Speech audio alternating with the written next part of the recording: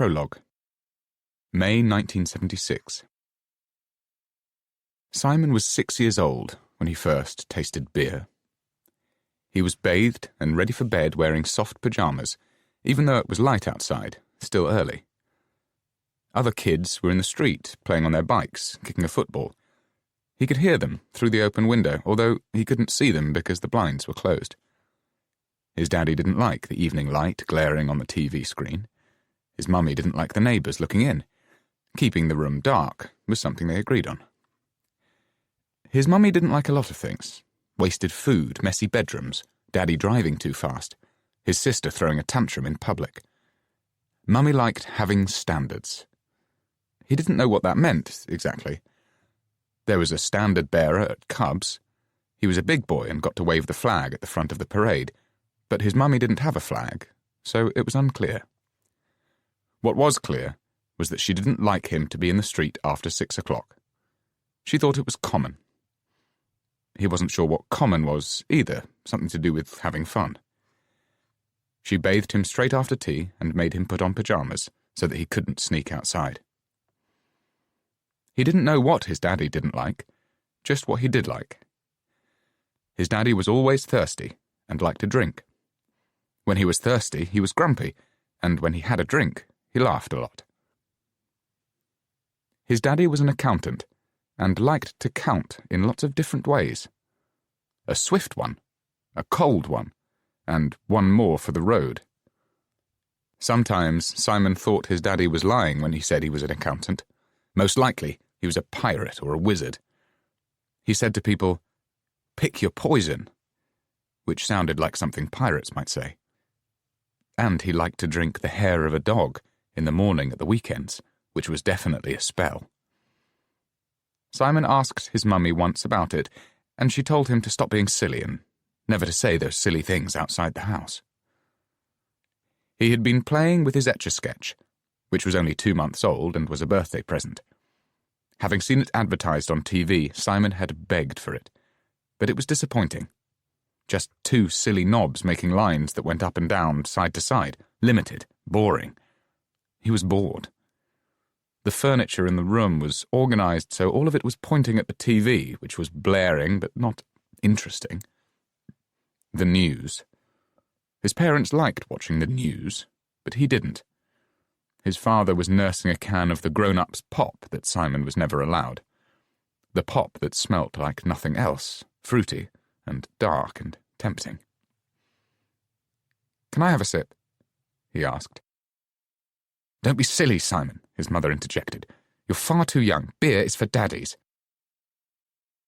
He thought she said daddies, but she might have said baddies. His father put the can to his lips, glared at his mother, cold, a look that said, "Shut up, woman, this is man's business." His mother had blushed, looked away as though she couldn't stand to watch, but she held her tongue.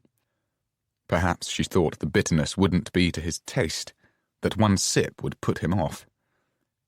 He didn't like the taste, but he enjoyed the collusion. He didn't know that word then, but he instinctively understood the thrill. He and his daddy drinking grown-ups pop. His father had looked satisfied when he swallowed back the first mouthful, then pushed for a second. He looked almost proud. Simon tasted the aluminium can, the snappy, biting, bitter bubbles, and it lit a fuse. After that, in the mornings, Simon would sometimes get up early, before Mummy or Daddy, or his little sister, and he'd dash around the house before school, tidying up. He'd open the curtains, empty the ashtrays, clear away the discarded cans. Invariably, his mother went to bed before his father. Perhaps she didn't want to have to watch him drink himself into a stupor every night. Perhaps she hoped denying him an audience might take away some of the fun for him, some of the need. She never saw just how bad the place looked by the time his father staggered upstairs to bed. Simon knew it was important that she didn't see that particular brand of chaos. Occasionally there would be a small amount of beer left in one of the cans. Simon would slurp it back. He found he liked the flat, forbidden taste just as much as the fizzy hit of fresh beer. He'd throw open a window so the cigarette smoke and the secrets could drift away. When his mother came downstairs, she would smile at him and thank him for tidying up. "You're a good boy, Simon," she'd say with some relief and no idea. When there weren't dregs to be slugged, he sometimes opened a new can, threw half of it down his throat before eating his breakfast. His father never kept count. Some people say their favourite smell is freshly baked bread. Others say coffee or a campfire. From a very young age, few scents could pop Simon's nerve endings like the scent of beer. The promise of it. 2016. 1. Daisy. Thursday, the 9th of June, 2016. I don't think it is a good idea to bring Millie here to the clinic. I've said as much to Simon on about half a dozen occasions. Besides the fact that she's missing her after-school ballet class and she'll be bored out of her mind, it isn't the sort of place children should be. There's the issue of being sensitive to the other patients for a start. It's too easy to imagine that people who are trying for a child adore every kid they encounter. It's not always the case. Sometimes they outright dislike them, even adorable ones like Millie. It's too painful. Millie's tinkling chatter in the waiting room might inadvertently irritate, cause upset. It sounds extreme, but infertility is a raw and painful matter. Plus, I'm worried about what to do with her when we go into the consultancy room for a chat with the doctor. This is only a chat. That's all I've agreed to. Yet I can't very well have her sit through a conversation about sperm and ovulation, the possibility, because it's not a probability, of her having a sibling. But nor am I comfortable with the idea of leaving her with a receptionist. She's just 6. We hadn't initially planned to bring her with us, but at the last moment our child-minding arrangements fell through, as child-minding arrangements are wont to do. We had little choice. I wanted to postpone the meeting. Forever, actually, but Simon was eager to get talking about the options and said postponing was out of the question. She would come with. "The sooner we know what's wrong, the sooner we can get it fixed," he said optimistically, his face alive with a big, hopeful grin. "There's nothing wrong, we're just old," I pointed out. "Older. Not old, not too old. Lots of women give birth at 45 years of age," he insisted. "Some of those are first-time mothers. The fact that we've already had Millie means you're in a better position than those women." I think the fact that we already have Millie means we should leave the matter alone, be content with one child. I think contentment is an extremely underrated life goal. Simon holds no truck with contentment. He likes to be deliriously happy or miserable. He'd never admit as much, but we've been together 17 years and I know him better than he knows himself. It seems to me that we have spent far too much of our married life in clinics such as this one. Places with beige walls and tempered expectations. Places that take your cash and hope, but can't guarantee anything in return. When we had Millie, our miracle, I thought all this aggravation, frustration and discontent was behind us for good. One is enough for me. I had thought, hoped, it would be enough for Simon. Millie is perfect. We shouldn't push our luck. I've always been a count your blessings sort of person. I don't want an embarrassment of riches. I prefer to scrape under the radar with a sufficiency. Simon and I do not think alike on this. Obviously, he agrees Millie is perfect. For him, it's her very perfection that's driving him to want to make more babies. For the last couple of years, more or less since Millie started preschool, Simon has been saying we ought to try again. I've nodded, smiled, acknowledged his suggestion without entering into any sort of real discussion. I mean, in a way we are trying. At least we're not avoiding the possibility. We don't use contraception. However, at our age, with our history, that's not trying hard enough. We'd have to get some help if we want a second child. I know that. Recently, Simon has significantly upped the ante in terms of his persistence with this idea. He can't seem to just enjoy what we have. Half Term is a good example. We took a cottage in Devon because British families have been doing so for generations and, evidently, we lack the necessary imagination to buck the trend. This year we took a chance, selecting a new part of Devon that we hadn't previously visited. The cottage was dated but well scrubbed, and whilst the water pressure made showering a slow and disappointing process, there was an open fire, an Aga, and a shelf of jigsaws and board games, so we thought the place was perfect. The garden fell away to a footpath that led directly to the beach. I'm always surprised by beaches. They're never as restful or ideal for contemplation as I imagine. British beaches are noisy places.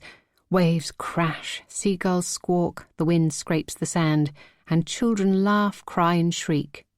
It's best to accept this, embrace it. We're keen to offer Millie every opportunity that might be presented in an Enid Blyton novel, so despite the sometimes iffy weather, we took long walks and endured breezy picnics without admitting to the chill. We went crabbing and scoured rock pools for mini creatures that delighted Millie. We were just a short drive away from a petting farm and a small village packed with pastel-coloured buildings where every second shop sold fish and chips. Yes, perfect. It was hardly a retreat, though. The place was too picturesque to remain a secret. Indeed, we discovered it because it was featured in a glossy Sunday newspaper supplement.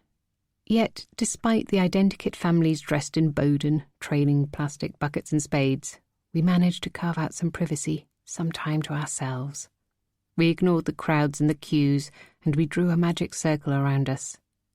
Naturally, Millie made friends with other children on the beach. She's confident, open and pretty, just the sort of kid other kids like to befriend. But when the parents of her new acquaintances invited us to join them for a scone at the cafe or a barbecue in their rental, we declined. We made up excuses, told small lies about already having plans and commitments. I'm not at all like Millie. I'm not confident about making new friends. I never have been. I was never what anyone would have considered a pretty girl. It's not the worst thing in the world, although some people seem to think it is. As a child, I concentrated on being kind and funny, well-informed, with aspirations of being thought of as reasonably clever. It was enough. I got by. I have great friends now, but I'm not a fan of making casual, transient relationships on holiday. Why bother? Besides, we were so blissful, just the three of us. We didn't want or need anyone else. 3 is the perfect number. Fun facts. The Pythagoreans thought that the number 3 was the first true number. 3 is the first number that forms a geometrical figure, the triangle. 3 is considered the number of harmony, wisdom and understanding. I've always thought that 3 is particularly significant as it's the number that is most often associated with time. Past, present, future, beginning, middle, end, birth, life, death. I sigh, glancing around the fertility clinic reception. I really don't think we need to be here, trying for another baby.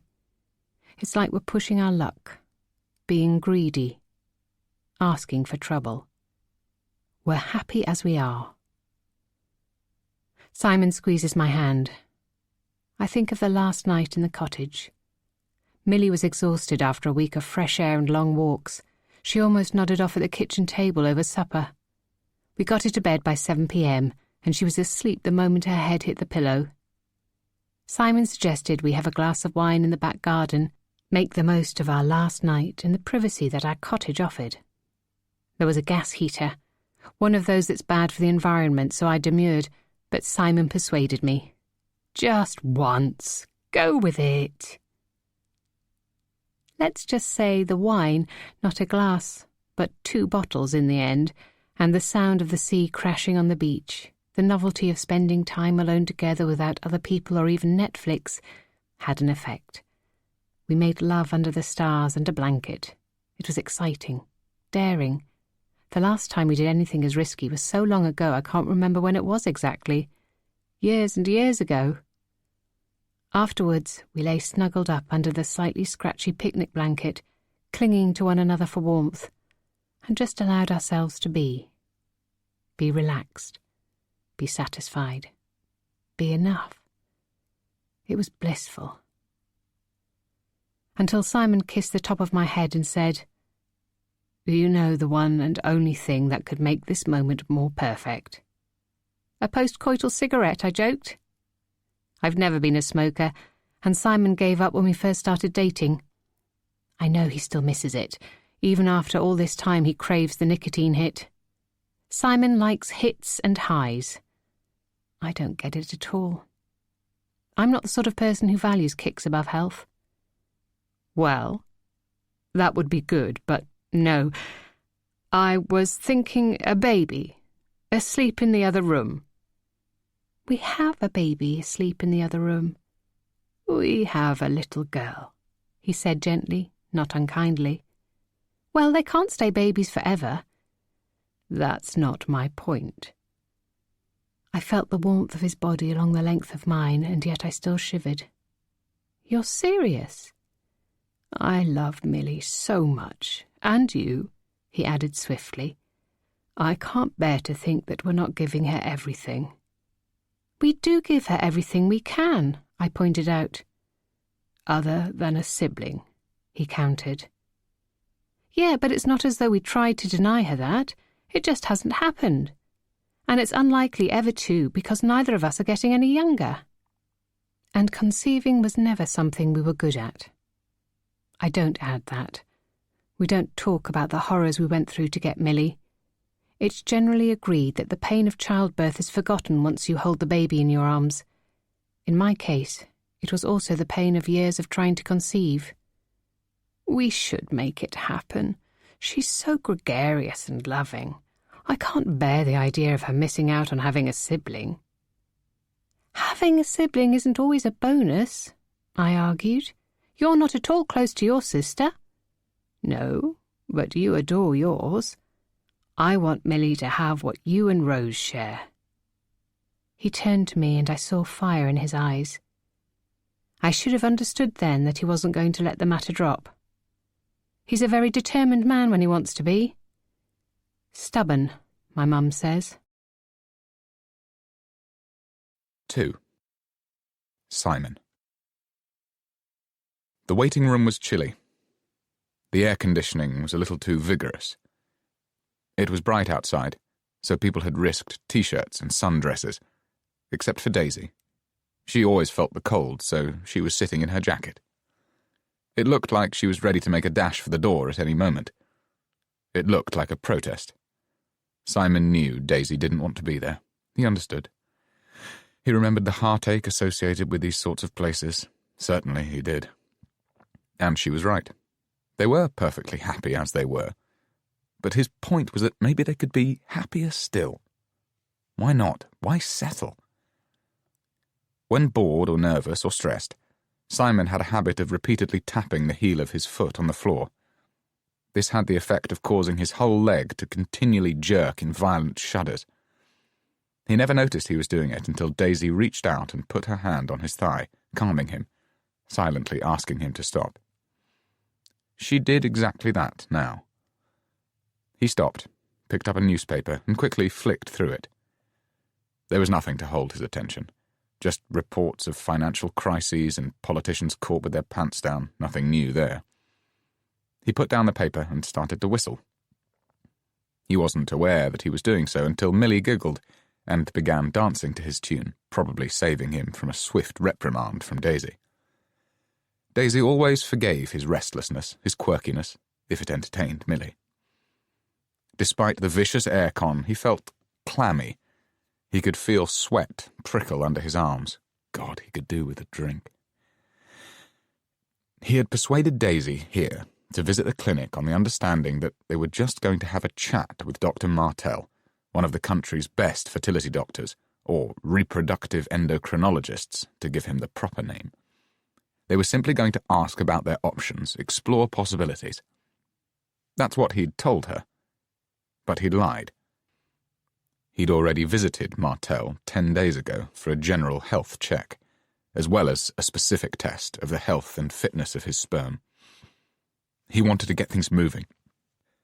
Many years ago, he had been told that his sperm was slow, but in the end, that hadn't been a problem. It had been a case of the tortoise and the hare. Millie was proof of that.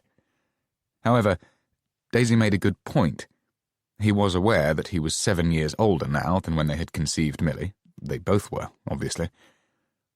That didn't necessarily mean they were out of the game, though, did it? Simon was keen to know if there had been any scientific advancements since then, something that could give his boys a bit of an advantage, if you got the gist, or at least something that might level the playing field again. He was forever reading articles about the increase in the number of women having babies in later life. He thought that by taking the initiative and putting himself through the tests first, Daisy would be encouraged. He knew it was a lot to ask. The tests and possible subsequent treatments Daisy might require were significantly more arduous than anything he'd have to endure. IVF had been a slog, but it would be worth it. He stopped whistling, but Millie didn't stop dancing. She was in a world of her own. Clearly the music continued in her head. Maybe she was listening to a full orchestra. Maybe she was on stage at the Paris Opera House. She was a marvel. Millie had an incredible, exceptional talent. She danced beautifully. She was the sort of child who naturally bounced, flew, and glided through her day. Daisy often commented that she was in awe of her daughter, as she hadn't been the sort of girl that anyone ever suggested ought to take dancing lessons. Her nickname as a child, as bestowed on by her family, was Fairy Elephant. She lolloped and lumbered rather clumsily. As a boy, Simon had never been taken to dance lessons either. His family were far too conventional to consider that, but he liked to think he had been pretty good at throwing shapes on the dance floor, a phrase he used self-satirically. Certainly, he was good at sport in general. He'd always thought that Millie had inherited her natural ability to dance from his side of the family. His sister had been a great gymnast and was quite good at tap as a child. She was certainly good at doing flits, thought Simon with a sigh. His sister had announced she was emigrating to Canada about a month after their mother was diagnosed with Alzheimer's. He kept telling himself it was a coincidence, but he didn't know for sure. It was certainly an inconvenience. That he was certain of. Millie adored all things frilly, pretty, floaty, and twirling. Daisy had started her at dance classes just before she turned 3. It's not that Daisy was a particularly annoying, overly ambitious mother. It was simply that Millie needed to channel her energy and desire to coil and whirl somewhere. It turned out she was very good, quite extraordinarily so. Her dance tutor said that in all her 19 years of teaching, she had never seen equivalent talent, focus, and drive in a child so young. Daisy was a teacher, not a dance teacher, but a Year 6 teacher at a state primary school, and she was aware of the value of that observation. She'd excitedly told Simon that teachers had to be very careful about what they said to parents, as parents all tended to get a little carried away. Everyone believed they'd produced a spectacular little miracle, when in fact most kids were within a recognised range. Although, evidently, Millie was a spectacular little miracle. Simon's eyes followed her around the waiting room. She was on her tiptoes, scampering, arms aloft like ribbons, chin jutting at an elegant angle. An adorable mix of childish abandonment and earnest concentration. Everyone in the room stared at her with an intensity almost equal to his. It was impossible not to. The emotions she triggered varied: amusement, delight, longing. Daisy looked torn, somewhere between jubilant and embarrassed. She'd said she thought it was tactless bringing a child to a fertility clinic, as though they were showing off. "We don't need to rub their noses in it," she'd warned. Simon thought her turn of phrase was amusing, quaint. He thought Millie's presence in the waiting room had to be inspiring. Other parents would be encouraged, there was no doubt. She was special. For sure, they had to go in for another one. Millie might very well become a prima ballerina at the Royal Ballet. Why not? Who knows what else they could produce? An astronaut? The next Steve Jobs? The person who finds the cure for cancer? Or even simply a pleasant person who was nice to their neighbours, remained faithful to their partner, became an interested parent. It was life. Life! What was more important than that? You had to try, didn't you? You had to. Millie danced every single day. She was crabby if she missed a class. Even on holidays, she carved out a couple of hours practice time. She was just 6, but was that dedicated. It was astounding, aspirational. Her existence was wall-to-wall pink tulle. When she started school, she'd had meltdowns every day, and at first, Simon and Daisy had been confused and troubled as to why.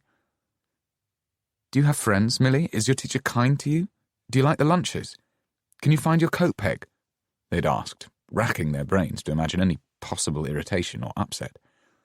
"Yes, yes, yes, yes," she'd spluttered through distressed tears. "Then what is the matter?" Simon had asked, exasperated, tense. He'd taken the morning off work to be with Daisy when they tried to persuade Millie to go into her classroom. "The uniform is ugly," she'd howled. "It's green. I want it pink." Her explanation, hiccuped out indignantly, had only made Simon laugh. Daisy ultimately solved the matter by sewing a pink ribbon all around the inside hem of Millie's school skirt, an act that Simon always thought was a display of pure brilliance and devotion. "I feel very uncomfortable taking Millie into the consultation room," Daisy whispered. "She'll understand enough of what we're talking about to be interested. I don't want her to get her hopes up that there's a sibling on the way." Because Simon had just been thinking about the hand-sewn pink ribbon, he was more inclined to indulge Daisy. "Okay, well, how about I go in first and hear what he has to say, and then you pop in after me?" "Won't that take twice as long?" Daisy looked anxiously about her. There were 2 other couples in the waiting room. They may or may not have been waiting to see Dr. Martell. "I'd feel awful if we overran." "We're paying for it, so you don't have to worry." "It's impolite." Daisy had a heightened regard for being polite. Simon sometimes found that charming. Other times he found it frustrating. "Well, what do you suggest? Leaving would also be impolite." Daisy nodded. "I suppose." At that moment, a smartly dressed nurse appeared. She had a clipboard and clipped tones. She oozed efficiency. "Mr. and Mrs. Barnes?" Simon stood up, kissed Daisy on the top of the head. "Don't look so worried. This is the start of a wonderful adventure," he told her. "Love you." 3. Daisy. The moment Simon vacates his seat, Millie bounces into it, although she still doesn't settle. Instead, she holds her legs out in front of her and repeatedly points her toes up to the ceiling, then stretches them out. I love her energy. She's delicate and yet strong, a winning combination. I was a robust child. Hefty. By the time I was 14, I hit 5'10". Not a lithe beanpole model in the making 5'10", but large, ungainly, always in the way 5'10". My arms were as wide as other girls' waists. My breasts seemed to loll around my tummy like some old woman's. I hope puberty is kinder to Millie. I worry that she will inherit my height. That wouldn't be ideal for a ballerina, unless she dances in Russia. They like them tall there. But I don't want her to go to Russia. I do worry that by encouraging her to dance, I'm basically pursuing a fast-track path to body dysmorphia. But Millie is quite unlike me. As a girl, I had glasses and spots, orange hair, freckled skin, and the wrong clothes. Even when I had the right clothes, they looked wrong on me. It's just the way it is for some people. We can't all be born beautiful. The good thing about being 45 is that all that angst about how I look is behind me. I've learnt how to accept myself, make the most of myself. That's what women like me must do. However, I live in awe of my child. Sweet yet certain. I look at her and I know I've done something right, no matter what. Before Millie came along, we endured a decade of longing for a baby. Most young, happily married couples wait a few years before they turn their attention to baby making. I was faster off the blocks. By the time I met Simon, my sister Rose was already the mother of 2 adorable boys, twins. I realised to make any impact at all on my parents in terms of providing grandchildren, I'd have to get cracking and ideally produce a daughter. I'm joking.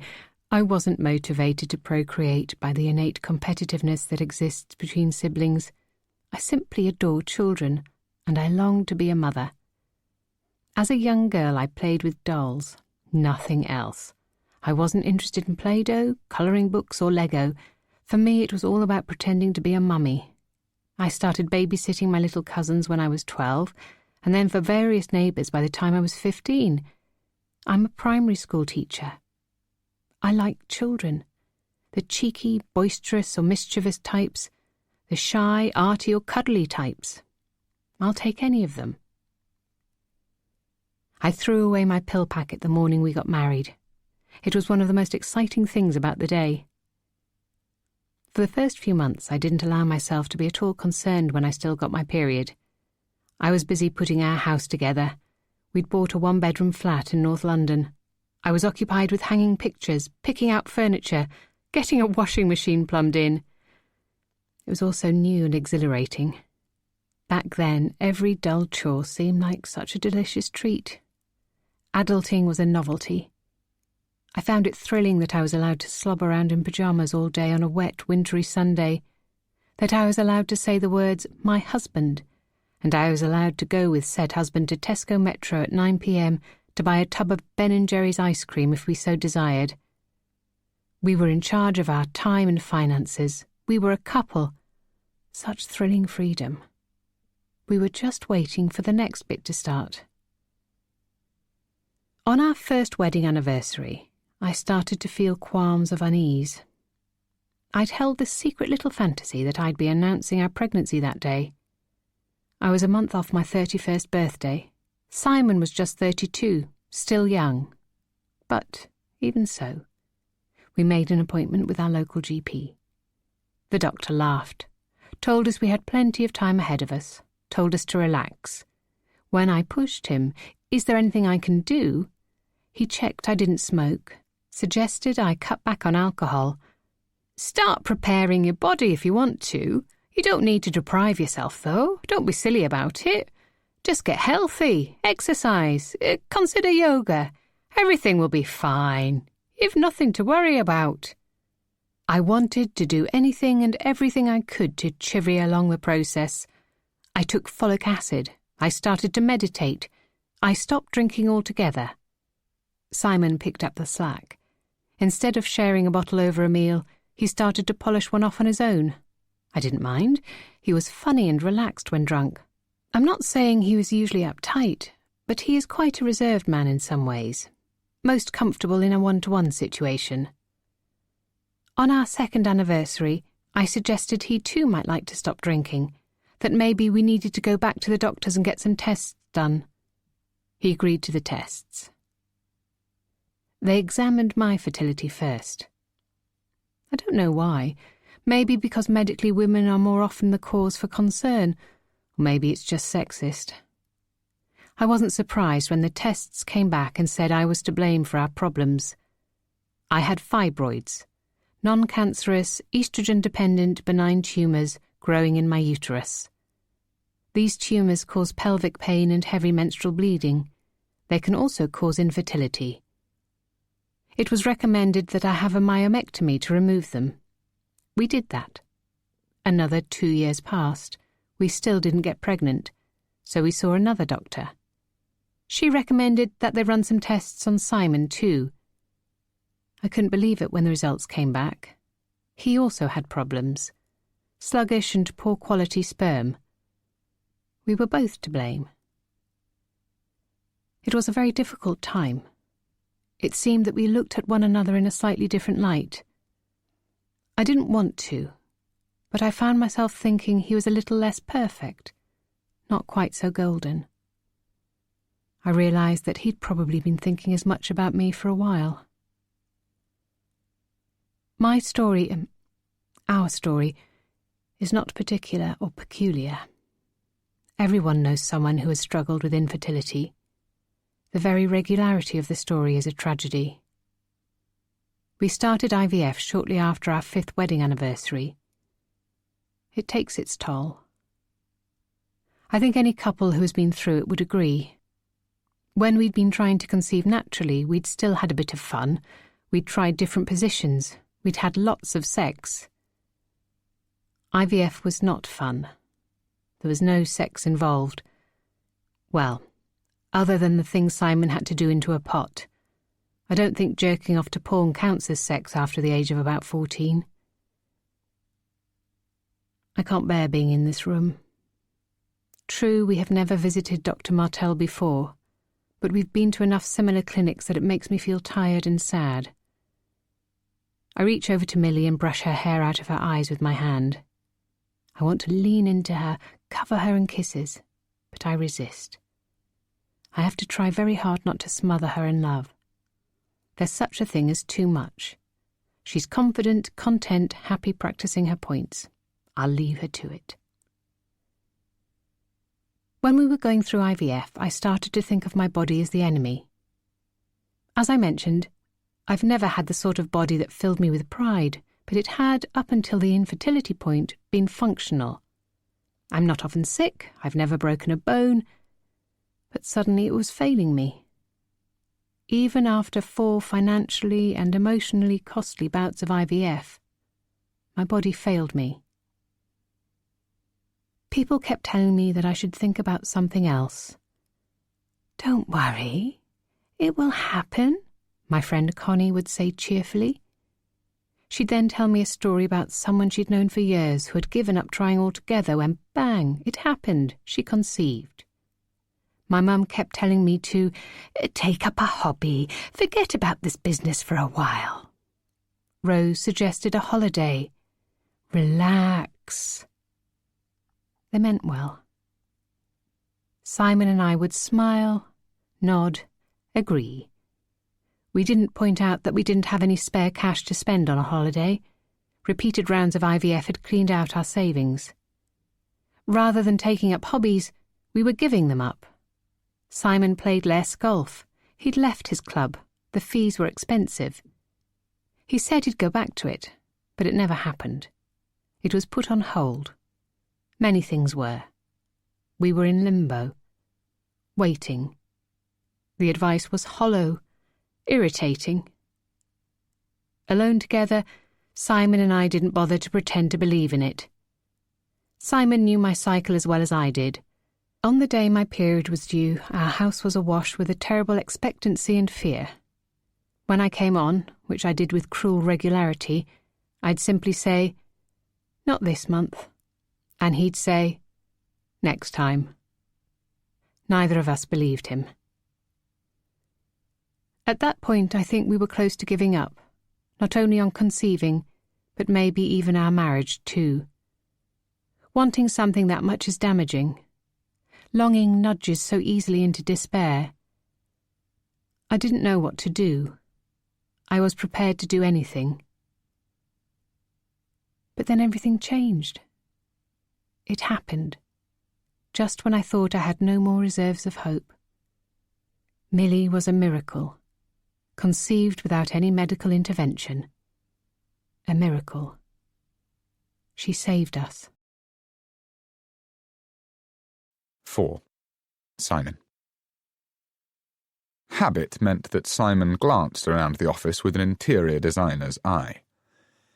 He could see where the exorbitant consultancy fees were going. Dr. Martell sat behind a huge mahogany desk with a superb, mellow antique patina. It wasn't his specialist area, but Simon would date the desk at about 1880. French. It was well figured, with a brass inlay, brass mouldings and beadings and shallow bun feet. You wouldn't get much change from £3,000. Behind Dr. Martell was row after impressive row of expensive-looking shelves that housed fat, daunting, leather-bound medical books. Simon would bet money on them being first editions in many cases. The floor was a polished parquet. His trainers landed on a rich, woolen Persian rug. It was of incredible quality. All the natural dyes had held their exquisite jewel colours. The pile was thick and soft. It was like stepping on velvet. It was about the same age as the desk. You didn't step on a Saruk Ferahan rug in the NHS, thought Simon. The doctor stood up, shook hands, and then gestured towards one of the two seats that were placed side by side, facing across the desk. "Your wife joining us?" The consultant's voice tolled like a bell announcing his expensive education at Westminster, then Cambridge. "She's just out there with our daughter. We didn't want to bring Millie in here." The doctor nodded an efficient bob of the head. He understood and didn't want to spend any more time on the matter. He opened the file on the desk and started talking. Simon had heard a lot of the words before. They burnt his ears. The heat of the sting hadn't gone away even after all these years. Even after Millie. Asthenospermia, motility, zona pellucida binding. He had been quite good at science at school, but he quickly became lost. He was trying to concentrate, although annoyingly he found he was drifting in and out, hearing the words but not absolutely 100% making sense of them, not quite able to string them together. This did happen to him from time to time. Occasionally in client meetings, after a lunchtime jar, or when Daisy was telling him something about his mother. He didn't mean to lose track, it just happened. Percentage motile concentration, average path velocity, non-progressive motility. He wanted to get to the bit where the doctor asked if he had any questions, because he did. 1. Would there be another miracle? That was all that mattered. That cut through all these big words and small percentages. Non-progressive motility, though. That couldn't be good. It had the damning prefix non. The doctor continued to intone. Simon reminded himself just how much this consultation had cost, and redoubled his efforts to concentrate, to take it in. It is estimated that 1 in 20 men has some kind of fertility problem with low numbers of sperm in his ejaculate. However, only about 1 in every 100 men has no sperm in his ejaculate. The doctor used these words without a trace of embarrassment. Of course he did. It was exactly like Simon using the words colour palette, tactile fabrics, or commanding wall feature. So you have non-progressive motility, which is, as I mentioned, defined as anything less than 5 micrometers per second. That, combined with your low sperm count, presents us with some difficulties, I'm afraid. What is the motility rate of my sperm, then? Simon asked. 1.5. Oh, it sounded bad. And the other thing, the sperm count?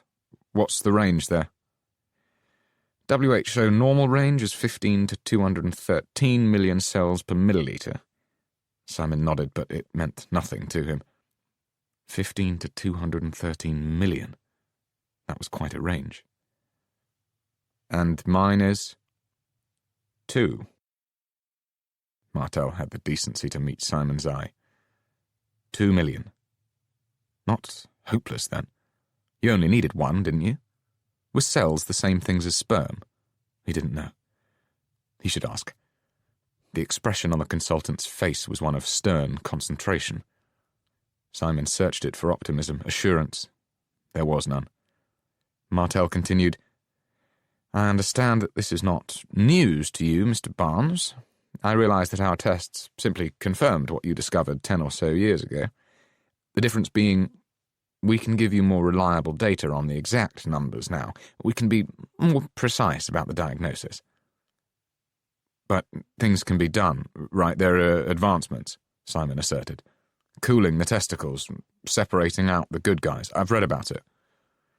There are cases where things can be done. I'm afraid your readings don't place you in that bracket.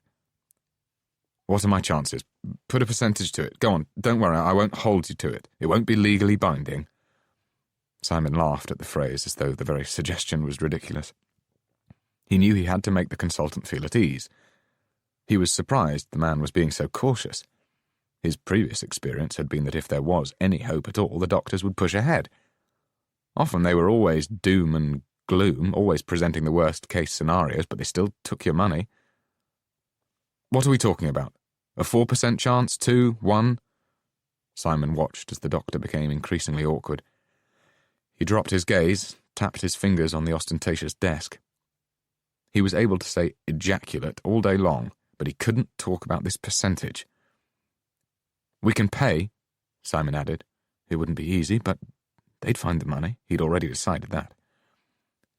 The consultant sighed quietly and leaned forward in his chair. "Mr. Barnes, you cannot impregnate your wife. You are sterile." The word was a fucking weapon. He was no longer capable of fathering a child. The thought exploded in Simon's head. Why? What had happened? Had his sperm quality or quantity or mobility or whatever deteriorated? Before he could form the words to ask, Martel said brightly, "There are options. If you want to extend your family, I would recommend you consider sperm donation as you did before. That worked out splendidly last time, didn't it?" "I'm sorry, I don't understand." The consultant reached for the file. "It says here you had 4 rounds of in vitro fertilization. I assumed Millie was conceived that way, correct? I assume with a donor." "No." Simon brightened, realizing the doctor was missing an essential piece of information. Despite the odds, Millie had been conceived naturally. He was also irritated. He was paying enough. The least Martel could do was get the facts straight. He tried to be patient as he explained, "You see, that's where you're wrong. She was conceived naturally, against the odds, which goes to show I can do it. We can. We had been doing IVF, yeah, like you say, 4 attempts, but—" Simon stopped talking. There was something different in Martel's face. Not just serious, now there was a flash of unease, alarm. "I had thought a donor, but if not a donor, then maybe a lab mix-up. These things do happen, I'm afraid. They are rarely acknowledged, but they do. That would have been regrettable, and an inquiry would have been necessary. But you are telling me that she wasn't conceived by IVF?" "Yes, that's right. She was conceived months after a failed attempt. We weren't even sure we were going to try again." "I see." "What do you see?" Simon demanded. Dr. Martel sighed slightly. It was a breath that offered a level of apology, or regret. "All I can say, Mr. Barnes, is that with the results here in front of me, it is my professional opinion that a donor would be the only way your wife could conceive." Simon began to feel the irritation grow into something bigger, resentment, anger. "Well, the results are wrong." "We can rerun a test, certainly." The doctor said it like a man who was confident that the results were correct. He brought the tips of his fingers together and placed his chin in his hands. He waited a moment until Simon understood. No, you fucking idiot. I'm her dad." Dr. Martel didn't say a word. "Fuck you, you quack. You've got it wrong. Do you hear me? You've got it wrong." Simon stood up and stormed out of the office. The violence with which he flung open the door meant it swung back on its hinges and banged against the wall, causing the pictures of ancient frigates to shiver. 5. Daisy. Friday the 17th of June, 2016. Millie's recital starts in 10 minutes, 5:30 p.m, a time that does, I suppose, acknowledge that the vast majority of the performers are under the age of 9, but does not take into account that the vast majority of the performers' parents work, and commuting isn't easy at this hour. Millie and I came straight from school. I'm lucky that my daughter attends the school I teach at. I'll need to do a heap of marking later tonight, and I had to swap my after-school club duties, but we were able to have a quick tea on the high street and still get here in plenty of time. I'm on the front row. There's an empty seat next to me that I've saved for Simon. I've had to guard it quite ferociously. One woman even had the audacity to point out that the dance teacher's rules, sent out prior to the concert, specifically stated that the saving of seats was prohibited. I pointed out that I wasn't saving seats, simply a seat, and therefore didn't feel the spirit of the rule had been broken. I felt the tips of my ears burn as I said this, yet I held my ground. I then called Simon, again, to chivvy him along, but it went straight through to voicemail. I hope that means he's on the tube, on his way. Before Millie started primary school, Simon and I debated whether it was a wise move for her to attend the same school as the one I teach at. We debated the issue for many months. He'd read some report or other about children being either bullied or spoilt if their parents went down this route. He said it might be suffocating for her and tricky for me.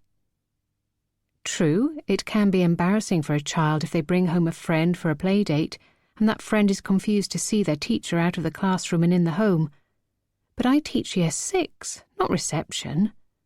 By the time she reaches Year 6, all her friends will have adjusted to the fact that I'm their teacher and Millie's mother. I also understand that there could potentially be a problem if some of her teachers found it uncomfortable knowing I am in such close proximity.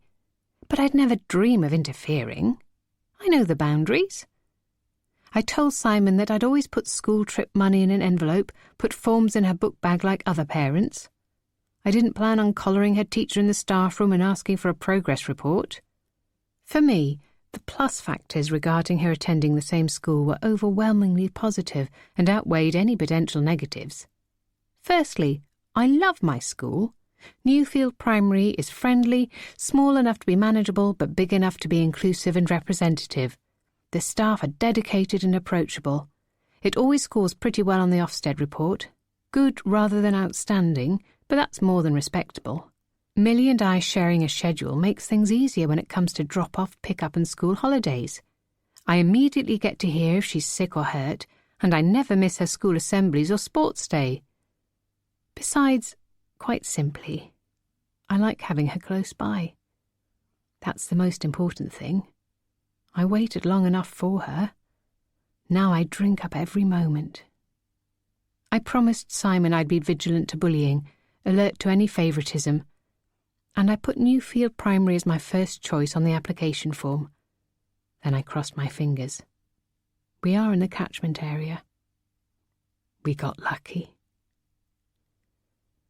On days like this, I'm so glad I pushed for us to be at the same school. Since Millie has started to dance, I've come to understand just how serious her performances are, at least to her, her dance teacher, and a fair amount of the attending parents. I wouldn't miss it for the world. Not that I'm enjoying myself today, at least not yet. I sit, stiff-backed and self-conscious.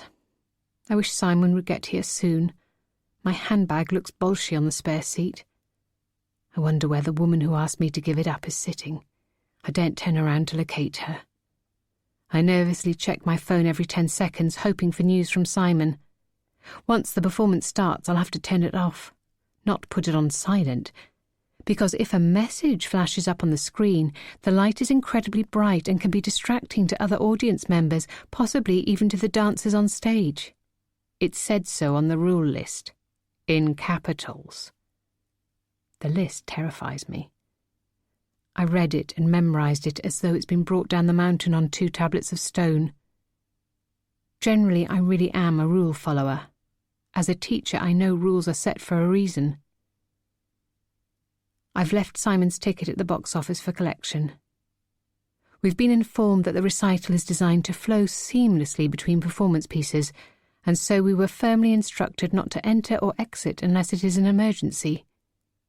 To give some clarity to what constituted an emergency, we were briefed that if there is a fussy child in the audience, said child was to be exited as quickly and quietly as possible. The rules list actually used that phrase, fussy child, like something out of a 19th century novel. We were also advised, warned, that the intermission was the opportunity to chat or eat. Considering all this, I can't imagine that Simon will be admitted once the curtain rises. There was an instruction that we aren't to take photos, although there is to be a professional DVD made that can be purchased at a later date. I think you'll have to make do with that. Despite the rather draconian list of rules, people around me seem genuinely excited. Many parents are clasping bouquets of flowers or single stems of roses. I have a small bouquet made of 6 fat, soft pink roses and sprigs of baby's breath. It's a tradition to present your dancer with flowers to recognise the effort and achievement of having performed in front of a large audience. Besides, everyone loves receiving flowers. The lights dim and the music starts up. I feel a surge of excitement that the show is about to begin and a sting of disappointment and irritation that Simon is going to miss it. A chain of little girls dressed as daisies scurry onto the stage. They are all about 3 years old, and what they lack in ability, they more than make up in sheer cuteness factor. The audience ooh and ah volubly. The girls can barely hear the music over the audible swooning. This lot are too little to manage anything more than a bit of twirling. Even the planned simultaneous raising of their arms ends up looking like a Mexican wave, but that in no way diminishes the pleasure the audience derive from the performance. When the daisies finish and dip into sweet little curtsies or simply wander off the stage because they've had enough, we burst into raucous applause. Some parents even stand up. A few flashes pop. The rapturous delight has emboldened 1 or 2 parents to break the rules. I look to the door and will Simon to slip through it. It stays resolutely shut. I wonder whether he's the other side of it, trapped, or somewhere else entirely. A pub, maybe. The next group runs onto the stage. Most are dressed as icicles. Silver and white, they sparkle and shine. The word frozen shimmies up and down the rows of spectators. Sometimes it's said with a self-satisfied enthusiasm, a treat delivered. Sometimes it's said with a hint of boredom. I have to admit to having seen hundreds of performances of Frozen. It's a stalwart favourite in most dance teachers' repertoires. The cute factor intensifies. These little children, mostly girls but 2 boys, are still fairly unskilled, but they're trying so hard. Their faces are scrunched in concentration as they point their toes or bend their bodies to one side. It's impossible not to melt.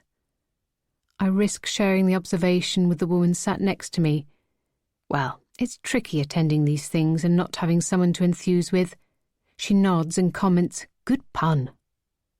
I hadn't intended a pun, and feel a little embarrassed that she thinks of me as the sort of mother who tries that hard. Millie's group are next up on stage. The girls are wearing pink tutu dresses with ballet tights and ballet shoes. The one and only boy is wearing shorts and t-shirt and ballet shoes. They are only 5 to 6 years old, but they are considerably more in control of their bodies than the last groups. All but one seem to be following the choreographed pattern. They manage to alternate hands on waist, hands above the head. They leap, although not all at once, and they twirl. Only one girl looks precariously close to falling off the stage. By this age, most have stopped waving to their parents if they spot them in the audience. About 2 minutes into the dance, Millie has a small solo piece. She has rehearsed this endlessly. I know she's my daughter and I'm biased, but once she starts to leap, other parents gasp with admiration. She's simply enchanting. Her arms flutter like streamers in the wind as she executes artful, mesmerizing and deliberate moves. Her toes are pointed, she angles her legs, torso and head with precision, and she morphs into something other than a little girl on a stage. She is the butterfly she's portraying. Everyone stares at her. The other dancers on the stage who are kneeling in a circle around her, the parents, grandparents, the pianist, the ballet teacher. She doesn't notice us. She doesn't scan the audience to catch my eye.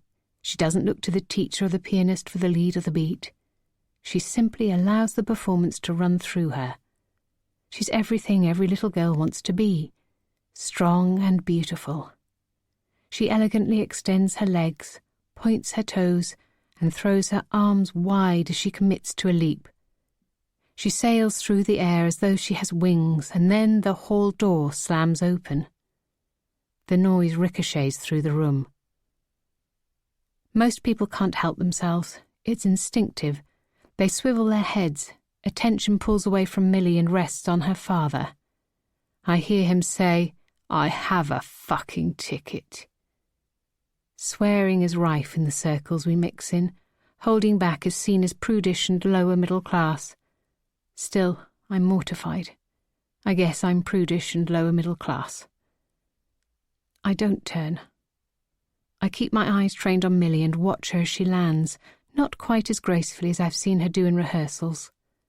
I notice her eyes slip to the doorway for a fraction of a second. She's no longer in a garden, a butterfly flitting from flower to flower. She's a little girl with an embarrassing daddy. The children scamper across the stage, toes pointed, legs stretched in front of them, a light, elegant pitter-patter. All I am aware of are his heavy footsteps slamming on the wooden floor as he threads his way towards the front of the hall. Why hasn't he slipped into a seat at the back? I can hear him repeatedly say, "Sorry, excuse me, can I get past?" He sounds impatient, a little sarcastic. His words are slurred. At the interval, we stand in a frosty silence. Simon is swaying slightly. We have nothing to say to one another. Only the kindest of the mothers try to talk to us. "The costumes are quite something, aren't they?" says Ellie's mum. "The year twos look like hookers," replies Simon. I blush and sip my tea. Ellie's mum pretends she's seen someone else she knows that she needs to have a word with. Delia's mum picks up the mantle. "I love this troupe."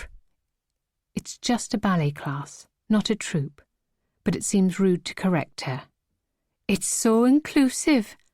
Rather lovely that all the children have been given roles, even though they don't all have rhythm. You are lucky. Millie is so incredibly talented.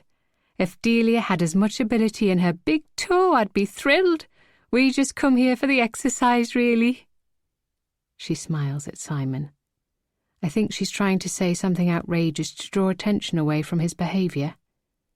It's lovely of her, but it won't work. A modest grumble about your own kid's mediocrity, whilst said kid is out of earshot, is nothing compared to interrupting the recital. Delia reminds me of myself as a child. She looks uncomfortable in a leotard on stage. She looks uncomfortable full stop. Her mother thinks she's helping her confidence by putting her on stage, but I think Delia would be happier at Brownies or in the library. "Which one is Delia?" Simon asks. "She is in Millie's group.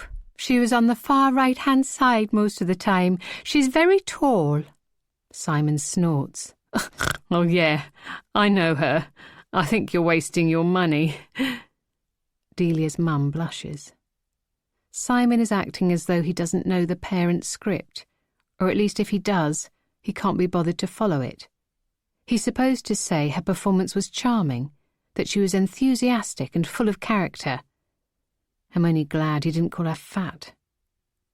Delia's mother says she's going to get another cup of tea.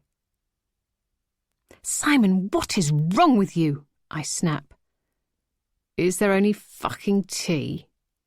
"Will you please stop swearing? There are children around." "Yeah, the place is full of supportive siblings, isn't it?" He stares at me with a cool intensity that manages to slice through his more obvious state, one of inebriation. "Have you been drinking already?" I ask. "No biggie. Mick from work has had a baby, well, his girlfriend has. We went for a drink to wet the baby's head." "But you knew this started at 5:30. You didn't have time to go to the pub. Did you leave work early?" He's clearly had more than one. "I was only 10 minutes late. Didn't miss much. Hell, Daisy, if I have to sit through another rendition of Let It Go, I might literally beat myself over the head with that bunch of roses." I'd happily do as much, and my only regret would be that I had the thorns removed at the florist because I'm not careless enough to give my child a bouquet with thorns. The bell announcing the second half is about to begin rings. "I'll wait for you outside," says Simon. "No, you have to come in." "She's done her bit." "She'll be on stage again for the encore. That's when the entire assembly dance together." He looks at his feet. "Please, Simon." He shrugs and follows me back into the hall, like a dog following its master, a snarly dog that might turn and bite at any point. 6. Simon. Simon sat through the rest of the recital as required, but was unable to muster any enthusiasm. Watching other people's small, clumsy kids prance around on stage was only bearable if you got to see your own kid. He was ashamed that he'd missed Millie's performance, and yet also relieved. It pained him to admit, even to himself, but he was finding it difficult to be around her since they'd visited the fertility clinic. He loved her so much. It hurt. The doubt, the uncertainty. It felt like a wound. He allowed his eyes to slide to the left. He looked at Daisy the way you might look at the sun. Never full on. It was too damaging. Only with a side-eye glance. Martell must have got it wrong. He must have. No way, no fucking way would Daisy ever be unfaithful. But Martell had thought that they'd had a donor. They hadn't. He'd thought Millie was born through IVF. She wasn't. Blatantly, he had only scanned the history which Simon had bothered to provide. The supposed expert had clearly made assumptions, mistakes. He couldn't be trusted. Most likely the results of Simon's tests were wrong. That was it. When they'd first received a similar round of tests, he'd been told the chances of conceiving were slight. One doctor once used the word negligible. No one ever said his chances were non-existent. No one ever used the word sterile. Surely a mistake. Or maybe there had been a level of deterioration since. That was probable, wasn't it? Everyone knew that women's fertility dramatically decreased post-40. It was surely the same for men, right? These explanations were far more likely than the one the consultant had insinuated. Daisy would not be unfaithful. The idea was ludicrous. He was Millie's father. She didn't look at all like him. She had blonde hair, fine and wavy, pale blue eyes. He had thick, brown, curly hair and brown eyes. But he'd always thought Millie had got her colouring from her mother's side. She didn't look like her mother either, though, not really. Not at all. Yes, Daisy had blue eyes, but they were a darker blue and a completely different shape. Daisy had thick red hair. Simon looked about him. There were siblings of the performers sat with their parents in the audience. In many cases, the children were mini versions of their parents, recognisably genetically connected, almost facsimiles, but in many other cases the kids didn't look especially like their parents. Simon shook his head. This was madness. How had he let this thought take hold? He should just tell Daisy what the doctor had said, admit he'd had the tests, that he was hurrying things along. That was no biggie. Then he could ask her straight out. She'd laugh. Well, that'll punch him for thinking so badly of her. But that would be better than where he was now. She'd clear it up, he was sure of it. Almost. He thought back to when Daisy had told him she was pregnant with Millie. Well, she didn't tell him exactly. There wasn't a cutesy moment when she announced it to him by wrapping a couple of knitted booties, one pink, one blue, the way their friend Connie had done when she told her husband Luke they were expecting their third. Simon had brought the subject to the table in the end. She was late by 6 weeks when he did so.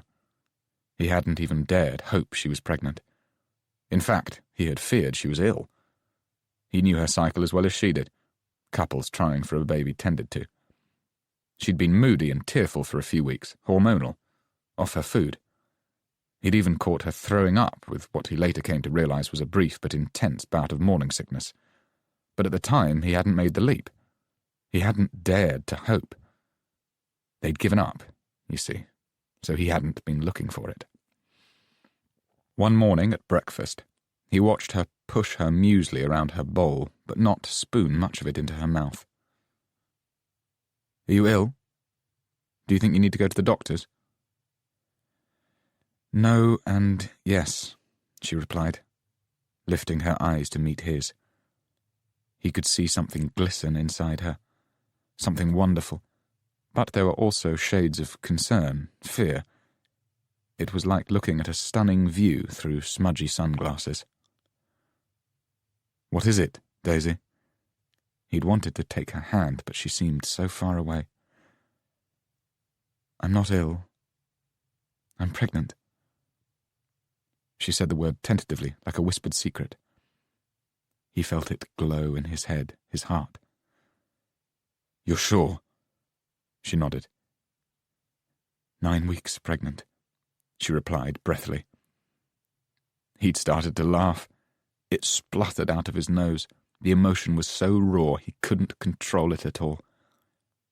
Why didn't you say something sooner? I didn't dare. He understood.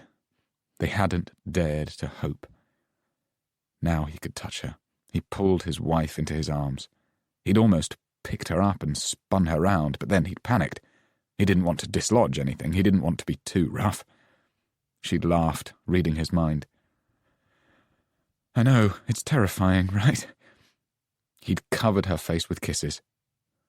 We need to crack open the champagne. Oh, well, no, not for you, but me, yes, I need a drink. It was not terrifying, it was exhilarating, brilliant. She started to laugh.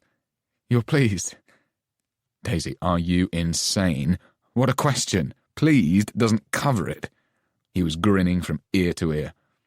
People used that expression all the time, but it wasn't until that moment that he really understood it.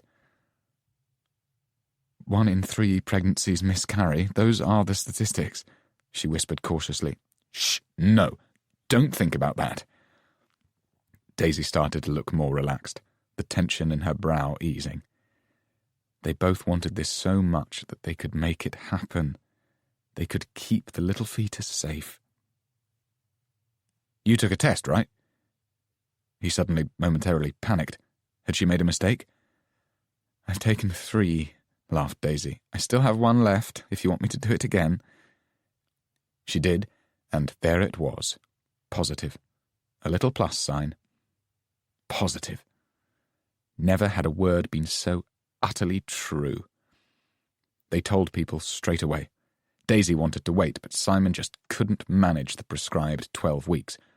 Besides which, their family and friends were so closely involved in the matter of their fertility that not telling them would have involved direct lies. People were jubilant. Champagne was popped on a regular basis, which Daisy happily refused, and Simon happily quaffed. Daisy's sister Rose cried. Her friend Connie jumped up and down on the spot and clapped her hands like a child. They had done it. They had made a baby. Hadn't they? Simon was brought back to the here and now as Daisy elbowed him in the ribs. He jerked as though he'd been asleep. Daisy scowled at him. Had he dozed off? No, he was just remembering. His mouth felt dry, scratchy. Millie was on the stage again. The entire dance school was, yet she was easy to pick out. She presented roses to the dance teacher. She did so on tiptoes. Graceful, itty-bitty movements. Simon stood up to cheer, but somehow he lost his balance. The rows of chairs were too tightly packed. He fell back on top of the woman sat next to him. He landed on her lap. It was very funny. Everyone turned to look at him and laughed. 7. Daisy. I can hardly bring myself to speak to Simon on the walk home. He smells of booze, and he ruined our daughter's recital. Millie fills the gaps. She hasn't stopped chatting since she burst through the hall doors and ran into our arms. I presented her with the bouquet, which she was giddy about. "Did you see me? Did you, Daddy?" she asks, her face shining with hope and, if you look carefully enough, a tiny bit of concern. "Yes," replies Simon. She looks doubtful. "Really?" "Too right." Simon lies easily. I don't think he should have lied, and lies should never come easily. They should be hard and painful. I'd have preferred it if he'd told her he was a little late. She'd have been disappointed, but she'd have known it was the truth. "You were the star of the show," he adds. She was, but he sounds glib. We get home, just in time for the supermarket delivery. I have it delivered without plastic bags, as this is kinder on the environment, but it does mean there's a little more waiting around for the delivery guy as I unpack the crates, so it's not especially kind to him. Simon heads straight upstairs. "Are you going to run her bath?" I ask. He doesn't reply. "I can do it," Millie says excitedly. She's still dancing on air, triumphant, having delivered a terrific performance. She's very independent and likes to be as grown-up and self-sufficient as possible. "OK, but be careful with the hot tap. You know it comes out really hot." She scampers off. I drop my backpack. It's heavy. There are 30-plus school books in it. I have a lot of marking to do tonight. I need to buy one of those pull-along shopping trolleys that are the domain of old ladies.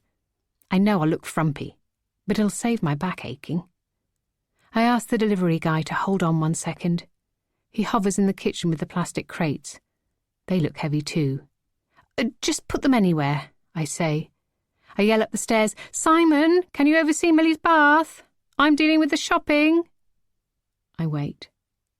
I don't get a response. I cast an apologetic glance at the delivery guy. He's still holding the crates. There really isn't an obvious space to put them. Just put them down there on the floor. That's fine." But he can't leave until I've unpacked. "Just 1 moment." I dash up the stairs and call, "Simon, hey Simon, where are you? Can you watch out while Millie baths?" I put my head into the bathroom. She's not there. Probably changing in her room, but she's already started to run the bath. I check that the plug is in properly, and I turn down the hot tap, add a little more cold water. Better she has a tepid bath than scalds herself. As I do so, Millie explodes into the room. She reaches for the bubble bath and carefully pours a very generous amount into the water. A smell that's manufactured to approximate strawberries immediately fills the air. She squeals, excited to see the bubbles multiply. I start to help her undress, but she moves away from me. "I can do it." She's growing up far too quickly. Where is Simon? We don't live in a big house. He must have heard me call him. He can only be on the loo or in our bedroom. I leave Millie to the task of undressing and stride into our bedroom. As I enter the room, I sense movement. Simon was perhaps lying down and has sat up suddenly, or maybe... I stride over to the bed and duck to look under it. I immediately spot a small bottle of whiskey. Simon has obviously just stashed it there. "What the heck is this, Simon?" "Nothing," he says sulkily. His tone is defensive and defiant at once. "Can't a man have a drink after a long day in the office?" He has had a drink. With Mick from work. That's why he missed the recital. Or so he said. I don't point this out. I haven't got time. I'm conscious that I'm holding up the delivery guy. Yes, he can, but usually people drink in their kitchens or sitting rooms, usually with their partners. It was just a sniff, just a bit of fun. Then why did he try to hide it? I can hear the water gushing into the bath. I'll pick up this matter later. Can you go and help Millie get bathed? I need to unpack the shopping. I take the bottle downstairs with me. It's about 2/3 empty. I sigh. I hate it when he has a sneaky snifter in the bedroom. There's no need. He can always open a bottle of wine at dinner. We do so whenever he asks. Personally, I try and not drink through the week. A hangover and a classroom of 30 11-year-olds is not a great combination. Sometimes I have half a glass just to keep him company. It's different at a weekend. But even then, I rarely drink more than a glass or two. Millie has no idea about the concept of lying in, so I like to keep a clear head. I hear the grocery delivery guy cough loudly. It's not subtle, but it is fair. I dash into the kitchen and apologise. I throw my groceries onto any available surface in order to be as fast as possible with the unloading. I accept all substitutes and then bundle him out of the door. I start to clear out the food in the fridge that is out of date and past its best. I consider washing the plastic vegetable drawer because a tomato has been squashed into the back corner and already looks like a science experiment. I pull out the bulky drawer and look around with faint desperation because the sink is full of breakfast pots that should be in the dishwasher, but the pots in the dishwasher are clean, so they should be in the cupboard. Right. I need to set this place straight. I start to move about the kitchen. First I unload the dishwasher, then refill it with the dirty pots that are scattered about. Then I wash the vegetable drawer, and only at this point am I ready to find homes for all the new groceries. I am just beginning to enjoy the sense of order I am restoring to the room when I suddenly hear Millie scream. It's loud and convincing, not a playful shriek, but a scream that's full of pain and panic. I launch myself upstairs, dashing 2 at a time, and explode into the bathroom. My first thought is that she's crying, so not drowned, not dead. Relief. Then I notice the blood. There's a lot of it. Panic. It's smeared on the back bathroom wall and all over her hands and face. I pull her out of the bath. She's wet and slippery, but I hold her tight, examine her quickly. What happened? Where did you get hurt? I slipped. I banged my head. She points to the back of her head. My stomach lurches. There's a nasty cut, and she's losing a lot of blood. I grab a towel and put it over the wound, trying to stem the flow of the bleeding. I realise that the blood on her face comes from her hands, where she's touched her own wound. I can smell iron in the air. I want to be sick, but I must stay focused, useful. I wrap another towel around her and pick her up.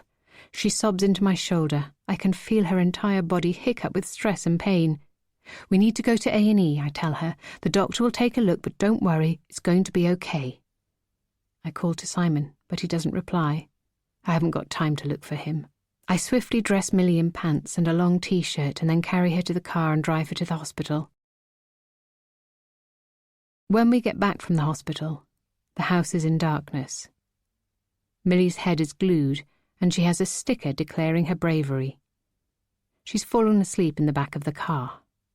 Usually when she sleeps, I'm relieved. She has a lot of energy, and by the time she's ready for bed, I'm begging her to go. However, her sleep makes me slightly uneasy now. It's deep and terrifying. I've been given a leaflet that tells me what to look out for. Drowsiness, dizziness, forgetfulness, headaches. I feel queasy just reading it. A close call. The friendly young doctor called it a nasty bump. I was asked a lot of questions. Who was supervising her when she slipped? Her father, I lied. I couldn't bring myself to admit she was on her own. We'd failed her. It isn't a concussion, but you can never be too careful with head injuries. I will wake her every couple of hours tonight. She'll be grumpy, but I don't care. I lift her from the car and carry her into the house. Her feet trail low, down past my knees. She's too big to carry, but I want to hold her close and tight. I lower her into bed. She rolls onto her side as her injury is too tender to allow her to sleep on her back. That thought causes a twinge in my belly. I'd take her pain if I could.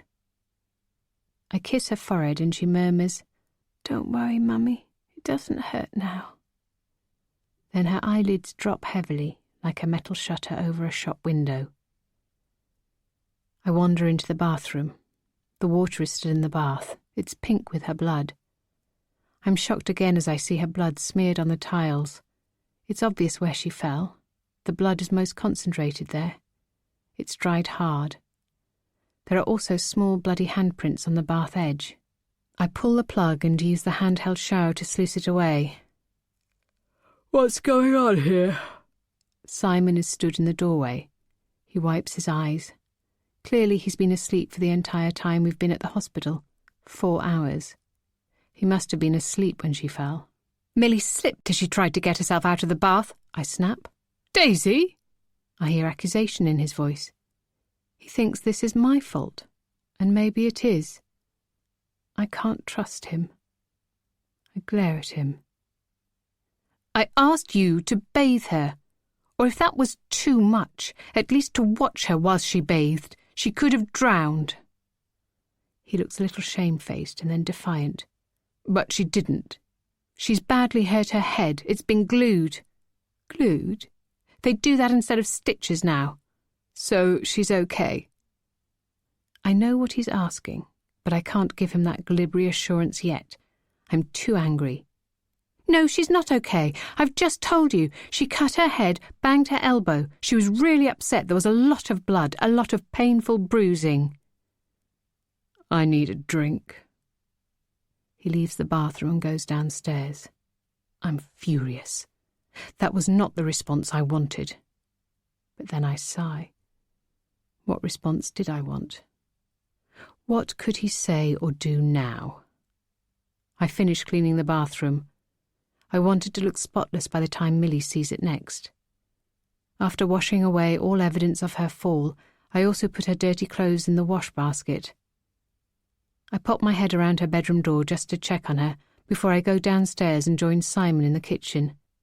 He stood by the breakfast bar in semi-darkness. He has only bothered to put on the small light above the hob. I don't flick the switch for the overhead lights. I think it would be too garish. The dimness offers us both a cloak which, for reasons I can't explain or even understand, I feel we need. "Do you want something to eat? I'm hungry," I say. We missed supper. This offer is as conciliatory as I'm capable of being right now. I feel I can't blame Simon for the fall, at least not entirely. I knew he was less than sober and in a weird mood. I should have unpacked the shopping and then bathed Millie myself. I shouldn't have allowed her to try to manage, and I shouldn't have relied on him.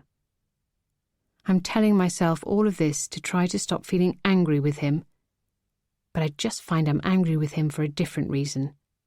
Not for the fall, but because I can't rely on him. Simon reaches for a bottle of red wine from the wine rack. He slides it out. The sound of the glass bottle scraping against the wooden shelf is a familiar one, like opening the fridge or the sound of the back door closing, the TV jumping to life. A domestic sound, familiar to our home. "Do you want a glass?" "No, it's too late for me," I say pointedly. Then I dare to add, "Don't you think you've had enough?" "No, I don't," he says firmly, as he unscrews the cap and reaches for a glass. Simon has had enough to drink.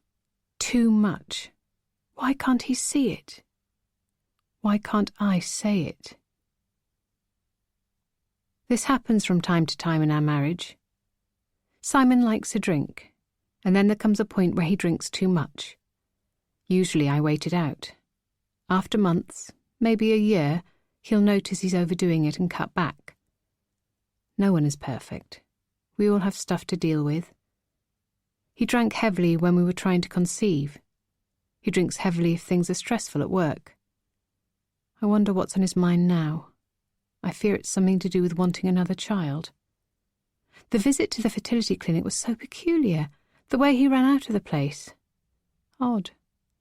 When I asked him what the doctor had said to upset him, he said he never even got the chance to speak to the doctor, that he'd just been left waiting in the consultation room. He said that was what had annoyed him, the lack of manners, the arrogance. "I knew you didn't want to be there, Daisy, so I just gave up. I thought, forget it." I don't really believe him. I suspect it had something to do with his drinking. Nearly everything does. Maybe he felt woozy or nauseous. Maybe the doctor commented that he didn't seem quite sober. Maybe he suddenly just wanted to drink more than he wanted a baby. He did bolt straight to a pub. He's right about one thing. I didn't want to be at the fertility clinic. It was a great relief to me when he charged out of the building and I was left to hurriedly collect up Millie and our belongings. I daren't even ask him if we got a refund. I don't really care. I want to leave the matter alone. I'm glad he stopped talking about a sibling for Millie. Yet I can't ignore the fact that Simon is drinking heavily again. It's not social drinking. It's not even overindulgent drinking. It's purposeful, determined drinking. It's as though he's trying to find something at the end of the bottle. Oblivion, maybe. "Simon, you were drunk and therefore late to the recital, and then you came home and drank some more, so fell asleep instead of looking out for Millie. How could you let her down like that?" I steel myself to look at him. I don't want to because he's ugly to me right now. He's in the wrong. Millie got injured. She will still be in pain tomorrow. She's shocked, scared, and it could have been a whole lot worse.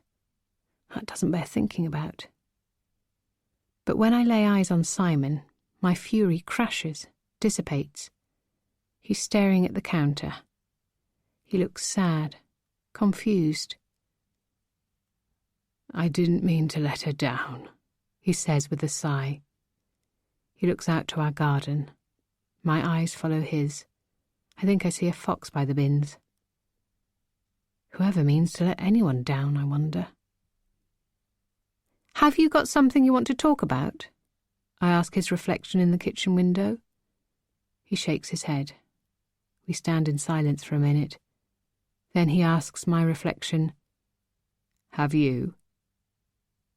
No. He picks up the bottle of red wine and pours a second glass, and I put 2 slices of bread in the toaster. We eat and drink in silence. 8. Simon. Saturday the 18th of June, 2016. Simon really wanted to make it up to Millie for leaving her alone in the bathroom. When he thought about her battered head, her aching elbow, when he imagined the moment of panic she must have felt when she slipped, the fear, the confusion, he hated himself. He got up early on the Saturday morning and made pancakes with her. The first couple were misshapen, but he had told her that they looked like Mickey Mouse's ears, and she was kind enough to agree with him. He got into his groove, and then made twice as many as they could possibly eat.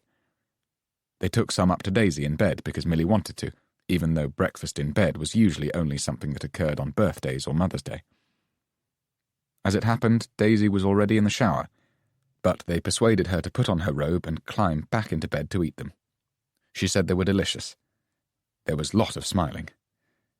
Simon's smiles were bashful, then hopeful, then rather pleased with himself. Daisy's were tentative, possibly forced, certainly smaller than he'd have hoped. Millie's smiles were the most fabulous and uncomplicated. Her smiles buoyed everyone up, like a life raft. Daisy said she had a lot of marking to do. Simon realised that she'd probably intended to do it the night before, but she had to abandon it to dash to the hospital. Usually, Millie spent Saturday morning at ballet school, and Daisy marked her books whilst she sat in the car waiting for the classes to finish. She had to do it this way because the ballet school was a serious one, and not the sort that allowed the mothers to sit on chairs along the wall, chatting and distracting. However, Millie wasn't allowed to dance for a week or so because of her injury. Simon offered to take her to the park instead, but even that caused Daisy to look aggravated. She can't play on the swings or slides. She has a suspected concussion. We'll just have a stroll about, he replied. Daisy didn't look convinced. Her brow was knitted with concern. Simon decided not to pursue the matter. He wanted to entertain his child, yes, but he also wanted to please his wife. He'd woken up ashamed. Of course Millie was his child. Of course Daisy would never be unfaithful and then pass off another man's child as his. That was madness. He was mortified by his own stupidity and only glad that he hadn't shared his fears with anyone else, grateful that no one could read his mind. How about we go and buy a tent, he suggested. Millie had been begging to go camping for weeks now. She'd seen people camp on the beach during half-term and fallen in love with the adventure and freedom that sleeping outside offered. They didn't own any camping equipment. It wasn't Daisy's idea of fun. Simon used to camp as a boy. He'd been a scout, and as a young man he'd had a few rowdy nights under the stars at festivals. He had a vague idea that one day they could all go on a family camping trip, and he'd impress them with his tent-pitching skills. Or, if Daisy wasn't up for that, then maybe a father-daughter camping trip. It would be fun. Not now, not while Millie was injured, but the weather was starting to warm up. Maybe they could camp in the garden to start off with, to see if Millie caught onto it. If so, they could go further afield at a later date. He suggested as much to Daisy, taking care to do so when Millie was not in earshot, because Daisy would appreciate them talking about it as parents first, and reaching a consensus before Millie's exuberance railroaded them into a decision. It would take her mind off the injury, Simon pointed out. We don't have to buy a tent, we can borrow one off someone. I'm not sure. Not all night, not when we're still monitoring her. But maybe you could put up a tent, make a den, cook supper on a stove in the garden. She could fall asleep out there, and then you could carry her into bed. Daisy conceded. Millie loved the plan. She and Simon travelled by tube to Holland Park to see their friends Luke and Connie Baker. They had 3 kids and all the trappings of a middle-class West London family life. They owned little fold-out chairs that come in handy on prize-giving day or at the races. They had a picnic basket with glass silverware and china for Glyndebourne, and a roof rack that was useful when collecting the 2-metre-tall Christmas tree that they bought from a Chelsea garden centre every Christmas. Simon guessed they'd have camping equipment. One phone call to Luke had confirmed that indeed they had. Luke laughed and told Simon that a few years ago they'd tried camping. Connie and my girls hated it. We spent a bloody fortune on all the gear, only ever used it once. Luke laughed about things like that. He and Connie were loaded. The waste didn't matter as long as it made an amusing anecdote. Borrow what you like. It's good to know it's getting used. Luke was an architect. He sometimes put interior design work Simon's way. Decent work. Simon couldn't complain. Connie was a photographer and was managing to make a good living out of it, even though everyone had an iPhone and filters nowadays, and could take decent snaps for themselves. Simon had known Luke for 20-something years. Daisy and Connie had made friends at university when they were still teenagers. Simon and Daisy met at Luke and Connie's first wedding anniversary party. Somehow, the fact that they'd found each other through the Bakers, and Luke sometimes commissioned Simon, had led to an unarticulated hierarchy in their relationship. Simon always felt like Luke was lording it over him. Simon felt stung by a sudden determination that his girl would like camping, and they'd go on to have lots of memorable trips away together, which they'd record on his iPhone and post it on Facebook. The trip to the Bakers and back took most of the morning. By the time they returned, Daisy had finished marking her books. They had a sandwich lunch and then pitched the tent together. Millie filled it with pink cushions from her bedroom and a huge number of cuddly toys. Simon doubted there would be room for him to lie down. Daisy found some solar fairy lights in the back of the cupboard where they kept their boxes of Christmas decorations. They draped them over the tent and waited until it got dark. For supper, they made beans and sausages. The baker's camping stove worked a treat. Millie was too excited to fall asleep in the tent. At 10 p.m., they all gave up and went inside. But it wasn't with an air of defeat. It was a decisive victory. The day had been won. The day had been glorious. Daisy made hot chocolate in the kitchen. Simon made his that bit tastier by adding a nip of whiskey. 9. Daisy. Thursday, the 23rd of June, 2016. Connie has got it into her head that she wants to throw a party. The Bakers throw a lot of parties. They always have. They're party people through to their souls. Over the years, Connie and Luke have thrown lavish Christmas, birthday, Easter and summer do's, any excuse. Connie is known for her incredible attention to detail and her generous hosting. I used to love them, I really did, but I haven't been to one since Millie was born. I hate parties now. I find excuses. Some of Connie's friends take their kids along, but I never have. I tell Simon that I worry about drugs. Connie doesn't indulge, but a lot of her guests do. It's not something I want Millie to be around. Truthfully, some of the people Connie mixes with leave me cold. This is the 3rd time she's brought up the topic of us hosting a joint party. A ludicrous idea. The previous occasions were over the phone. I was able to say someone was at the door and cut the conversation short. This time it's harder to dodge. We're sat face to face in a coffee shop in Covent Garden. I can't even depend on one of the kids interrupting us because her 3 girls and Millie are all sitting at a different table. Fran, Connie's eldest, is holding court the way only a 13-year-old can. Her younger siblings, Flora, who is 10, Sophie, age 7, and Millie, are in her thrall. She's showing them different apps on her phone. There's no way any one of them will tear themselves away from that. The cafe is a noisy, overly trendy place, pricey but fun. It's a novelty, being out in town after school. Normally Millie and I have a class or rehearsal to dash to. Unfortunately, because of her slip in the bath, Millie isn't well enough to go to classes. I'm trying to make sure we enjoy the time that has been freed up, rather than resentfully dwell on Simon's carelessness. Millie is laughing and giggling with the others. For a moment, I'm able to forget the inch-long wound at the back of her head, flagged by matted, dirty hair. I can't bring myself to wash it yet, so we've been making do with dry shampoo. "Come on, Daisy," Connie insists. "It's our anniversaries. We have to celebrate." As coincidence would have it, Simon and I share our anniversary more or less with Connie and Luke. We met at their first wedding anniversary party and married a year later. It was fast. Too fast? The thought springs into my head and I push it away, mortified by my subconscious betrayal. Things aren't easy right now, but that's a terrible thought to have. I play with a sachet of sugar in the bowl on the table. I now see that when I was planning my big day, I should have given more thought to the fact that we'd be forever sharing our anniversary with the Bakers. I didn't, because after Simon proposed, all I was concerned with was securing the first date possible in the venue I wanted. I practically ran down the aisle.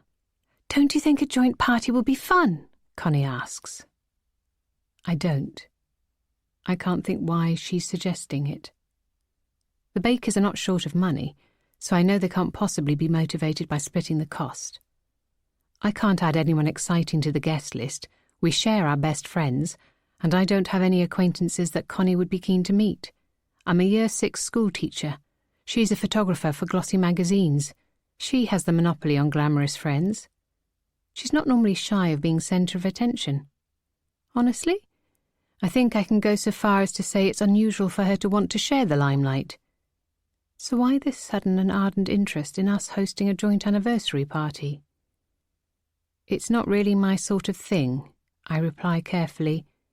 People don't make a big fuss of anniversaries unless it's a round number, I point out. We've been married 16 years. The Bakers have been married 18. "But why not? That's a crazy rule. Every year is special." Connie has always had her own way of looking at things. To be fair, it's a brighter, more sparkling way than the rest of us, and usually I enjoy her joie de vivre, but sometimes she can be a tiny bit irritating. I think Simon might have already booked something for us that weekend, I mutter. Connie widens her eyes sceptically, but is too polite to say this is very unlikely.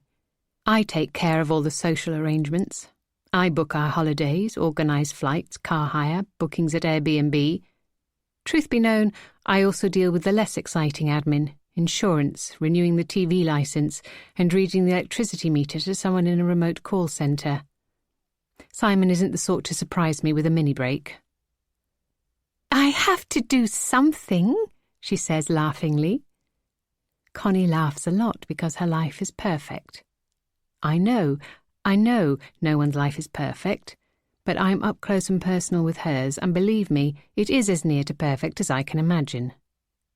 Fine, maybe you do, but why do you need me and Simon to be involved? "I don't want to bag the date and make it all about me. Us." She quickly corrects herself, remembering to include Luke. "It's your date too. It will look bad." Who to? I don't care. I really don't. "I'll feel bad," she persists. I might have agreed to a smaller, more intimate gathering. A dinner party for our nearest and dearest could be nice, but that's not Connie's way. Connie's wedding anniversary parties always echo the original triumphant day, which was a glorious no-holds-barred affair, full of possibility, romance, and big flouncy skirts. Connie loves looking back at her wedding day. She had her old wedding video digitised, and they watch it on every anniversary. I don't doubt she has plans to play it at this party, if it goes ahead. I find taking a trip down memory lane more complex. Sometimes it's just what I need. Today, I can't face the thought of it.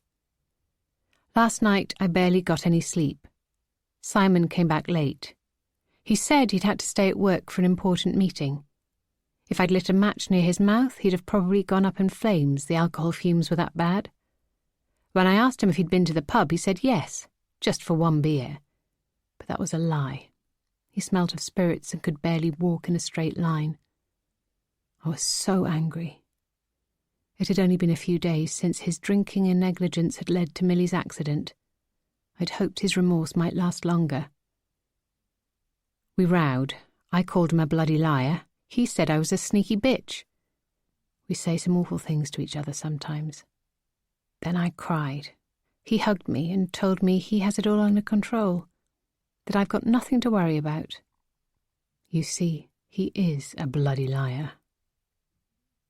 Do you think it's over the top if Luke and I renew our vows? Connie suddenly asks. She doesn't meet my eye, but instead stares intently at her half-finished wheatgrass smoothie. Do you need to renew them? Have you broken your vows?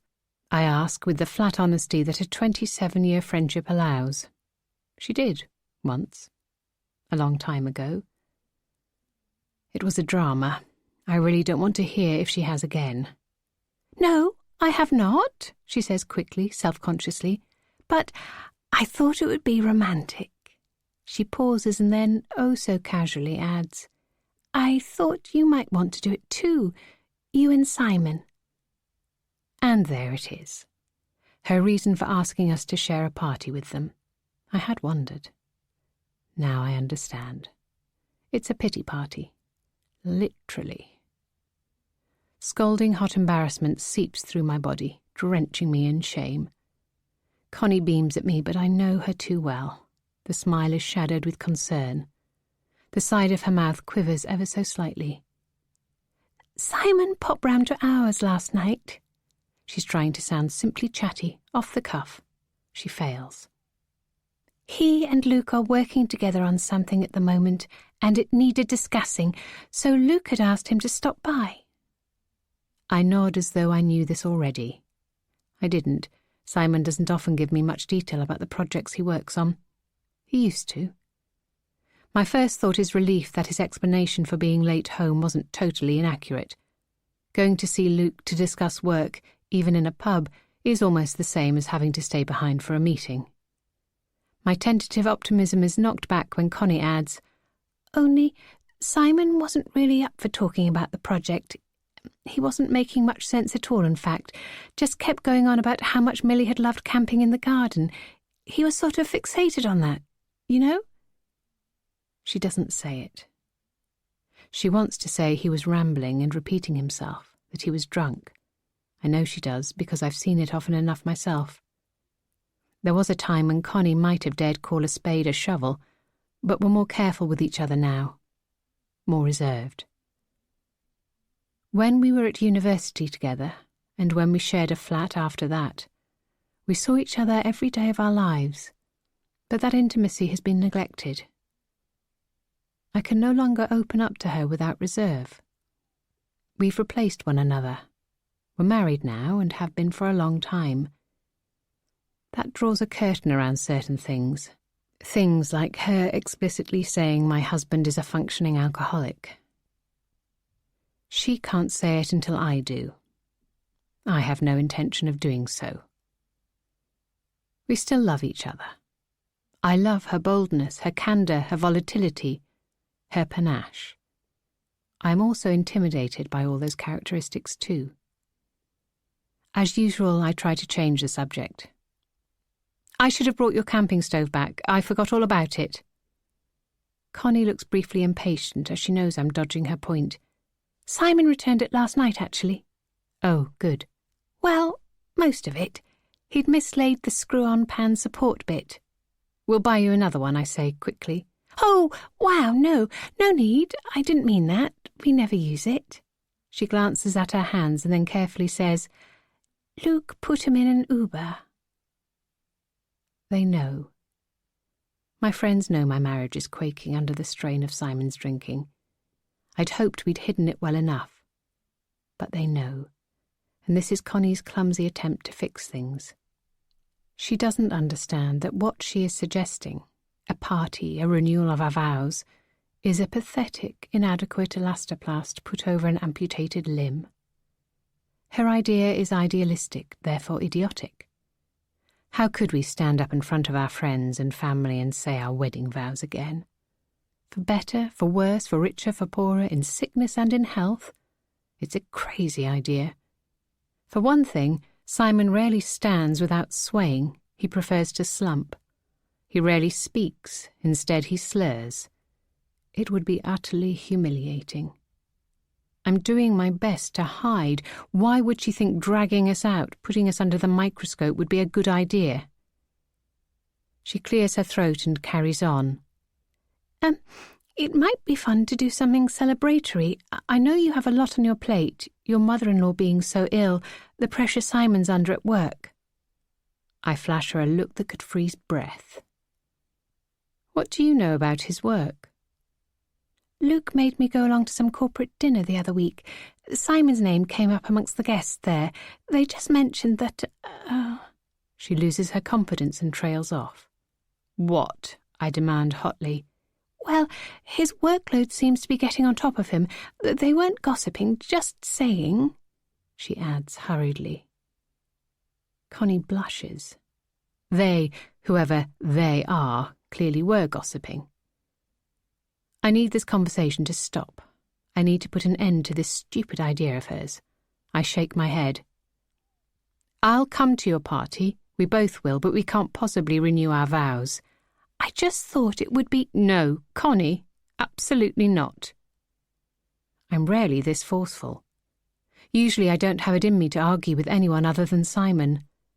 Not the nurses in my mother-in-law's care home, not the whingy parents of my pupils, not even the annoying cold callers that ring to ask if I've been in an accident recently. Certainly not Connie, who is wily and persuasive. She seems startled by my determination, but, to my relief, she nods.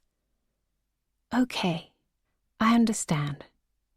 She pauses and glances at Millie. But you know, if there's anything we can ever do... There isn't, I state plainly. If you ever need to talk... I don't. I glare at her. I need her to drop this now. On the whole, my friends and family seem prepared to look in the other direction when there's evidence that Simon drinks too much. That he's a functioning alcoholic. Oh yes, I know the label. I just don't see what it achieves in bandying it around. Of course I've asked him to get help. Yes, I'd like him to go to a doctor, a counsellor. But he won't. So what is there to discuss? My friends are understandably embarrassed, or at least they know I am, and in a truly British way, they don't want to make a fuss. We've known each other since we were students. There isn't one of us who hasn't seen every other one of us totally plastered at some point or other, so to date they've made excuses for my husband. They laugh when he falls asleep at the dinner table or slips on their front step as we leave their home, as though it's all one big joke, as though he is a big joke. This has suited me. I don't know what to do to get him to stop drinking. This is a problem I can't solve, so I've been happy enough to ignore it. I hoped that one day he'd wake up and announce that the hangovers were no longer worth it, that he was going to buy a Fitbit and a bike and start getting healthy. That's what most middle-aged men do. But he hasn't. Few of my friends get seriously drunk anymore. Most abstained from drinking through the week and, other than Simon, I don't know anyone who drinks through the day. Now, I no longer know what I want from my family and friends. Do I really still want them to politely look away? To refuse to acknowledge what they evidently see? I don't know how to ask for help, or even accept it when it's being offered up, as it clearly is by Connie, right now. Sometimes it feels like Simon and I are on a boat, an oarless boat that's drifting further and further out to sea. My sister and my friends are stood on the shore, watching us, aware we are in deep and dangerous waters, but doing nothing other than waving at us, friendly but ineffectual. If Connie holds my gaze for a moment more, I might just tell her. Simon isn't coping. I'm not coping. She shrugs. The moment vanishes. Lost. Well, she offered. She can tell herself, and Luke too, no doubt, that she's done the right thing. She can congratulate herself on being a good friend without having the awkwardness of me telling her just how bad things are. She brightens up, almost instantly. Nothing much depresses her for long. But you'll come, right? That's great news. You haven't been to one of my parties for ages. I'll absolutely mention that it's your special day in my speech. I don't say anything, and she takes that for agreement. She often does. I'll think of an excuse to get out of the party later. I slurp down my iced latte and say, "Look, we've got to go." I stand up, banging my leg into the small table in my haste. It shudders and the glasses rattle on their unnecessary saucers. The women on the table next to ours stare at me. I wonder whether I've spoken too loudly. Sometimes I don't judge those things as well as I ought to, not if I'm stressed. I use my school teacher voice when really that should be limited to the classroom of 11-year-olds. Connie looks crestfallen. Don't you want to stay and make some plans? Talk about menus and things? It's not really my forte. I'm sure whatever you decide, it will be wonderful, I garble. Millie, come along now. Daddy will be wondering where we are. This is unlikely. But Simon isn't the only one who is a bloody liar. 10. Simon. Sunday, the 26th of June, 2016. Simon hated visiting his mother. He thought it was a waste of time. She often didn't know who he was, and even if she did seem to temporarily recognise him, she forgets that they'd seen one another within an hour of his visit. But Daisy was adamant. She was religious about it. She visited every Wednesday after school and insisted that they all visit every Sunday. She said it was their duty. It was the right thing to do. She argued that even if Elsie's relief was only temporary, she was cheered while they were there. This wasn't always true. Sometimes Simon's mother just cried when they visited, or swore, cussed at them in a way that would make a sailor blush, and made Millie giggle inappropriately. Daisy always took flowers, which Millie liked to present to her grandmother with a little over-the-top flourish. Once Simon's mother tried to eat the flowers. Millie laughed at that too. She thought her grandmother was being deliberately funny. Daisy never took chocolates. Chocolate messed with Elsie's digestive system. Daisy said that dealing with the aftermath wasn't pretty. Simon thought that it was a depressing hellhole, the care home. He understood that they tried. He wasn't saying otherwise. The staff were friendly enough and, no doubt, dedicated, conscientious, blah, blah, blah. But in the end, all he could see was an overheated institution where people went to die. You couldn't polish that turd. His father had died of a heart attack just a few years after Daisy and Simon married. At the time, his dad being cut down before he'd even retired seemed like a tragedy. Now, Simon had redefined what tragic was. "Hey, do you remember that game show on TV?" he asked. "Which game show?"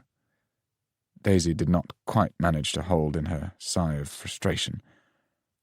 She didn't like his non-sequential thoughts, his musings. She called them ramblings. "The one where people would carry buckets of water over greasy poles or rolling logs, and others would interfere, try to knock contestants off balance by squirting water or throwing custard pies. What was it called?" Simon was excited by this thought. He really wanted to know the name of the show. It was on the tip of his tongue. "Knockabout, something like that." "It's a Knockout," offered Daisy. "It's a Knockout, that's right." "What about it?" "Nothing." Simon turned and looked out of the window. It was a bright day. He wished he'd brought his sunglasses. Even with his head turned away, he could feel Daisy's frustration. She wouldn't have liked him to elaborate, though. Not really. He was thinking that sometimes life was something akin to a great big game of It's a Knockout. The show was designed to emphasize skill or organization. Brains mattered, strength and endurance too. People always started the game grinning, showing great determination and spirit, but everyone ended up looking foolish, wet, exhausted, broken. Yeah, life was like that game, except it wasn't pies that were being thrown. It was infertility, depression, madness, infidelity, death. No one was immune, No one was safe. You think you're doing okay, drifting along, going to university, getting hired, getting laid, getting married. Things are going well, and then suddenly, from out of nowhere, a great big blast of icy water knocks you off your greasy pole. Daisy wouldn't want to hear him say that. If they had to visit his mother every Sunday, Simon would have liked to do so in the mornings. It was not that he was a make-the-most-of-the-day sort of person, far from it. If anything, it was more of a get-it-over-with mindset. There were two main reasons for his preference. Firstly, if they arrived at 11 a.m., they had to leave at 1 p.m, because that was when the carers served the strained mush that they called lunch to the oldies, so the visit could be a maximum of 2 hours. Secondly, he liked to go out for long pub lunches, the sort that shimmered with the chance of swelling into the afternoon. There was nothing better in the winter than a roast, washed down by a bottle of red, maybe a couple of whiskies in front of the fire. In the summer, he was more of a G&T guy. The long, lingering lunches weren't possible if they had to be at the care home by 2 p.m. However, Daisy didn't agree with Simon. She'd decided it was more convenient to visit his mother in the afternoon. That way she could take Millie to the dance studio for a private lesson in the morning and have a big meal in the evening. Millie wasn't even dancing this week, but it seemed there was no room for flexibility. Simon was pretty sure Millie could be dancing again by now. She seemed as bright as a button, fully recovered. She was practically climbing the walls. She had so much energy to spend. But Daisy wouldn't hear of it. Daisy was milking it, making more of the accident than need be. She was punishing him. Still, even after the success of the garden camping. It didn't matter what he did, how hard he tried. Daisy wasn't the forgiving type. She was such a hypocrite. Daisy argued that the long, lazy lunches weren't as much fun for her as she always drove. She did most of the driving when Millie was with them. She never said anything directly, but he knew she didn't quite trust him, didn't think he was quite up to it. It was insulting, if he thought about it, so he tried not to think about it. In all honesty, he did have a bit of a thick head. It was probably best that she drove. Simon hated Sundays. They were swamped with a sense of dread and impending doom. He always had a shot of whiskey before he visited his mother. It took the edge off. He couldn't quite remember when he'd started this habit. A year ago? Maybe more? Dr. Martell was back in his head today. The fucker. He thought he'd pushed him out, but today he'd crawled back in. Daisy was such a hypocrite. At first, Simon thought they were going to have a good afternoon with his mother. She was dressed appropriately, smartly, in fact. His mother used to have standards. She was a consistently beautiful, elegant woman, but that was no longer the case. He hated when he found her wearing someone else's scruffy tracksuit. Maybe because the staff had got the washing mixed up. Maybe because she'd stolen it. Today she was wearing a neat blue dress, tights and shoes. Not mismatched socks and grubby slippers. Someone had brushed her thin white hair, even put on a bit of lipstick for her. There was some on her teeth, but that was not necessarily anything to do with dementia. Daisy often had lipstick on her teeth. Simon felt cheered, and had a quick slug from his flask by way of celebration. But then Elsie started to talk, and Simon realised the lipstick was just a mask for the chaos. "Who is this?" Elsie demanded imperiously, pointing at Daisy. "It's Daisy, Mum, my wife," Simon explained unenthusiastically. Unperturbed, Daisy kissed his mum's cheek. "Hello, Elsie. You're looking lovely today. What a chic dress. Look, we've brought you some flowers." Millie sprang forward. Everything was a performance for her. She beamed and held out the yellow roses. His mum stared at Daisy, Millie and the flowers with a mix of hostility and surprise. Then her face melted. It was like water. 1 minute frozen, the next liquid. Simon thought that one day she would evaporate. "Thank you, they are beautiful," she said graciously. "So, you're the new wife, are you?" I like you far better than the last one. She was podgy and giggly, a horrible combination." Daisy sighed. It was a fact that she used to carry a few extra pounds, something Simon's mother, a lifetime borderline anorexic, hated with a level of ferocity that most people reserved for paedophiles. Also, when Simon first met Daisy, her thing was giggling. She would frequently erupt into chortles and even outright laughter when most people were only moved to wryly grin in amusement. Simon had thought it was a result of being a teacher, always being around kids. She found life fun, entertaining. He liked it about her. Now he'd say her thing was sighing. "I'll go and see if the nurse has a vase," said Daisy. "Go with your mum," Simon instructed Millie. "It's not a two-person job," commented Daisy. "Millie, stay with your grandma. Tell her what you've been up to at school this week." Millie looked from left to right, eyes swivelling between her parents. She was an obedient child and found it confusing when they issued conflicting sets of instructions, which they did with increasing frequency. She hovered near the door, unsure what to do. Simon chose to ignore her. The moment Daisy left the room, he started to rummage through his mother's bedside cabinet. "What are you looking for?" Millie asked. "Bed socks," he lied. Elsie suddenly engaged. "Are you looking for this?" She held up a large print book. "No." "Are you looking for this?" She waved a banana. "No, I said bed socks," he muttered impatiently. Simon found the gin at the back of the cabinet behind the bed socks. His Uncle Alan brought his mother a half bottle every week. It was an irresponsible gift to give a dementia sufferer, but no doubt Alan believed any comfort he could offer the old lady was justified at this stage. Every Thursday, when Alan visited, he secreted a bottle in the cupboard, and he believed Elsie knocked it back throughout the week. She didn't, but the gift was gratefully received. Simon quickly put it in his laptop bag, which he'd brought for this purpose. Millie looked at her feet. "Is this what you're looking for?" Elsie pulled out her hearing aid and shoved it under his nose. Simon could see her earwax on the plastic. "No, I told you." "What are you looking for?" This time the question came from Daisy. She was stood in the doorway next to Millie, holding the flowers which were now in a vase of water. "Nothing. She's confused. You know what she's like." He turned away and looked out of the window.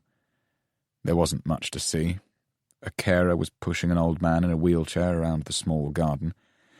It took less than 30 seconds for them to do a lap. The silence in the room was deafening. Simon wished his mother would say something.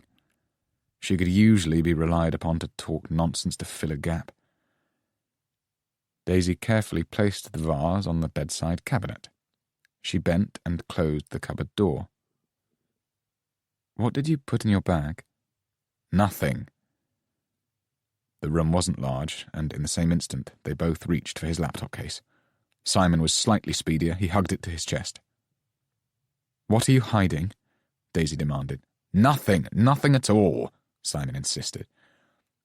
She started to try to prise the bag off him. Simon was taken aback that she was being so openly confrontational. What was wrong with her?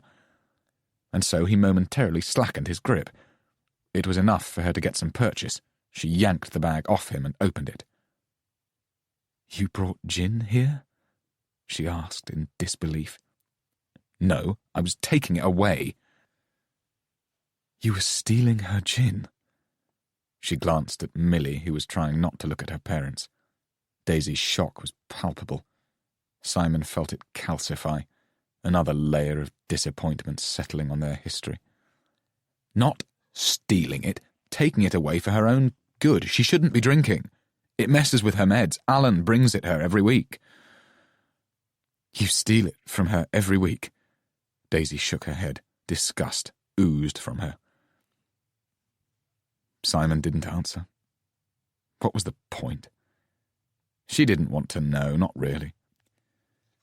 She'd prefer not to know that when he nipped into the other rooms, ostensibly to say hi to the other oldies like a decent chap, he checked their bedside cabinets too. There was usually a quarter of whiskey, a small bottle of sherry at the very least. On a quiet week, he'd settle for a box of liqueurs. He told himself that he was doing them a favour.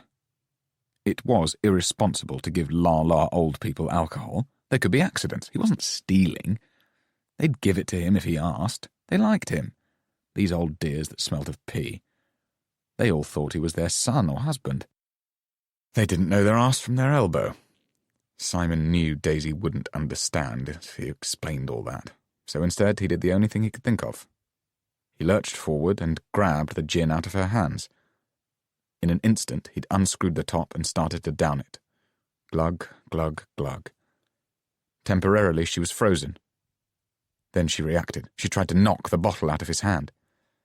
"Stop it, Simon, for God's sake, stop it!"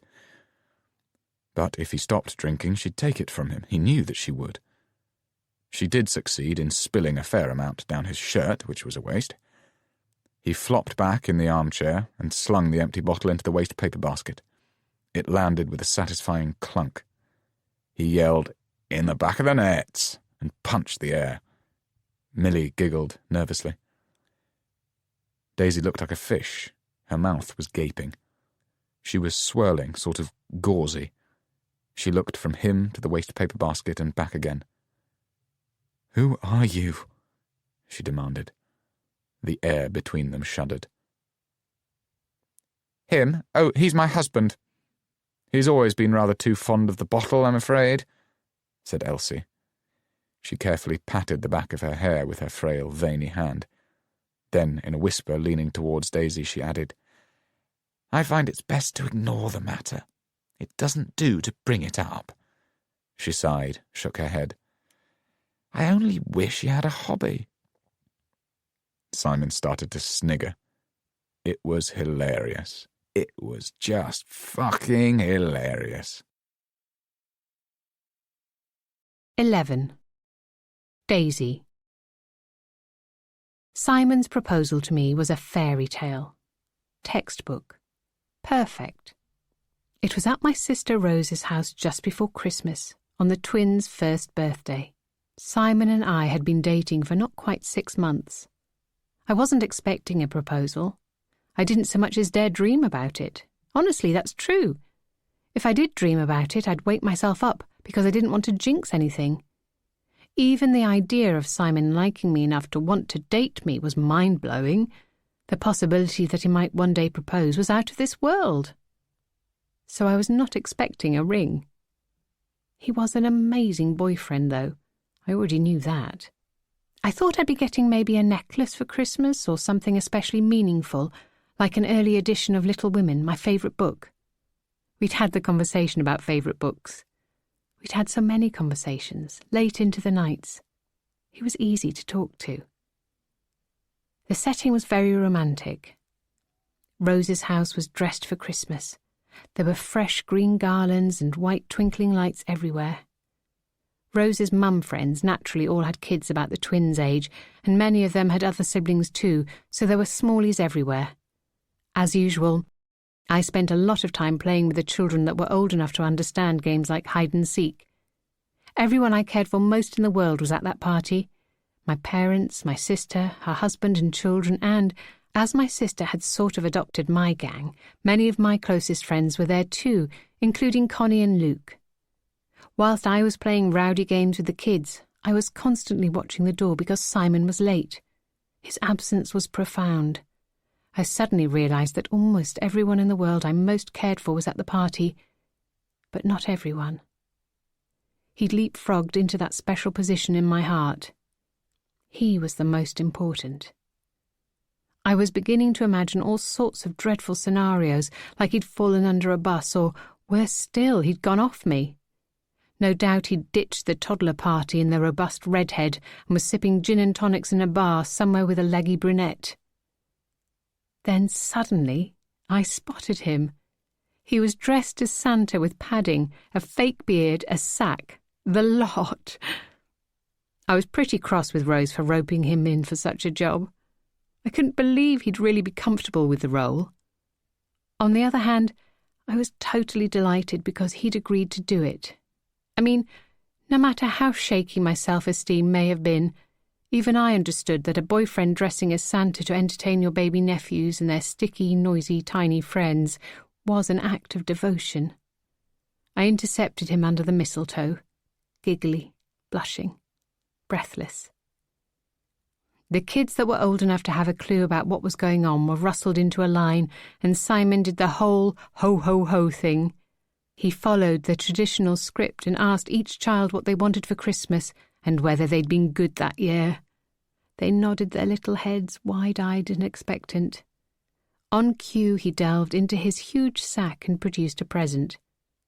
I can't remember what the gifts were, something tacky and plastic. I remember being surprised because I thought Rose would opt for chocolate coins and wooden puzzles. I do remember the children's happy, excited faces, their pink rosebud mouths lisping thank yous, following the prompts of their watchful mothers.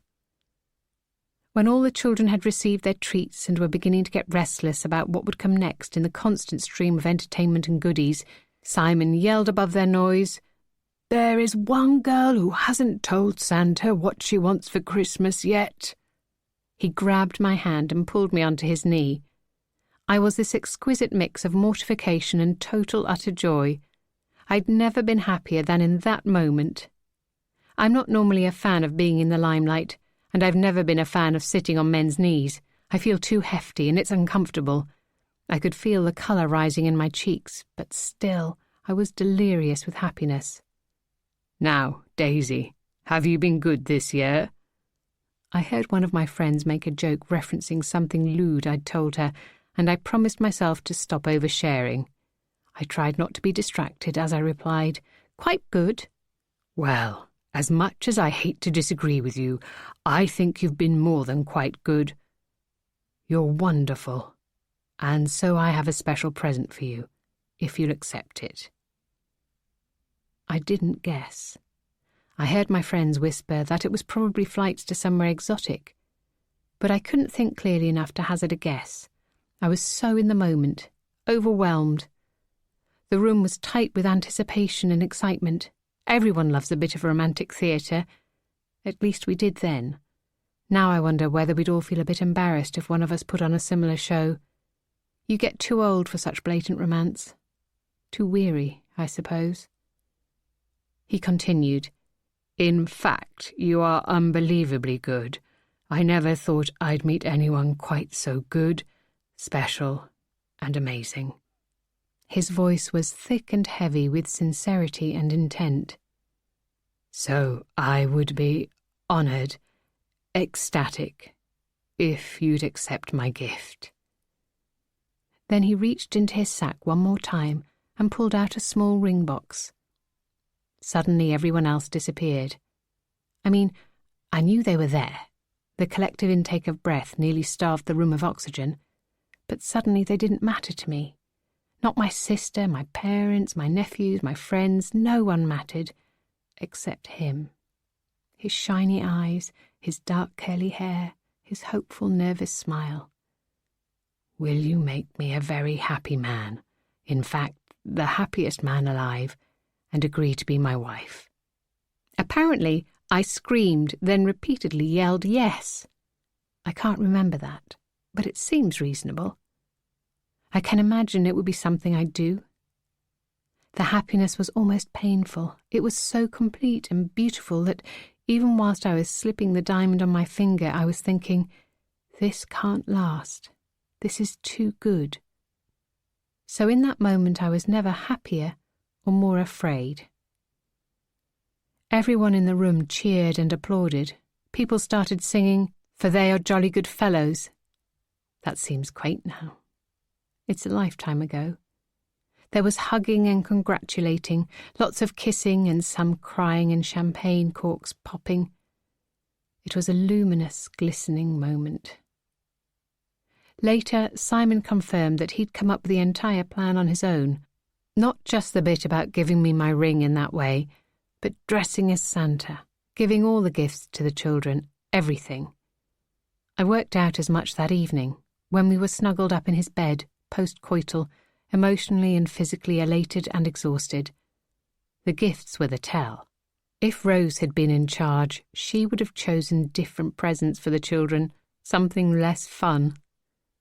It was such a thoughtful, individual, perfect proposal.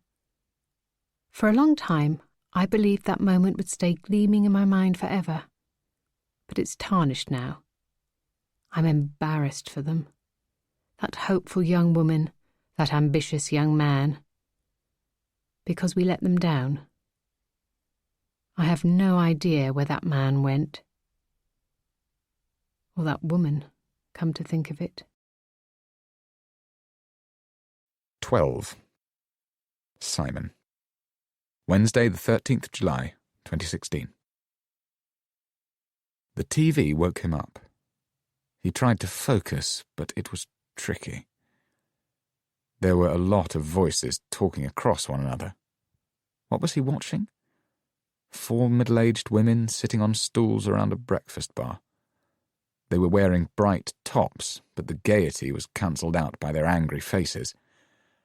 They were arguing, although not with each other. Simon listened for a moment or two, long enough to gather they were angry with some man or some male thing, yet there were no men there to shout at, so they were shouting at each other and in general. It was almost funny. He knew what this was. He knew it. Daisy loved this show. It was Loose Women. He didn't know how he knew that. He was hardly the target audience, but he did. He felt remembering the name of the show was something. A small victory. Daisy sometimes watched it in the school holidays. A guilty pleasure when she was ironing or doing something with Millie, crafting or whatever. It must be mid-morning. Why was he asleep in an armchair mid-morning? His head was fucking killing him. It was pulsing, pounding. He must be ill. That was it. He was off work because he was ill. He searched about for the remote control and noticed an empty bottle of red wine and an empty bottle of whiskey at his feet. He ignored them. They didn't make sense. Finding the remote was all that mattered.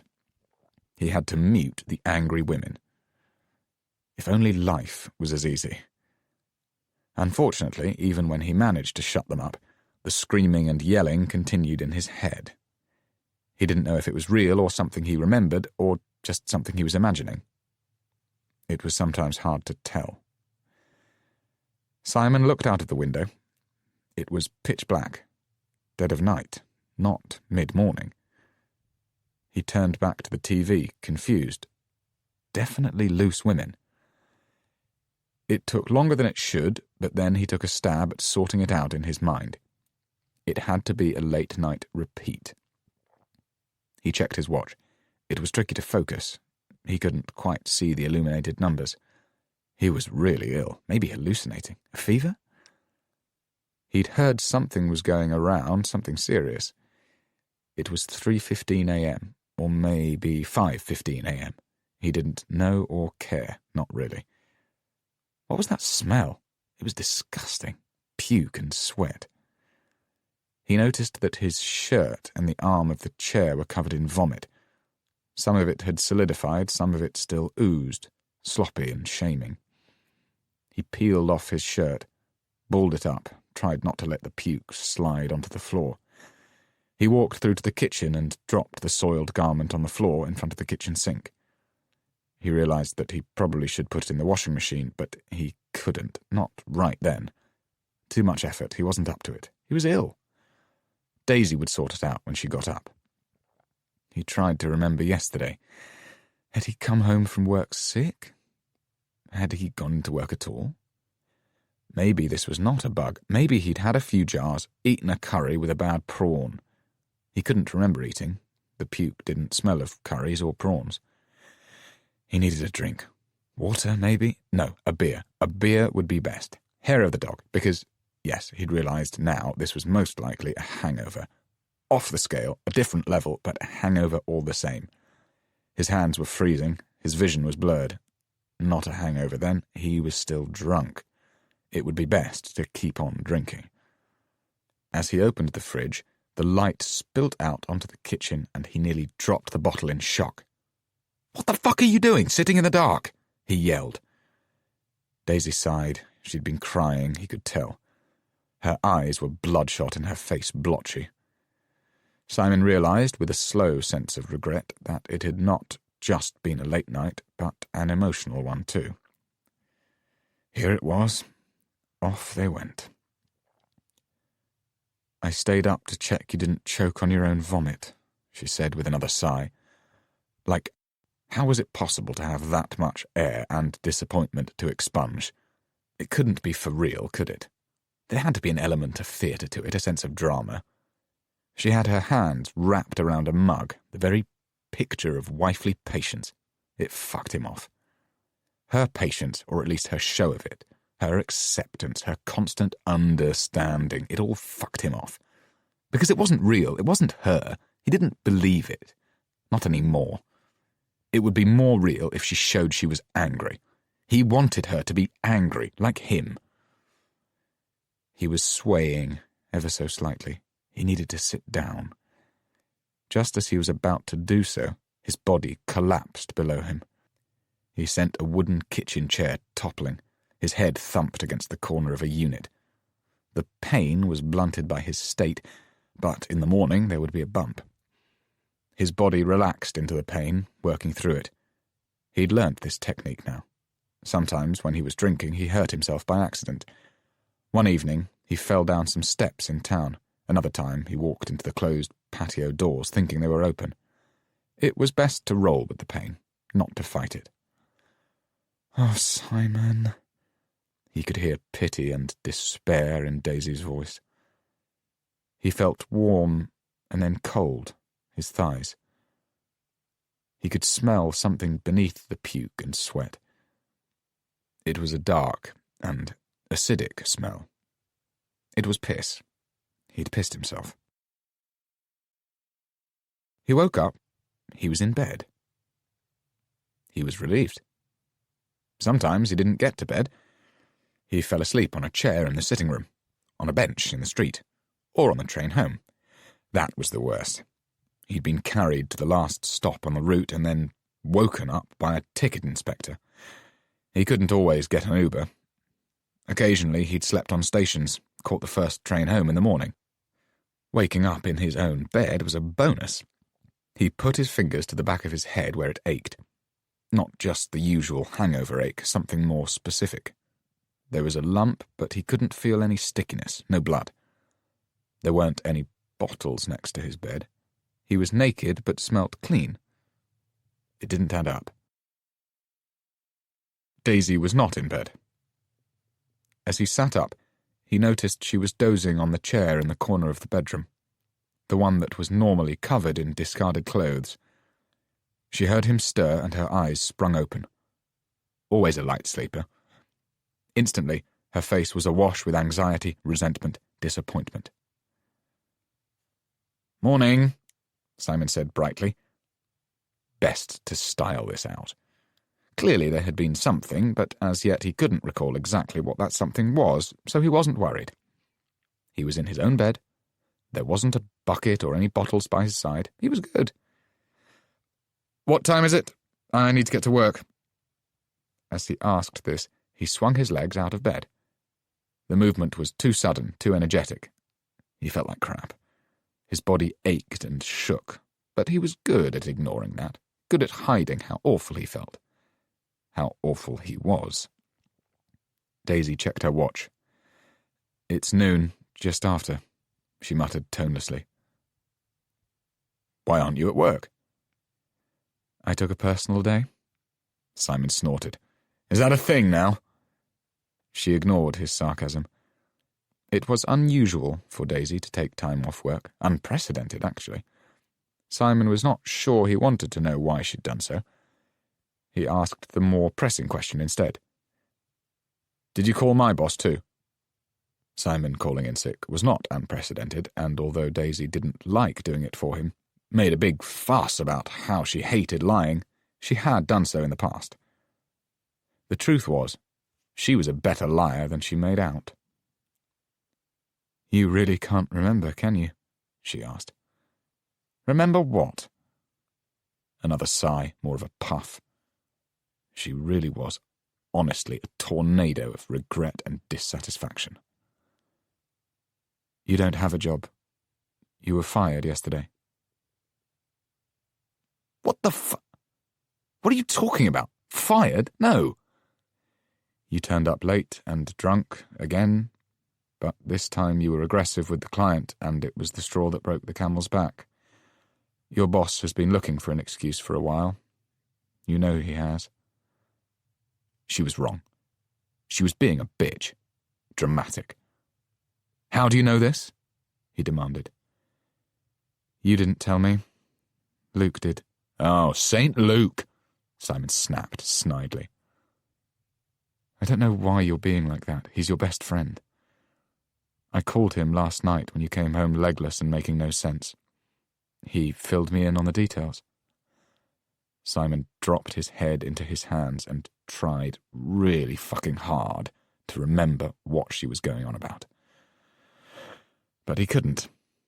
Nothing. Yesterday was nothing. The last thing he remembered was leaving home, catching the tube into Covent Garden, but he did that most days. He wasn't sure if that was a specific memory or just something that he knew happened. Daisy looked disbelieving. She thought his memory, or lack of it, was convenient, that he blanked out what he wanted. Right now, Simon thought the blackout was inconvenient. He wanted to know how and why he'd lost his job. Or at least, he probably wanted to know. So she told him. Her version, or Luke's version. Some bloody version, but he couldn't imagine it was the truth. He wasn't drunk when he turned up at the office. Maybe they could smell alcohol on his breath. Occasionally, he had a nip from his flask as he walked to the station. It was no big deal. Not drunk. And a nip in his coffee, too, sometimes. Some people like maple syrup in their coffee. He liked whiskey. It didn't mean anything. It certainly wasn't a dependency. What the hell? No. He was a creative, an interior designer. No one could expect him to work a rigid schedule. He needed space. He needed freedom. Who puts a meeting in a diary at 10 a.m. anyway? It was uncivilized. And the client was a dick. Okay, Simon could see that it wasn't perhaps his wisest move, calling him the C-word for suggesting mushroom for the colour palette. Maybe that was hard to come back from. Simon didn't really know why he'd been so against mushroom, except he'd been thinking something brave, something bold. That's what they pay him for, right? His ideas. Why wouldn't they listen to him? He did not believe that he wasn't able to stand up properly. They felt threatened by him. That was just bullshit. She made a big thing about saying she couldn't account for his afternoon. Apparently he stormed out of the agency, or maybe security threw him out. She wasn't totally clear on this point. Someone who knew that they were mates had called Luke, who had spent his afternoon looking for Simon, and that just made him some sort of god in Daisy's eyes. She kept going on about how good it was of him, how inconvenient. He has a job of his own, besides being your babysitter, she snapped bitterly. Can you imagine how embarrassing it was for him, since he's the one that introduced the client to your firm in the first place? He's always putting work your way. If you ask me, it's the main reason the agency have kept you as long as they have. That's just bullshit. I'm good at what I do, and they know it. Simon was sitting naked on the edge of the bed. His penis was flaccid, his head in his hands. What did this woman want from him? She was stripping away his manhood with her tongue. If what she was saying was true, he'd just lost his fucking job. How about some support, please? Some sympathy? She told him that he came home at midnight, that he was awkward. He fell over in the kitchen and wouldn't come to bed.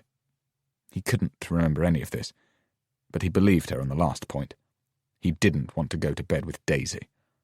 The thought was a hideous one, after what Martel had told him. Besides, sex is nothing compared to booze. Sex was messy and demanding. It came with secrets, never articulated caveats and demands. It lied. Booze was pure, generous, easy. You threw up on yourself. I stayed up all night, checking on you every 30 minutes to see you hadn't choked," added Daisy. Simon tutted. Her martyrdom was boring. "What does she want? A medal?" "You peed yourself," she added, exasperated. "Then how come I'm clean now?" Simon challenged. He couldn't believe Daisy had dragged him upstairs if he was in the state she said he was. "I called Luke. He came around at 4 a.m. He helped me get you upstairs and into the shower. We hosed you down." She was a lying bitch. He knew she was. 13. Daisy. Saturday, the 23rd of July, 2016. I have never been so desperate to get to the end of a term. It breaks my heart to close the door behind me every morning, knowing Simon is most likely going to spend the day in bed drinking or slouched in front of the TV drinking. Without the pretense that he's going into work, I fear the functioning part of the label functioning alcoholic is null and void. It's desperate. He isn't shaving or even showering. He's barely speaking. Still, I've kept it together. I have responsibilities. Millie, Elsie and my job. I've told Millie that Daddy is a bit poorly, which is why he isn't going to work. "Has he got a poorly head again, or is his tummy upset?" she asks innocently. "Poor Daddy. He's often ill. He needs to see a doctor." Out of the mouths of babes. I don't want to leave him alone more than I have to, but I honour my commitment to visit Elsie. Despite what Simon says, I think Elsie does enjoy our visits.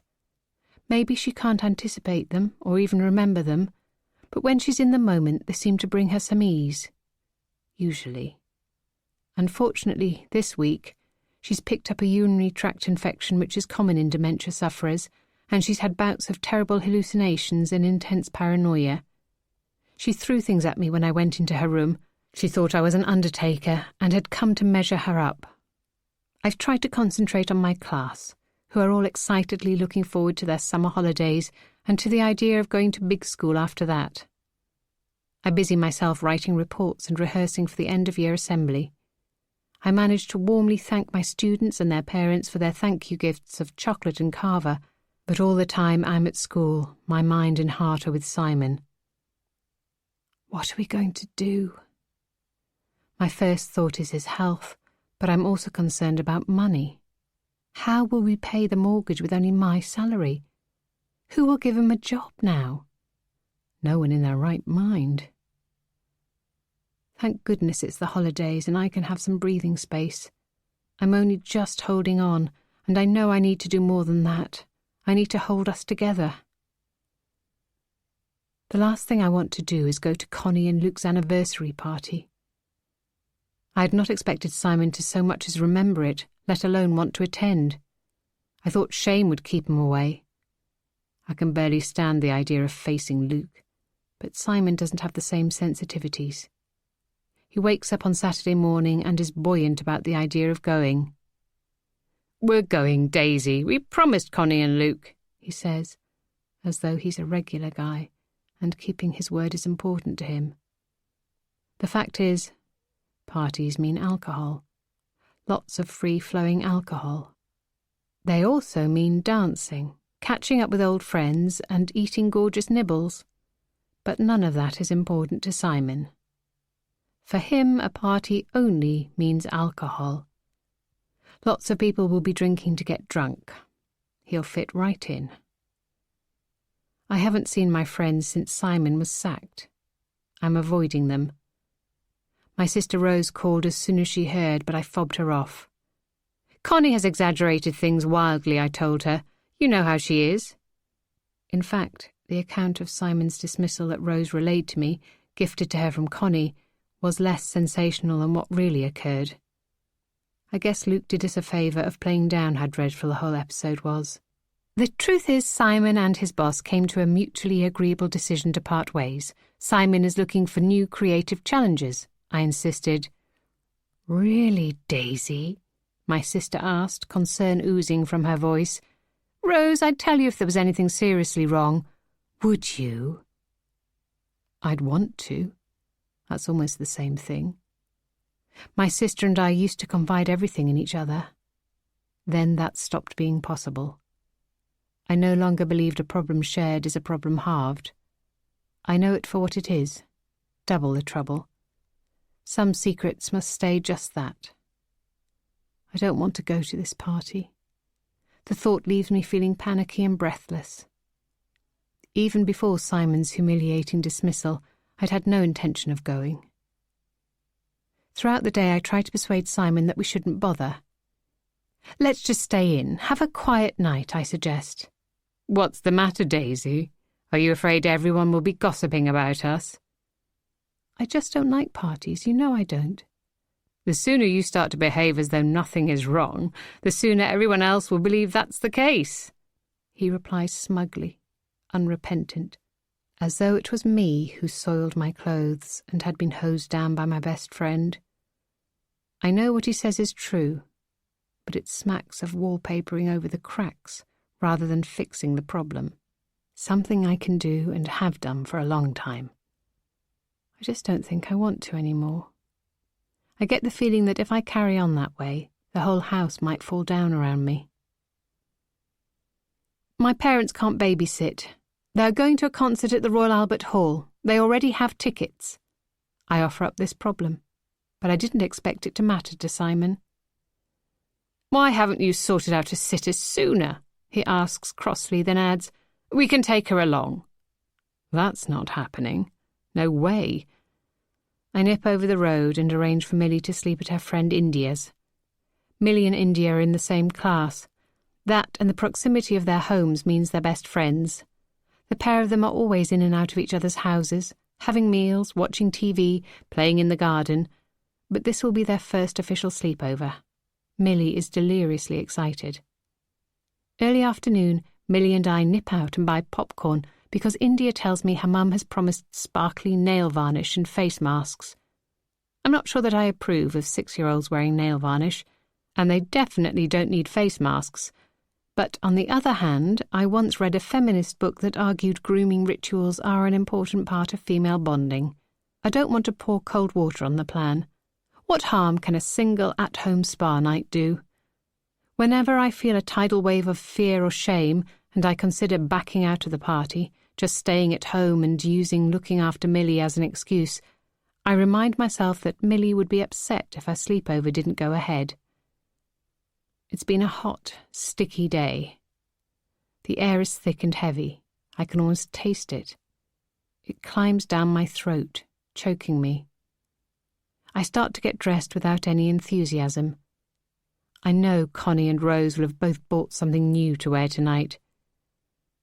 If I judge from the excited frenzy of social media of my friends and acquaintances, it seems as though half of London has done so.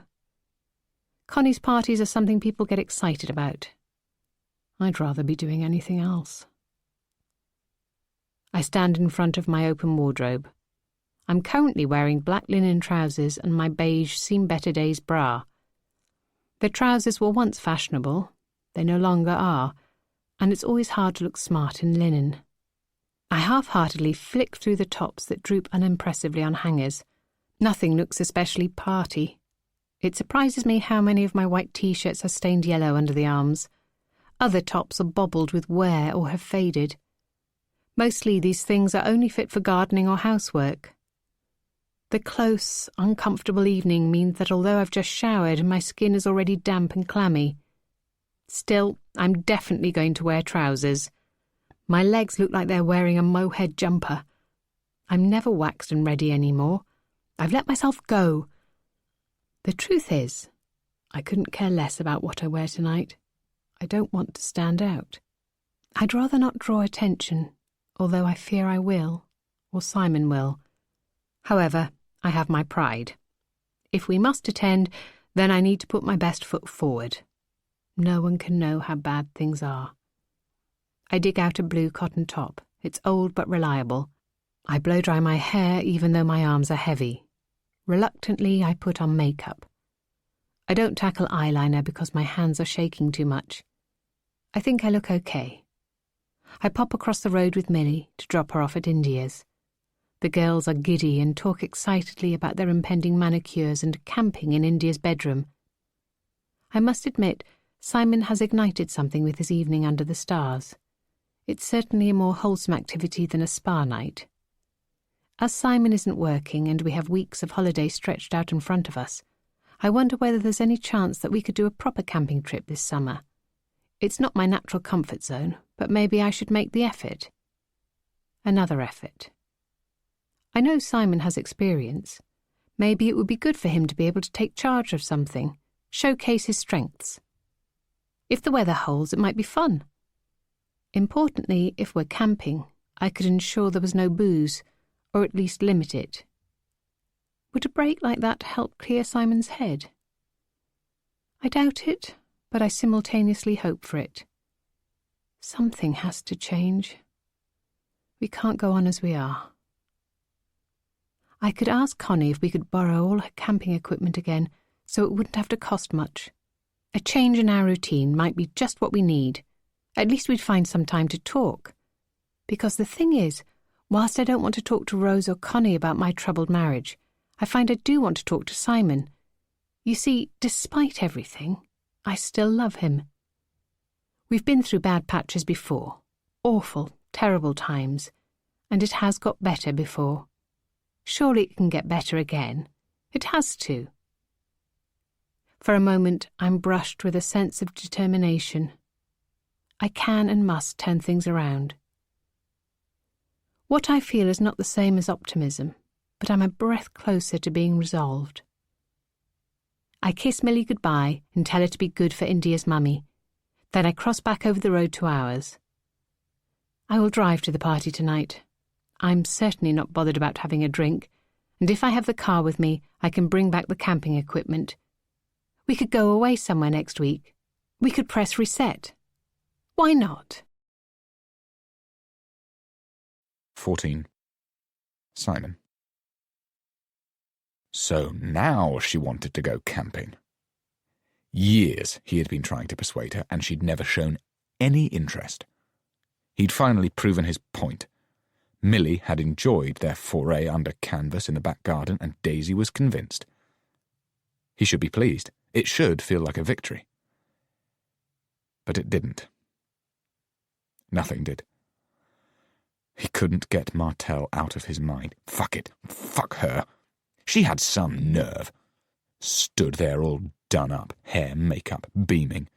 She looked pretty, he could see that, but he wouldn't admit it aloud. He wondered who she was dressing up for, not him. Was it still going on? No, that was impossible. But you heard of it, didn't you? Affairs that lasted years, the other halves just bobbling along, ignorant like fucking idiots, fucking losers. He should ask her, now. Just straight up. That would take the grin off her face. Instead, he took a gulp of his gin and tonic. Simon knew he hadn't always been a perfect husband. It had been hard sometimes. All marriages were. It couldn't be a bed of roses. Those years when they both longed for a baby were difficult. His mother used to tell him to count their blessings. He found it easier to count his units. Get pissed, block it out. It was a shame that he'd ignored Elsie when she was still able to tell him things that made sense.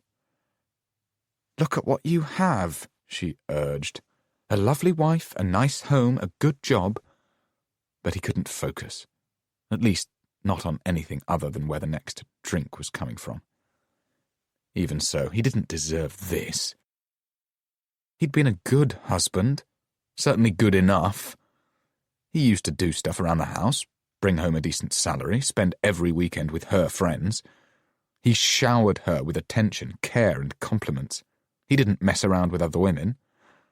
So he liked a swift drink. That was it. That was his only... how should he phrase it? His only drawback. He wouldn't consider that a deal-breaker. Yet she had, apparently. She'd decided she had the right to screw another man and then pass off his kid as Simon's. It was disgusting. It was difficult to look at her.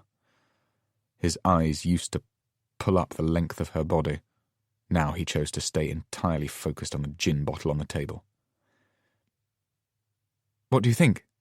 she asked brightly. "We could go to the New Forest."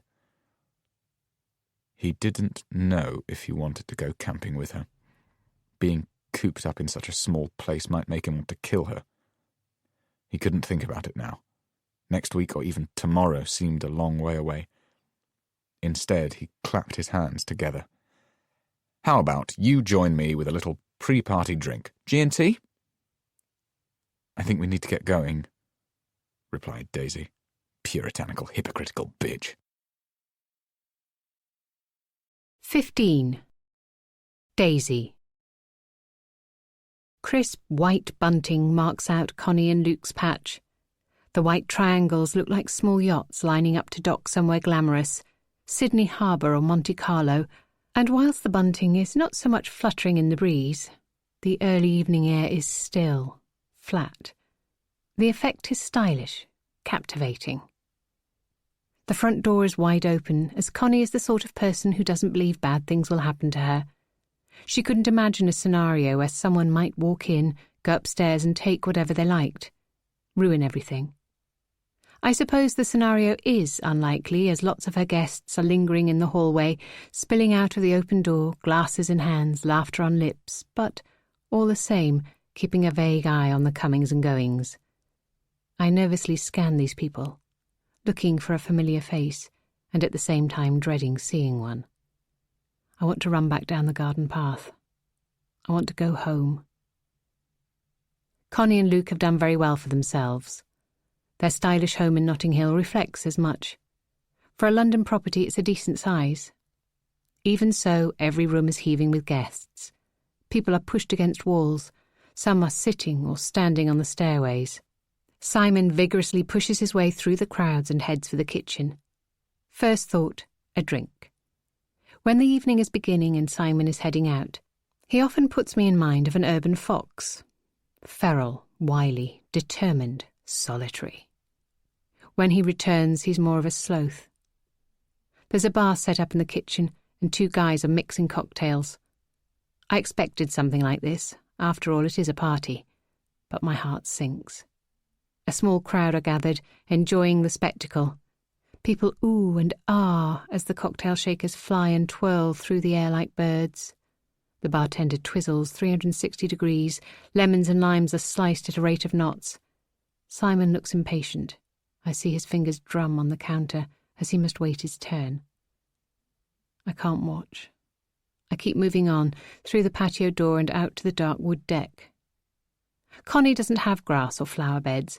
She has a number of enormous antique stone urns, out of which spout what she calls architectural plants. They are purple or black, rarely anything so ordinary as green. Glistening white fairy lights hang in swathes along all three boundary walls and above our heads. It won't be dark for ages yet, but when it is, they'll look wonderful. Whimsical, yet warm and inviting. Connie works hard at ensuring she lives in the sort of tableaus that are Instagram-worthy. "Daisy!" I hear several familiar voices call out my name in unison. Rose, her husband Craig, and Connie wave enthusiastically. They're clustered, chatting. I pray they haven't been talking about us, but imagine they have. I guess Luke is somewhere nearby. He and Connie are great hosts, and therefore you rarely find them together at one of their own parties. They're always attending to the needs of others, making introductions, topping up drinks. I smile, hoping to convince people I'm pleased to see them. I should be. It's not their fault I feel uncomfortable. I quash the sensation that I'm going into battle and give myself over to their welcoming hugs and compliments. I issue reciprocal compliments, commenting on Connie's dress. She immediately tells me she got it in a sale. Rose's necklace. She puts her hand to her enormous bosom. Oh, this old thing. I'm talking too quickly. We all are. We hardly manage to answer a question before another one is asked. It seems no one wants any awkward pauses. "Are Sebastian and Henry here?" I glance about, hoping to spot my nephews. "No, they're at Sunsay Beat Festival," says Craig. "I don't know that one." This is not a surprise. I have never in my life been to a music festival. "It's in Croatia," says Craig with a beam. He checks his watch. They're probably just applying body oil before they climb into the cages to dance. We all laugh except for Rose, who looks mildly concerned that their stepdad might be spot on. "They're with a friend of theirs and his parents," she says stiffly. "I'm sure they are doing no such thing." "Right, they're certainly looking at the finest examples of early Byzantine architecture in the Mediterranean region," laughs Craig. Then he puts his arm around Rose and squeezes her affectionately, aware she'll be nervous about her boys being away, and probably not up to too much ribbing on the matter. "And your girls?" I ask Connie. "They've all invited some friends of their own, so I guess they are somewhere about, up to no good or sneaking sips of the cocktails." Connie says this confidently because her 3 daughters are still young, lovely, and very well behaved, so she has nothing to worry about. Rather than testing the boundaries, they are much more likely to be handing out vol au vent to the guests. Henry and Seb are good guys too. They may get a tiny bit drunk from time to time, but we've never had any police visits and their academic records seem solid. We just all play along with the idea that the teenagers are hard work because that's what people expect. I've always thought this strategy is a bit daft. It almost implies the kids are letting us down if they're not taking drugs and falling pregnant, somehow failing to fulfill our expectations of teens. "Oh, there's Lucy." Connie beams at her old friend. Lucy was once my friend too. I think it's more accurate to say I consider her a frenemy now. I glance at Rose. She straightens her shoulders. Even after all this time, socialising with Lucy and Peter can't be easy for Rose. Their presence here at the party must change the night for her. She won't be quite as relaxed, quite as open. Connie, Lucy and I met as undergraduates. I introduced my friends to Rose, who had already graduated and had a job, but visited me regularly at weekends. We were an unlikely gang, but glued by Connie, the common denominator. We did everything together at university and for quite some time beyond. We went on holidays and we briefly flat-shared. Rose then married Peter, and they had Henry and Sebastian. But Lucy had a sneaky, adulterous affair with Peter, and now they are married and have a daughter, Oriel. It's officially messy. Connie stayed friends with everyone throughout. She can always see both sides of the story and, anyway, argues that the Rose and Lucy stuff is ancient history. True, Rose and Peter split up 16 years ago. She's been happily married to Craig for almost a decade. I adore Craig. He is a lovely, lovely man, and I'm so pleased that my sister has found such complete and comfortable love. But has Connie forgotten the years when Rose struggled as a single mum of twins? Doesn't she think about those things when she issues party invites? I'm not a prude. I know people have affairs, make mistakes, and then make amends. I, more than most, understand that we're all human, we're all weak, vulnerable, or silly sometimes. There has to be a place for the second chance. I honestly do believe that. But Lucy ate Christmas lunch at my sister's house whilst she was screwing my sister's husband, and now we are all supposed to pretend none of it matters, that we're all still great friends. I think it would be much more normal if there was a level of resentment or anger, a sense of embarrassment or regret. Something. Look, there are goodies and baddies. Rose is my sister, Lucy is a home-wrecking bitch. Lucy heads towards us, waving majestically, smiling broadly. Peter is trailing behind her. The only good thing about their arrival is that it means I'm certainly not the centre of attention anymore. Lucy is always that. She's too beautiful, and I must admit, although it kills me, too clever to be anything other. Lucy announces they are taking the summer off. I guess they must have savings that will allow that sort of thing. Naturally, they are shunning package holidays and instead plan to visit somewhere in Mexico to volunteer their time and work in schools for orphans. It appears that Henry and Seb are going along too. Rose and Craig don't look startled by this news. I wonder when it was agreed and why no one has told me. I'm asked about our holiday plans. I say that we are going camping. I ask Connie if we can borrow her kit. She agrees readily, which makes me love her. But then she adds, "You might need to buy a new stove. Ours has a piece missing." which makes me loathe her. I know I'm not being fair or consistent. She's just stating a fact. But it's being here, at her party. It's putting me on edge. I'm agitated, defensive. Anyway, why should I be fair? Life isn't, is it? Simon appears from nowhere. He greets everyone with huge enthusiasm. The conversation bobs along. Simon affably nods his head at pretty much everything everyone says, but I can tell he's not following what's being said.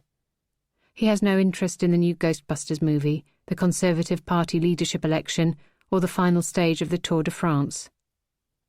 "Hot evening, isn't it?" he comments. He knocks back his cocktail as he makes this remark. "Thirsty making. I think I'll get another. Anyone else?" In unison, our friends look at their glasses and make demure sounds. "No thanks, buddy." I'm okay with this, pacing myself, you know?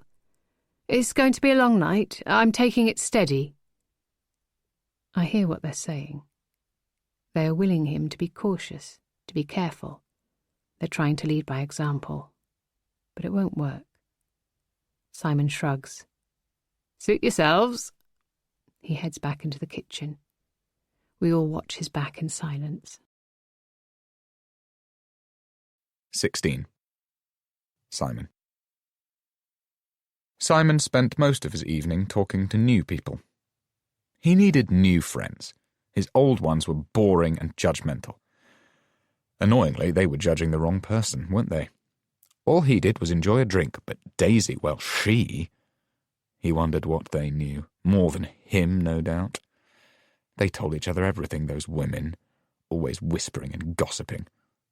They'd be laughing at him. They probably had been for a while. Daisy and her sister and the other women were as thick as thieves. They didn't judge each other. One rule for them, another rule for everyone else. Look at how things were with Lucy and Peter, for example. They had an affair under everyone's noses. Okay, there was a fuss at the time, but it quickly died down. They are back in the bosom of the pack now. Everyone was keen to carry on as before. He sighed and jostled his way through the partying people, inching ever closer to the cocktail bar. They weren't his friends anyway, not really. They were her friends, and they were all like her, insistent, hypocritical, clearly pursuing agendas. It was obvious that they were all itching to ask him about his drinking and losing his job, all that crap. It was blatantly apparent by the way they avoided the subject. Normally, Craig would ask, "How's work?" It was the usual icebreaker with men, that or sport. Simon didn't give a fuck about sport, or work, or Craig, come to that. He wanted a drink, though. He'd been stood at this poncy cocktail bar for ages. It was all very well making a performance out of making a drink, but a man could die of thirst. "Well, hello, Simon." Simon turned to see who was speaking to him. He didn't know the bloke, although the bloke clearly knew him, not an unprecedented situation. He grabbed Simon's hand, pumped it up and down. "It's been a while. How are you keeping?" The fact he'd asked made Simon feel more secure. This man didn't have a clue because anyone who knew how he was keeping didn't ask. "Not bad." "Very well," Simon replied with a grin, then added wryly, "I'll be much happier when I get to the front of the queue." The bloke laughed as though Simon had just said something really funny, not really mediocre. Then he endeared himself further to Simon when he added, "Too damn right. Thing is, not worth the wait, these cocktails. Gone in a gulp. Come with me." Simon racked his brain for a name or a context. Fricking blackouts. Names got lost, nights got lost. He usually didn't mind much. There were things it was best to forget, and his nights out were often that. But not remembering someone's name was a bit frustrating. He followed the man because he was tall, friendly, good-looking. The sort of bloke that knew what he wanted out of life, knew where to find a good time. This proved to be the case when suddenly he was holding up a bottle of tequila. "Shots?" he asked. Simon would have preferred wine or whiskey, but shots were fine by him too. Even though they were certainly gone in a gulp, like the cocktails. That was the point of them. He followed his new friend outside to the bit of space that passed as a front garden in London. Simon was relieved that his new friend hadn't headed towards the back garden. Since his name was still eluding Simon, it had been possible to introduce him to the gang, and besides, Simon didn't want to talk to the gang. He wished he could remember something about this fellow, though. He was vaguely familiar. He looked like any one of a number of Connie's guests, tall, fit, strong, good-looking. Simon was enough of a man to be able to say when another man was good-looking. They sat on the wall, facing the house, allowing the evening warmth to envelop them. The party was happening all around them. The place was messy with bowls of tortilla chips and upended beer bottles. His new friend laughed. "Bugger! I forgot to bring the glasses." He scouted about. There were a few discarded wine glasses scattered on the ground or stood on the wall next to ashtrays full of cigarette stubs. Ants crawling inside them. Simon knew that his pal was considering picking up a couple, tipping the dregs onto the wood chippings and using the glasses, unconcerned about germs, unconcerned about mixing drinks. Simon felt he'd found a fellow committed drinker, and something loosened inside him, unknotted. He felt comfortable. He made friends this way often enough, in bars and pubs throughout London. The company was easy and transient. He'd probably drunk with this man before. The man seemingly recalled it. Simon didn't. No biggie. Eventually his friend rejected the idea of retrieving the scattered glasses. Perhaps he thought it was too much effort to stoop down and pick them up. Instead, he took a swig from the bottle and then offered it to Simon. Simon took it. Glug, glug. They started talking about The Walking Dead and Game of Thrones. Their reviews were forensic in detail. Time slipped, slid away. "How's the lovely Daisy?" Simon was surprised by the question. His companion apparently did know him better than he'd first imagined. Not just someone he'd passed time with at a bar. Perhaps he was one of Daisy and Connie's university friends. "Yeah, good. Fine, thanks. She's here, somewhere about." "I haven't seen either of you for years." Simon felt this useful bit of information was quite comforting. He hadn't necessarily forgotten this bloke because they'd recently drunk themselves into a void. He was just as likely to have slipped Simon's mind because it had been a while. Normal, middle-aged stuff. Although, even if it had been a while, alcohol was most probably involved. "Hey, Darryl, do you have a light?" Another guy interrupted their conversation, but Simon didn't mind. There, he had it. Darryl. All he had to do was hold on to it. "No, mate, sorry," said Darryl with a shrug. The interruption was brief. Darryl turned back to Simon. The tequila bottle was almost empty. "Shit, did we drink all of that?" "It only had about a third of it when you pilfered it," said Simon. He paid close attention to such things. "Thank God for that. Shall I get us something else?" "You stay put." Simon nodded, pleased. He didn't want to move, didn't want to bump into Daisy or any of the others. Darryl was a decent guy, very interesting. Simon knew he would come back with more drink. It wasn't just some bullshit excuse to get away. He could just sit tight. "Maybe some red," he suggested. "Good plan. I'll see what I can find." Yes, Simon was going to have a good time. He could tell. It was really good luck that he'd bumped into this Darryl bloke. 17. Daisy. "Daisy!" I hear his voice break through the throng of party chatter and music, insistent and demanding. I freeze. "Daisy! Come over here! Come and say hi!" Simon is sat on the stairs with Darryl Lanebridge. The sight of him slows my blood. My knees wobble. Inappropriately, I almost laugh when I note that legs giving way, no longer willing or able to hold up my body, is a real thing. I had always thought it was just an expression. What is Simon doing talking to him of all people? I put my hand on the wall, steady myself. It's important I get a grip, stay upright, carry on as normal. More important now than ever. I went to university with Darryl Lanebridge. Back then I had a vague, hopeless crush on him. Why wouldn't I? He was handsome, intelligent, wealthy and confident. I was 18 and romantic. We all agreed he looked like Sebastian Flyte from Brideshead Revisited, at least the Anthony Andrews 1980s TV version of Sebastian Flyte. Whilst he didn't carry a teddy bear, he did wear three-piece suits and an air of arrogance that I ought to have recognised as pretentious, but I found ridiculously attractive. I was desperate to be his Charles Ryder. I wanted to be caught up in his elegant, refined world. In the absence of a better tactic, I tried to ingratiate myself by loaning him my lecture notes and revision cards, which were excellent, neat, informative, comprehensive. Despite this, he struggled to recall my name. When we were undergraduates, he used to call me Curly, an accurate but impersonal get-out. He was undoubtedly out of my league, and anyway, naturally, he was mad about Lucy. Well, everyone was. He only had eyes for her. But in a sort of complex A Midsummer Night's Dream parody, she didn't notice him. She was in love with my sister's boyfriend. Everyone was looking the wrong way.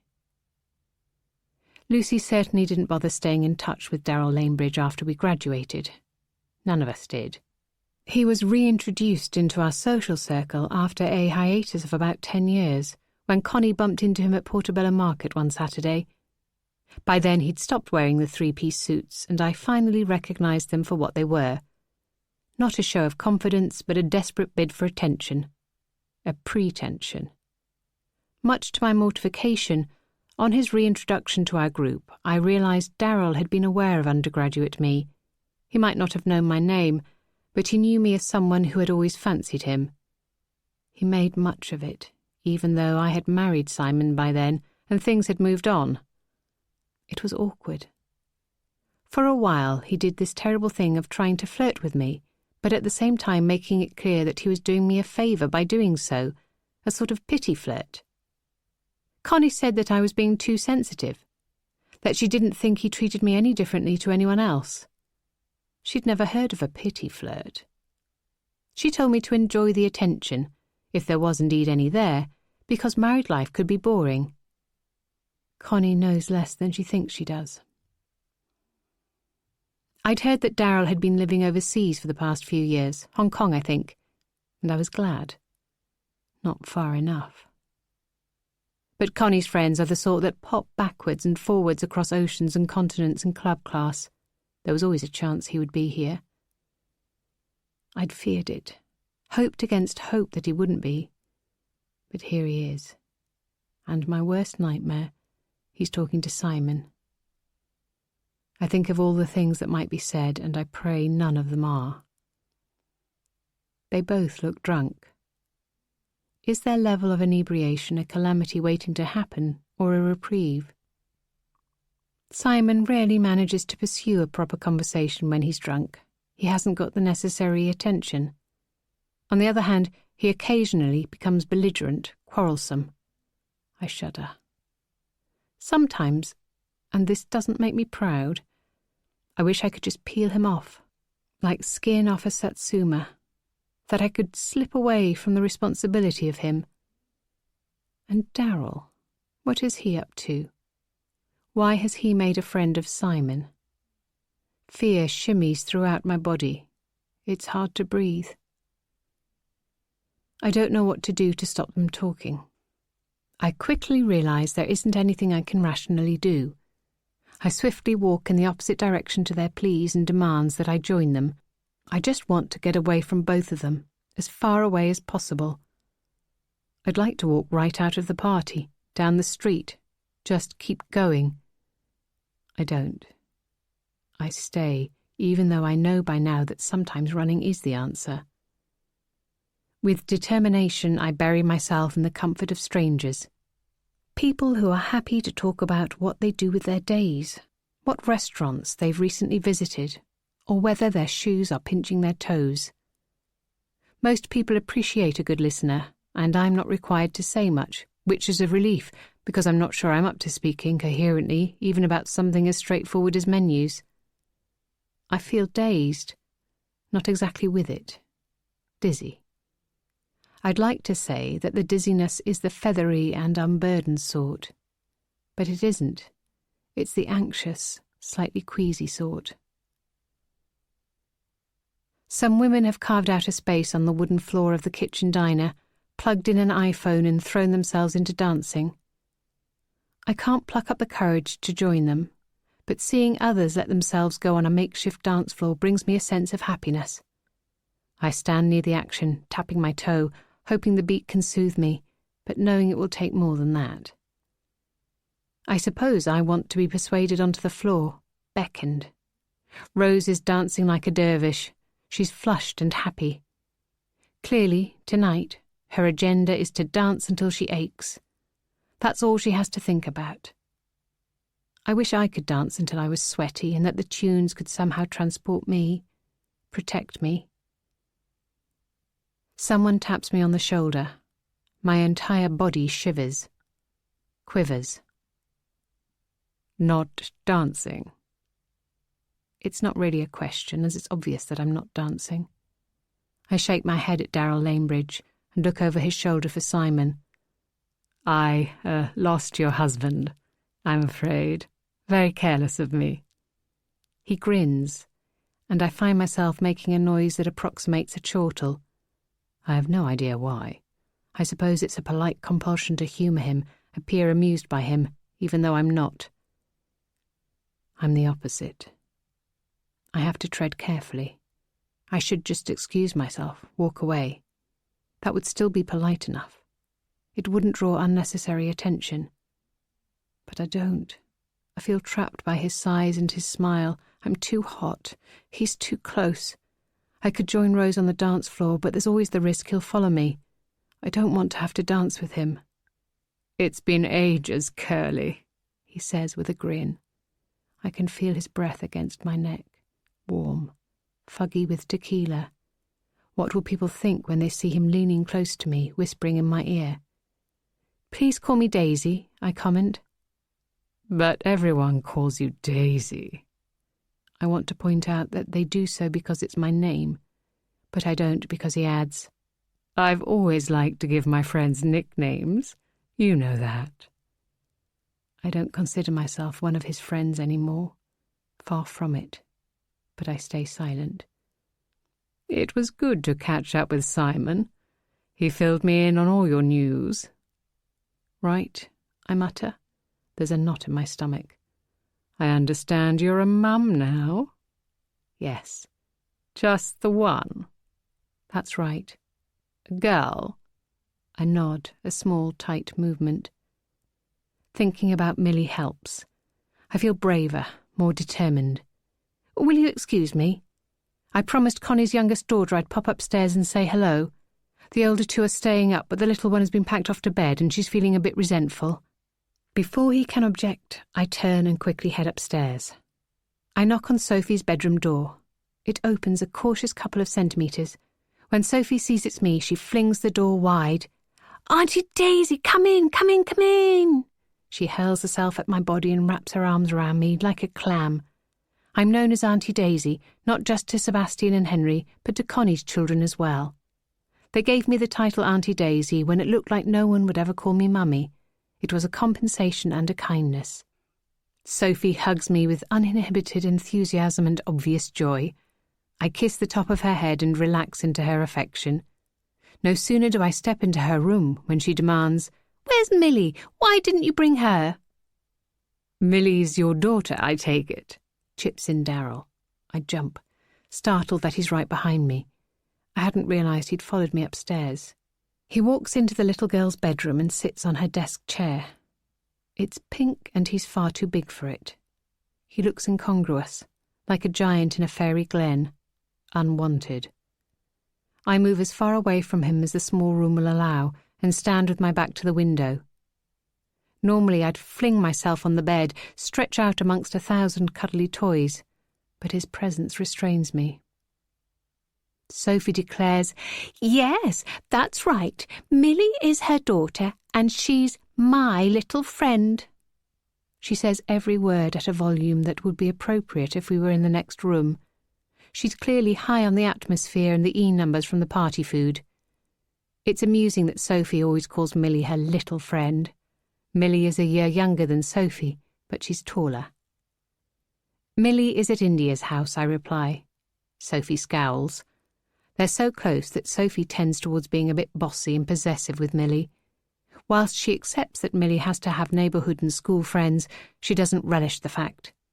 She always feels that she has the greatest claim. And you have Jamila here to keep you company, I remind Sophie gently. Hi, Jamila. Jamila, a friend of Sophie's who I have met many times, is sat on the floor, bent over several semi-clad plastic dolls. Her attention is focused on selecting outfits. She throws out a small wave in my general direction, doesn't look up but does ask, "How's the party?" "Oh, yes," squeals Sophie. "Is there dancing yet? Has anyone got drunk?" She starts to roll her eyes and stagger about the room, doing quite a good impression of a drunk. "Oh, gross. I hate it when adults get drunk and silly," comments Jamila sharply. "Oh, no, it's funny," insists Sophie. "Who are you?" Sophie demands of Darryl. "Are you a friend of my mummy's or my daddy's?" Sophie has a remarkable amount of confidence and readily engages with adults. Her conversation always seems way more sophisticated than Millie's. I put it down to her being the youngest of 3. I'm grateful she's talking to Darryl. It means I don't have to. "Both," replies Darryl with a smile, "but I've known your mummy the longest. We met at university." "Oh, with Auntie Daisy and Lucy?" "That's right." Sophie studies him. "I don't think I know you." "I've been living in Hong Kong for a long time," he explains. "I'm here in England for a short time and then I'm going to live in New York next." "Why do you move around so much?" Sophie asks. "Because of my job." He is a trader or a banker. I'm not exactly sure what he is. Something impressive. "Doesn't your wife mind, always having to pack up boxes and move house?" "I don't have a wife." "Oh, why not?" Darryl looks at me with something that could be mistaken for longing or sadness. "It's a long story," he murmurs. I look at my feet. My face is flushed. I don't want the girls to notice. "Daddy is looking for you, Auntie Daisy," comments Sophie. Luke. The thought of him usually calms me, but right now the thought of seeing him just fills me with shame. We haven't seen or really even spoken to one another since he helped me hose down Simon and put him to bed. It's awkward. I don't imagine Luke would be tactless enough to bring it up at a party, but what if he did want to talk about it? I think I'd die of embarrassment. I like Luke. I always have. Everyone does. Connie says it's a blight that all her friends are a tiny bit in love with him. He is a wonderful man. Fair, a good judge of right and wrong, and very practical when it comes to problem solving. He is a rare sort of person who is so completely okay with himself that he can absorb anyone else's abnormalities. Secrets sink into him but don't change him. He digests them but doesn't become damaged. Way back when, before I met Simon, Luke was the person I'd often turn to for advice on all matters romantic. I liked the insight he offered into the male mind. Connie always used to scoff at that. She insisted that male minds didn't require much dissecting because they're one track. When Simon and I were trying for a baby, I often used to pop by his office for a cup of coffee, a chat, just if things were getting a bit much. All that said, Luke isn't the person I can turn to at the moment. It's tricky. He's Simon's friend as well as mine. I wouldn't be asking him to take sides, but it might appear that way. I don't want to put him in a difficult position. Again, our last interaction was excruciating. After Simon was finally clean and tucked up in bed, I should have offered Luke a cup of tea or something, but I practically threw him out of the house. I simply wanted to slam the door on the entire episode. My thank you came across as cool, stiff. Even so, as I ushered him out, he said kindly, "I'm just at the end of the phone, Daisy." Yes, I'll let you know if I need anything, but we'll be fine, just fine. Sophie is now twirling on the spot. My daddy has been going around and around the party asking if anyone's seen you. Always in demand with the men, comments Darryl inappropriately and inaccurately. I ignore him. Daddy came up to my room because he thought you must be hiding, adds Sophie. I blush and bluff. Why would I do that? Sophie shrugs. I don't know. I said most likely you were with Simon, like usual. You look after him as he's always drunk, isn't he? It doesn't mean he's a bad man, that's what Mummy said. Just lacking in, She pauses and screws her face up in concentration, clearly trying to recall some specific phrase. I'm aware of Darryl listening intently, and I want to cut her off, but I'm caught in some sort of morbid fascination. I too need to know what Connie thinks Simon lacks. Lacking self-control, exclaims Sophie with a grin, proud she's recalled the phrase. Right? She turns her sweet face to mine and waits for my confirmation. I can no longer kid myself. I'm certainly the subject of gossip and speculation amongst my friends, or at least Simon is. I feel embarrassment roar through me. It's all too much. Simon. Darryl. The room seems tight. Airless. The window is open a fraction. I struggle for a moment with the safety catch. I want to fling it wide. I need space and air. I need to get out of here. Suddenly Darryl stands up. He takes hold of my arm and pulls me through the bedroom door, out onto the landing. I weakly smile back at Sophie and Jamila, but can't think what to say to them. Darryl marching me out of the room has only made an embarrassing situation worse. I don't know what to do, so I do nothing. Darryl pulls me into the next room. It's Fran's. The walls are covered in posters of the 1975. She has a crush on the little one with floppy hair. I'm not thinking clearly, because for a moment I think there's an orgy of bodies writhing on the bed. But no one is in here. It's just a few jackets belonging to guests who don't trust the English summer to provide evening warmth. My head is swimming. I'm shaking. Are you okay? Darryl asks as he closes the door behind us. The room feels minuscule. He sounds concerned, but this isn't any of his business. I rub my wrist, which he grabbed when he led me out of Sophie's room. He held me too tightly. Of course I am, I snap, reaching for the door handle. He's standing in front of it, blocking it. I feel woozy. I can't stay in here with him. I know what might happen. Everyone is talking about Simon, he states flatly, sympathy shining from his eyes. I don't want to see it. I don't want his sympathy. Are they now?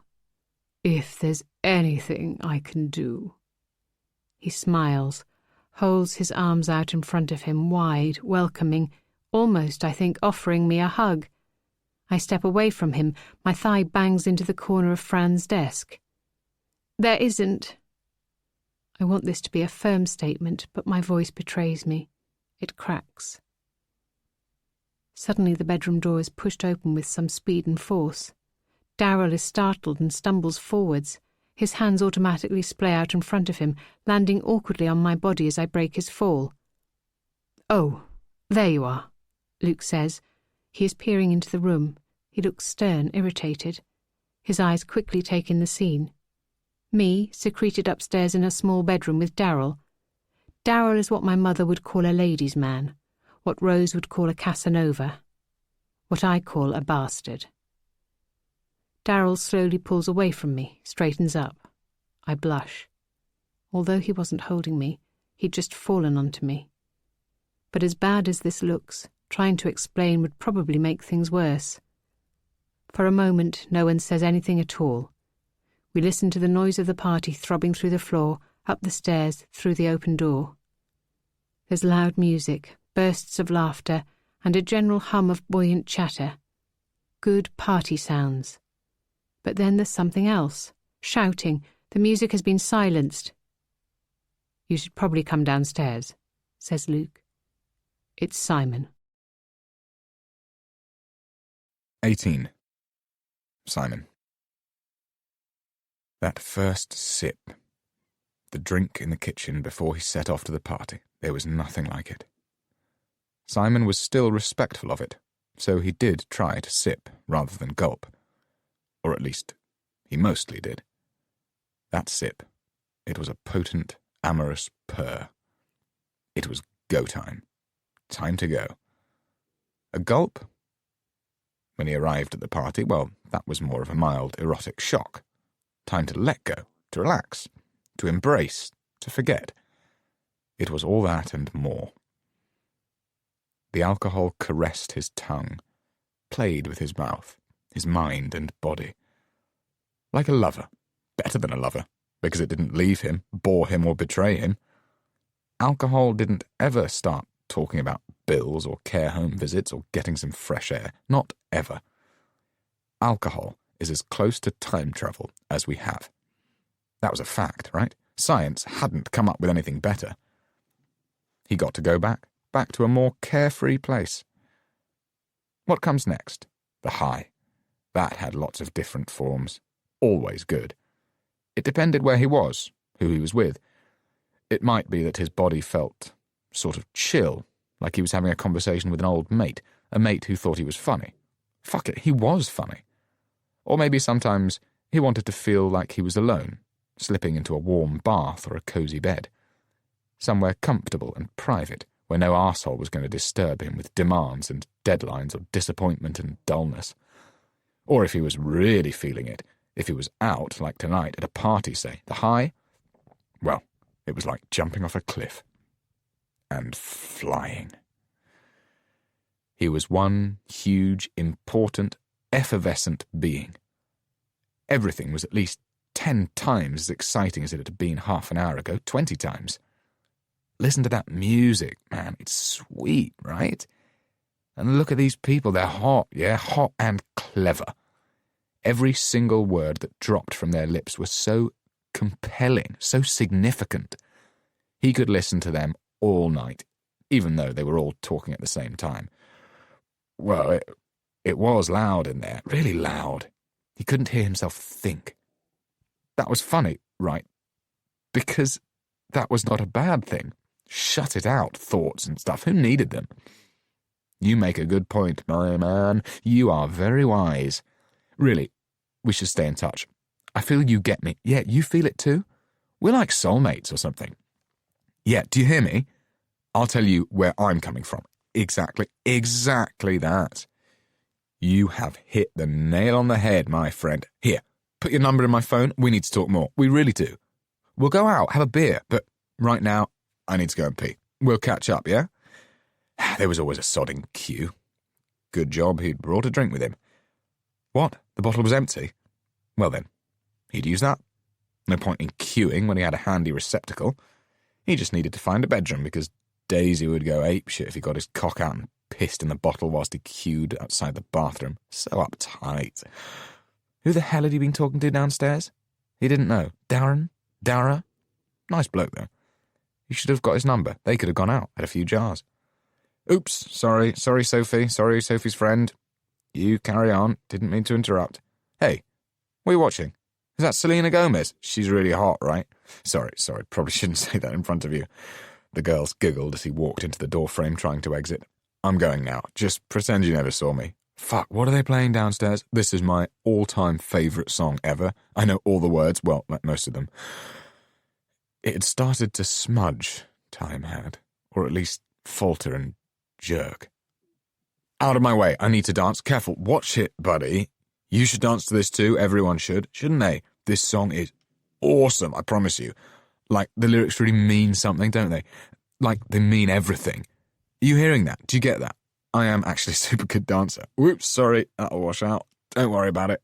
You are cute, you really are. Can I get you a drink?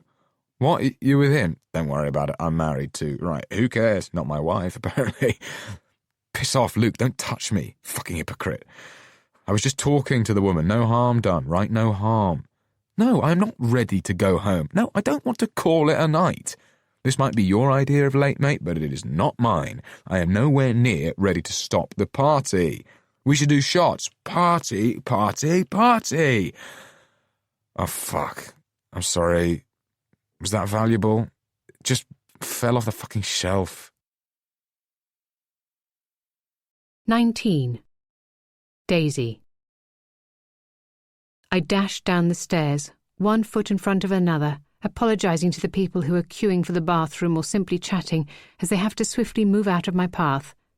I take stock of the scene and instantly surmise that Simon, shamefully drunk, has smashed Connie's French porcelain table lamp.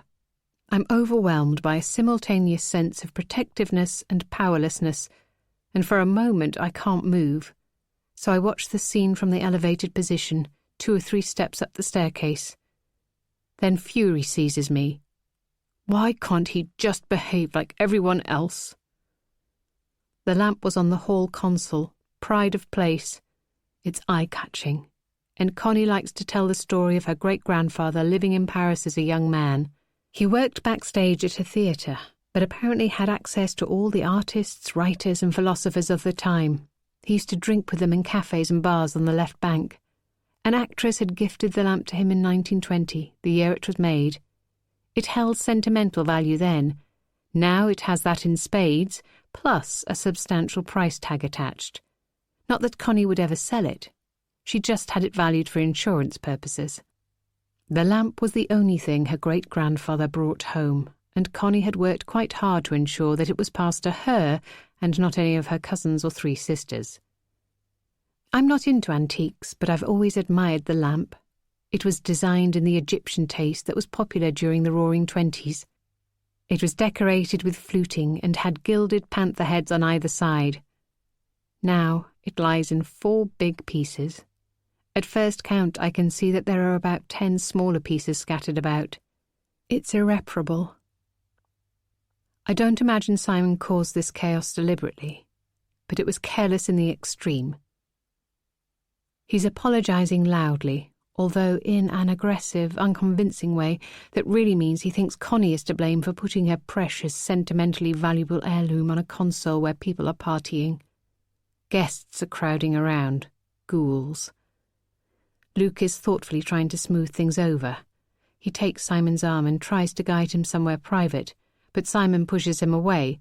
Simon is pale, his temple is pulsing, as though something is beating at him from the inside. "I don't need your help. This is your fault. If you hadn't stuck your nose in, I was just trying to get away from you," he sneers. There's an edge to his voice, a layer of meaning that isn't lost on Luke, who keeps his jaw clenched shut. He's determined that nothing he'll regret will escape. He looks away, hurt, beat. Simon looks furious, hostile. Something is going to happen. Something already has. Connie pushes through the onlookers.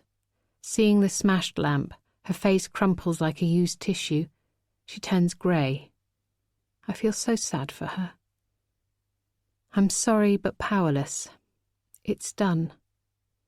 Ever the perfect hostess, in a loud, calm voice, she tells everyone to step back. "I don't want any cut feet. The important thing is no one is hurt." "Connie, I am so sorry. I break off. She's holding her hand up to silence me. I don't think she can bear to hear a word from anyone right now, least of all me. She smiles up at me. It's forced and as fragile as the gorgeous lamp. "This isn't your fault, Daisy, is it?" Suddenly I feel exhausted, bone-weary. Exhaustion has pressed its weight on me all day, for many days, for weeks. A choking wad of fatigue is laid upon my sense of responsibility. Layers and layers of dreadful things threaten to bury me. Disappointment, cluelessness, frustration. I open my mouth, but nothing comes out. The space in my mouth swells to stupid proportions. My sister Rose silently passes me my handbag. I head to the door, pulling on Simon's sleeve so he has to follow me.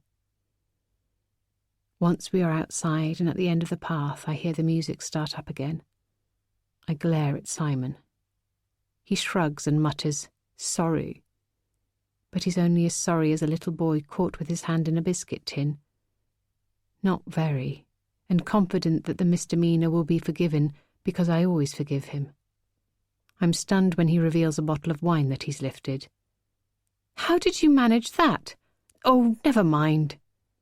It infuriates me that while he's sometimes seen incapable of putting on matching socks, he's always astute and wily enough to keep his alcohol flow constant. "Do you want some?" He offers me the bottle. "No." Then, "Oh, give it here. I need to take a swig." I take a couple of glugs but hand it back to him because I remember we have the car with us.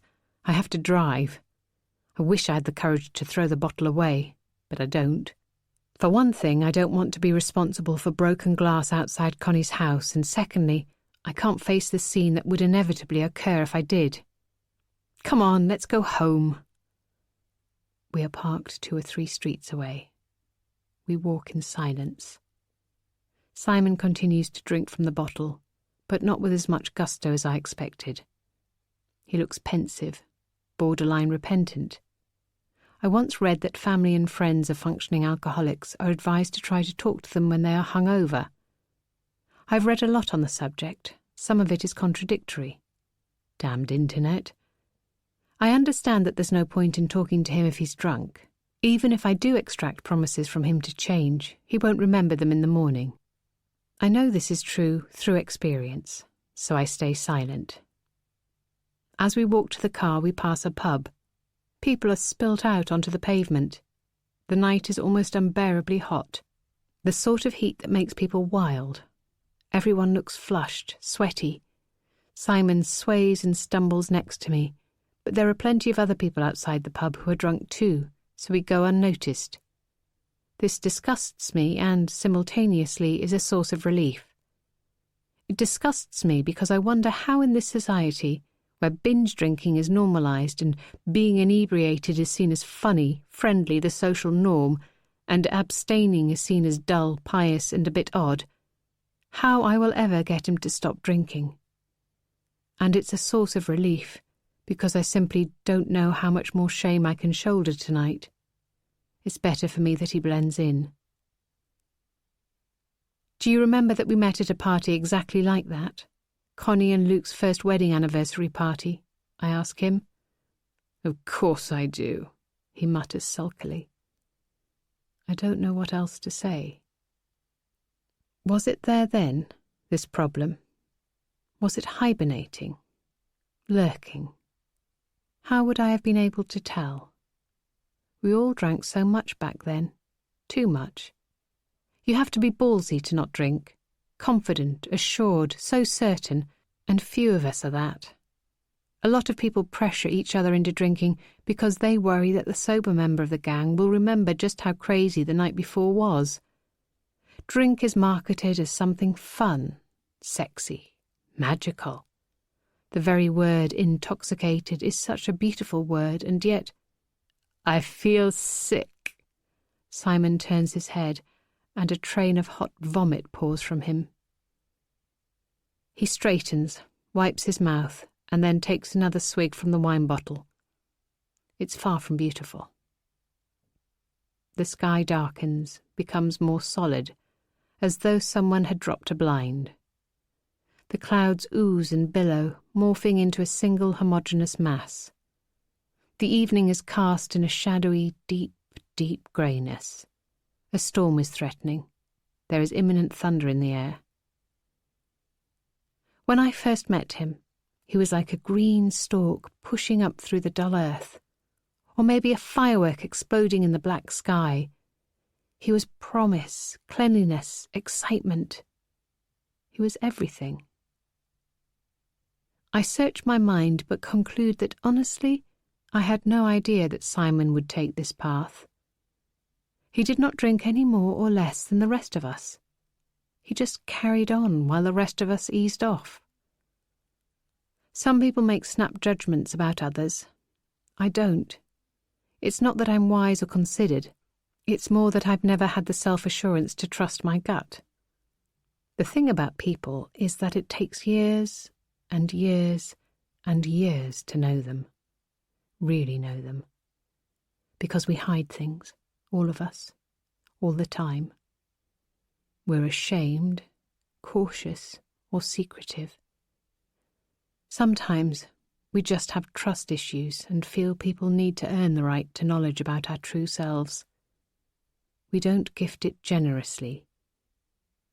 And even when you finally think you know someone, something changes. We can't know each other. It's a fool's game trying to. 20. Simon. Are we nearly home? Simon's head hurt. It was like someone was smashing it from the inside with a hammer, a great big hammer. Almost. Her tone was cold. He didn't know what he'd done wrong, but something. He couldn't remember. I need some water. Can you wait? Something bad then, because otherwise she'd stop straight away and get the water. Normally, she was keen to get him to drink as much of that stuff as possible. He suddenly felt swollen with resentment. Why should he be on the back foot? He went in for the attack. Are you having an affair with Luke? He demanded. What? She turned to him, fury in her face. What did you just ask me? Are you fucking Luke? Oh, wow, Simon, you are something else. She pulled into a service station forecourt, slammed the car door behind her, and walked quickly to the shop. She hadn't answered the question, though, had she? Thick, fat drops of rain slammed down on the windscreen. He felt a surge of unbridled excitement. He liked a storm.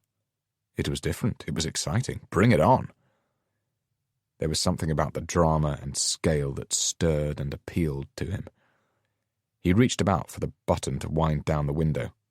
He couldn't find it, so he opened the door and fell out onto the forecourt. That made him laugh. He stood up and breathed in deeply, but there was no oxygen in the air, just a horrible closeness that never helped people to think straight. He was just about to close the door. Whoops! The keys. He stretched and grabbed them out of the ignition. Didn't want to lock them in the car by mistake, did he? Didn't want to give her another reason to go mad. Tut, tut. There was no one around. The temperature had fallen, as it did just before the downpour. How late was it, he wondered. He could just about make out that Daisy was at the till now. The youth that was serving her looked bored. He had served her without bothering to take out his earbuds, white threads trailing from his ears. Simon sniggered, pleased. That would have annoyed Daisy. She was always going on about poor manners, service not being what it was. He liked the thought of her being irritated, annoyed. She deserved that, and more. Bitch. Get back in the car, Simon, she instructed.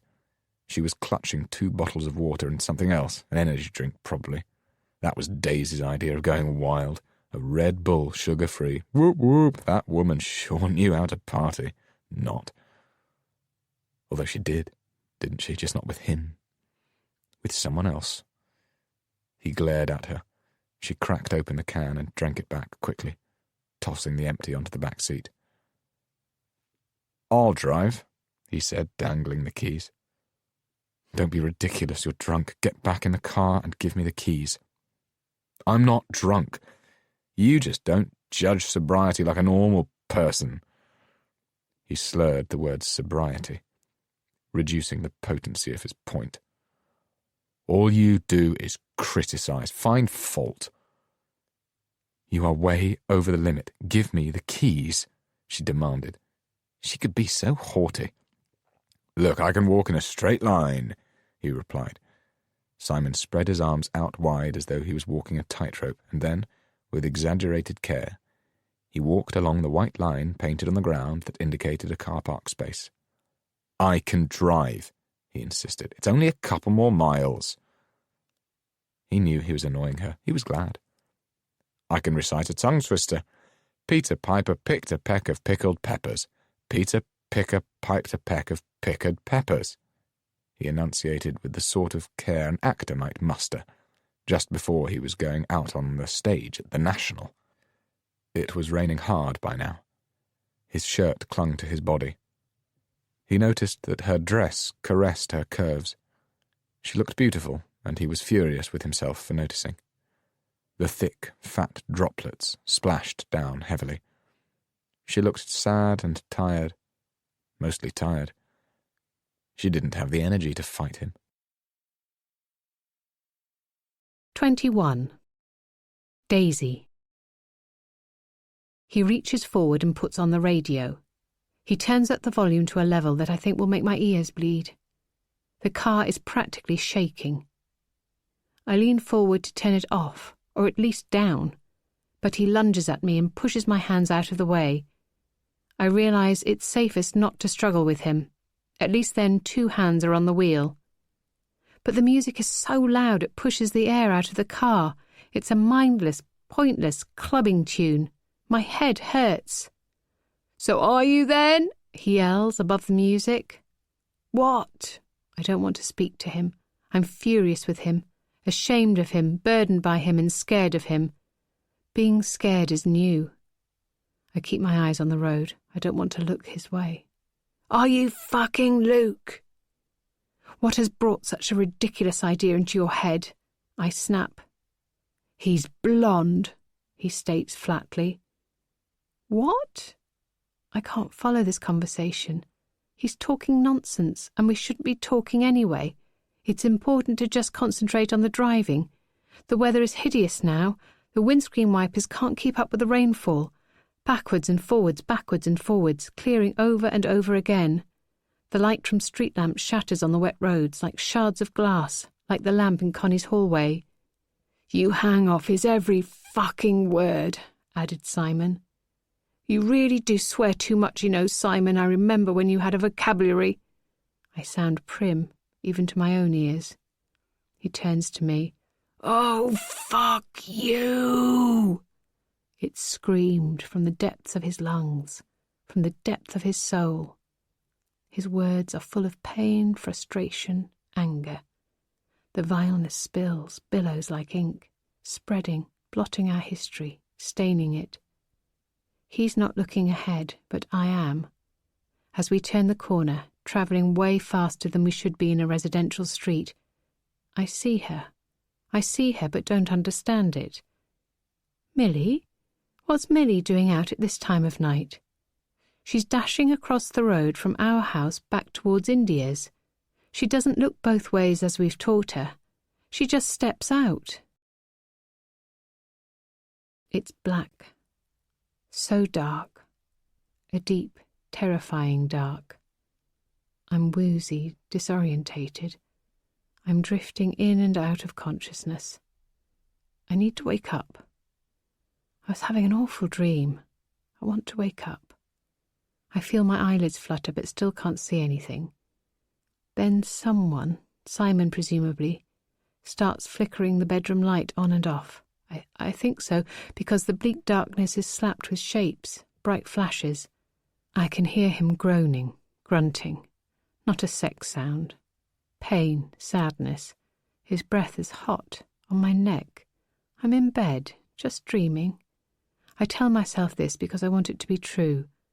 I want that more than anything, but it's not. The flashes vanish, then reappear. Vanish again. I can hear the sound of rain on the window. On metal. My eyes stay open long enough for me to see Simon, his head against the steering wheel. "I've called an ambulance," he mutters. He's crying. Tears roll down his face. I scramble for the car door handle, fling it open and almost fall to my knees in my haste to get out of the car. My head hurts. I can feel something running down my forehead. I lick my lips and taste the iron tang of blood. I've hit my head against the windscreen. The car is scrunched up against the huge oak tree on the pavement outside our house. We've turned, swerved suddenly. The world stops. It is silent. I can no longer hear the rain splattering against the ground or the car, or the wails of sirens in the distance. I can't hear myself screaming, although my mouth is open and now neighbours are running out of their homes, coming towards us. All I can hear is my heartbeat pounding so powerful that it is jumping out of my chest. It throbs through my body. It kicks me in the gut. It's cracking open my skull. She is on the ground, flat on her back, with her leg twisted under her, an unnatural broken angle. A broken thing. I start to shake, tremble with such violence as though electricity is flooding through my body, shock after shock after shock. I'm on my knees. My instinct is to scoop her up, cuddle her, but I'm being held back. People are telling me not to move her. Her stillness is impossible. She's never this still. Not when she's playing musical statues, not even when she's asleep. My baby is never still. I carefully kiss her forehead.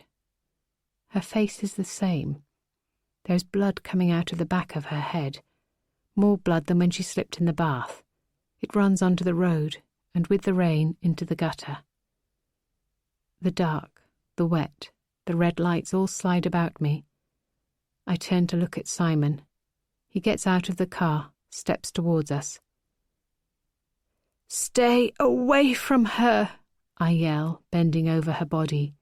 "Stay away from us." But I can't protect her. I'm too late. 22. Simon. They asked him if they could breathalyze him. It wasn't really a question, nor was it a matter of whether he was drunk or not.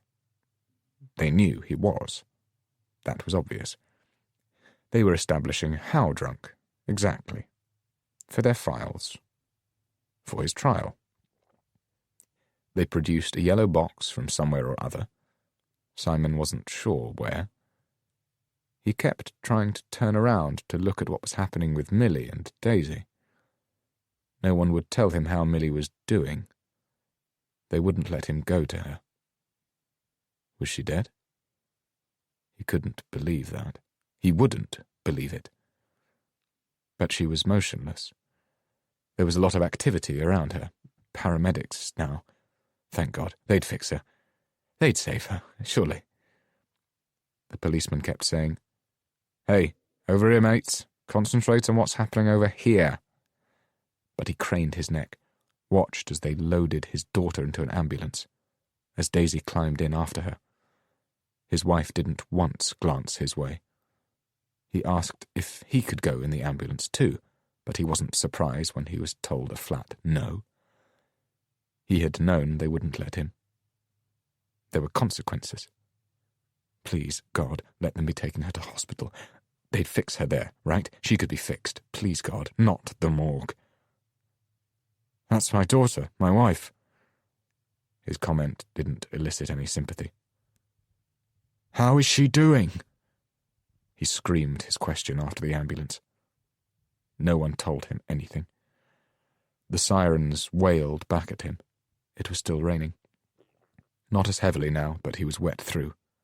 Wet and miserable. To his core. They hated him. He could see that. Whilst they wouldn't answer him, they asked plenty of questions of their own. His name, address, profession. He tried to concentrate, tried to cooperate. "How old are you?" asked the policeman gruffly. What? He couldn't focus. What had he done? Jesus, hell, no. What had just happened here? "How old are you?" He could hear his mother's voice. Old enough to know better. But it was in his head, because his mother was not there, nor his wife, nor his daughter. They had all gone. "If you can take one long, continuous blow into this, please." The police officer was polite, but clearly not to be argued with. Simon blew into the plastic straw attached to the yellow box until the machine beeped. The officer looked at the reading and was not at all surprised. "We are arresting you under Section 5 of the Road Traffic Act." Handcuffs were snapped on Simon. It was not a violent action. He was not turned around and pushed against the car like in the TV shows. The officer did his job efficiently, carefully. They both seemed to accept that this was what had to be done. "My daughter, she just stepped out," Simon muttered. "Ran out. Didn't look where she was going. We've told her to always look. Why wasn't she in bed?"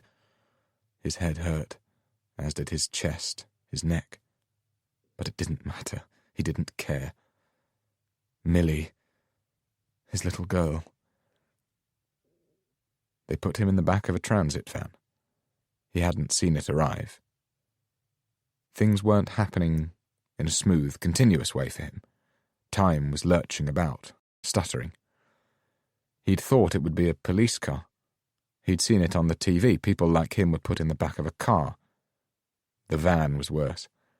The van was designed for evil men. It smelt of fear and cruelty. They asked him if he'd been sick. He hadn't.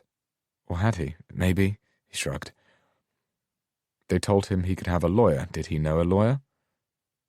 No. They'd had a solicitor when they'd moved to a new house some years back, but no. Their area of expertise was doctors. They knew a lot of doctors. He just shook his head. The police officers said they could get him one. After that, they didn't talk to him anymore.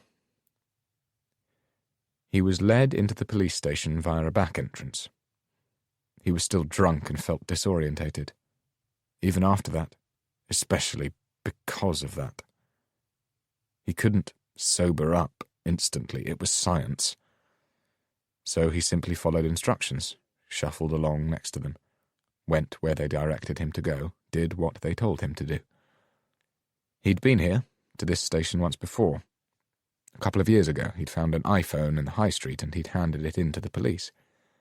At the time, he'd felt really pleased with himself for doing that, and then a bit deflated when they'd barely thanked him, barely acknowledged his Good Samaritan act that had interrupted his day. He'd never heard whether the phone had been returned to its owner, or whether it was still languishing in a lost property lock-up behind the front desk. He had a feeling that things could languish here. The place they took him now was very different from the public reception. Significantly more back room. Grubby. One door opened. He waited. It closed behind him before the next one opened, and then he was moved forward. They were treating him like a criminal. He was a criminal. That was surreal. How was she? No one would say. The officers that were at the scene handed him over to someone else. They robotically recounted what had happened to a woman behind a desk, keeping it brief, factual. They confirmed the make, model, and registration of his car. They confirmed that Daisy was there too, but no other witnesses. Everyone looked at Simon. Disgust, pity, bewilderment. He could feel the heat of their stares, but he kept his eyes on his trainers. "We've a brief statement from the wife, but we'll need more. She was injured and distraught, left in an ambulance." "Go right up." The officers sloped away without throwing him a backward glance. He wasn't worth it. Simon asked about Millie again. No one replied. He wondered whether he'd said the words out loud or just in his head. He was shaking. He was in shock. They asked the questions they told him. Medical ones now. Did he self-harm? "No," he replied, deadpan. Not even bothered enough to sound indignant. "How much have you had to drink?" "A lot," he admitted. He wasn't being evasive, it was just that he had long since given up counting. "Can you try to be specific?" 5, maybe 6, but over the period of the night." He thought that sounded reasonable, but it was an underestimate. He was in the habit of lying about that particular question. It didn't matter anyway. They had instruments that gave accurate readings. "How much do you regularly drink?" "I like a drink," he slurred. He'd tried not to slur. He was tired. He wanted to go to sleep, shut this down, get out of this nightmare. "Do you have a drink problem?" "I have no problem with how much I drink. Other people might have." He almost sniggered at that. He wasn't himself. He didn't know who that was, anyway. The sooner they let him sleep, the sooner he'd wake up, and this would all be different.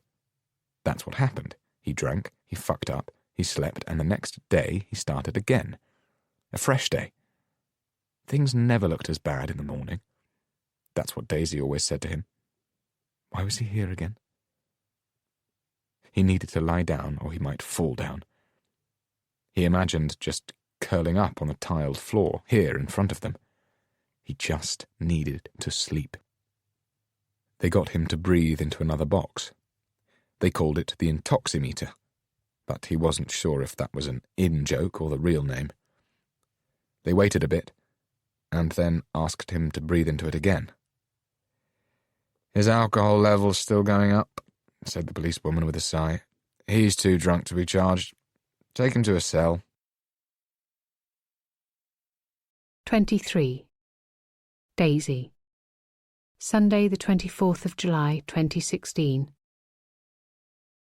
She looks so tiny. My slight sprite has always seemed bigger than she is because of her giddy effervescence, her demeanour. She's fun normally, laughing, dancing, skipping, moving. But now she's still, silent. No laughing. I can only hear my mother crying. She keeps apologising for it, but I don't mind. She should be crying. She should be wailing. We should be tearing out our hair, beating our chests. How are we just sitting here? How are we going on? Her skin doesn't look right. It's a sallow yellow. She's usually tanned or rosy with exertion. The sheet is pulled up to her chest. It's white, I suppose, but it looks grey too. Everything is grey. My father and sister take turns in patting my mother's arm, pulling her into the occasional embrace. No one touches me. They tried to. When they first arrived, breathless and disbelieving, they hugged me as they fell through the door, but I stiffened, then pushed them away. I don't want their comfort. I don't want anything other than to see her open her eyes. "I don't understand why she was in the street," laments my father. She and India had been camping in our back garden. They had taken India's younger brother's teepee out there on Saturday morning and played camp most of the day, but that hadn't been enough for them. They'd wanted to sleep under the stars. They had mentioned as much to me, but I had fobbed them off, said they could play camp in India's bedroom. I should have known that that wouldn't be enough for Millie's irrepressible spirit. When she gets an idea in her head, there's no stopping her. My eyes dropped to her now. Stopped. They slipped out, unbeknown to India's mother. The teepee was totally inadequate for camping. It is just a play tent. The torrential rain had ripped through, so they'd chosen that moment to give up and dash back to their beds. They should not have left their beds. But kids do things they shouldn't. India's mother told me this while I was kneeling on the street with my baby waiting for the ambulance. She was sobbing, apologising, saying she should have kept a closer eye on them. Yes, she should have, but this is not her fault, not really. I don't answer my father's question. He and my mother will blame themselves for the accident. They'll say that she has never slipped out anywhere when under their care. They'll hate themselves for going to the Royal Albert Hall. I wish I could turn back time. I wish they hadn't booked tickets, and that they had been babysitting because they are vigilant, almost neurotic. It's true that Millie wouldn't have been able to slip out of an open patio door under their care, but this is not their fault. I shouldn't have let him drive. Why did I do that? I should have stood in front of the car if I'd had to. Why didn't I do that? I don't know. I can't remember. I can't remember anything important. I guess I didn't have the energy to fight him. I chose that moment to be weak and pathetic. I allowed him to break me down. I must have got in the car next to him. I suppose I must have told myself that there were only a few more minutes left to drive, that he wasn't too bad, that I'd seen him worse. I can't believe I did that now. I'm so ashamed. I probably felt sorry for him, just for a moment, less than that. Long enough. Or done with him. Exhausted, I just wanted to get home. My breath catches in my lungs. This is what drowning feels like. I should have been more forceful. Did this come about because I wanted to avoid a scene? I gave in to him. I must have. I touched my head. I can't actually remember the journey. I hit my head on the windscreen at the... I struggle to let the words drift into my head. Once there, they are real, immovable. I hit my head on the windscreen at the point of impact. I hit my head on the screen when the car hit Millie in the tree. The doctor who has carefully examined me explained that my patchy memory of last night is likely to be a temporary thing, the result of a concussion, the result of the shock. He says brains are clever things and that most likely my brain has triggered a coping mechanism, blanking out the horror. I don't want to cope. It's selfish of me. I should have to remember everything in lurid, excruciating detail over and over again. It should be seared onto my brain. That's what I deserve. I try to. I concentrate very hard. My head throbs with the effort. There was shouting. We were arguing. Did I distract him? I wasn't shouting. He was. I need to remember more. I remember the impact, or rather the feeling of it, more than a visual memory. I sunk, went under, gave in to the slow pull and drag of blackness. "I'm so sorry, Millie," I whisper to my still, ashen daughter. I take hold of her hand and kiss it. It's cold. This is my fault, and this is Simon's fault. I hate us both. 24. Simon. Simon didn't have a clue where he was.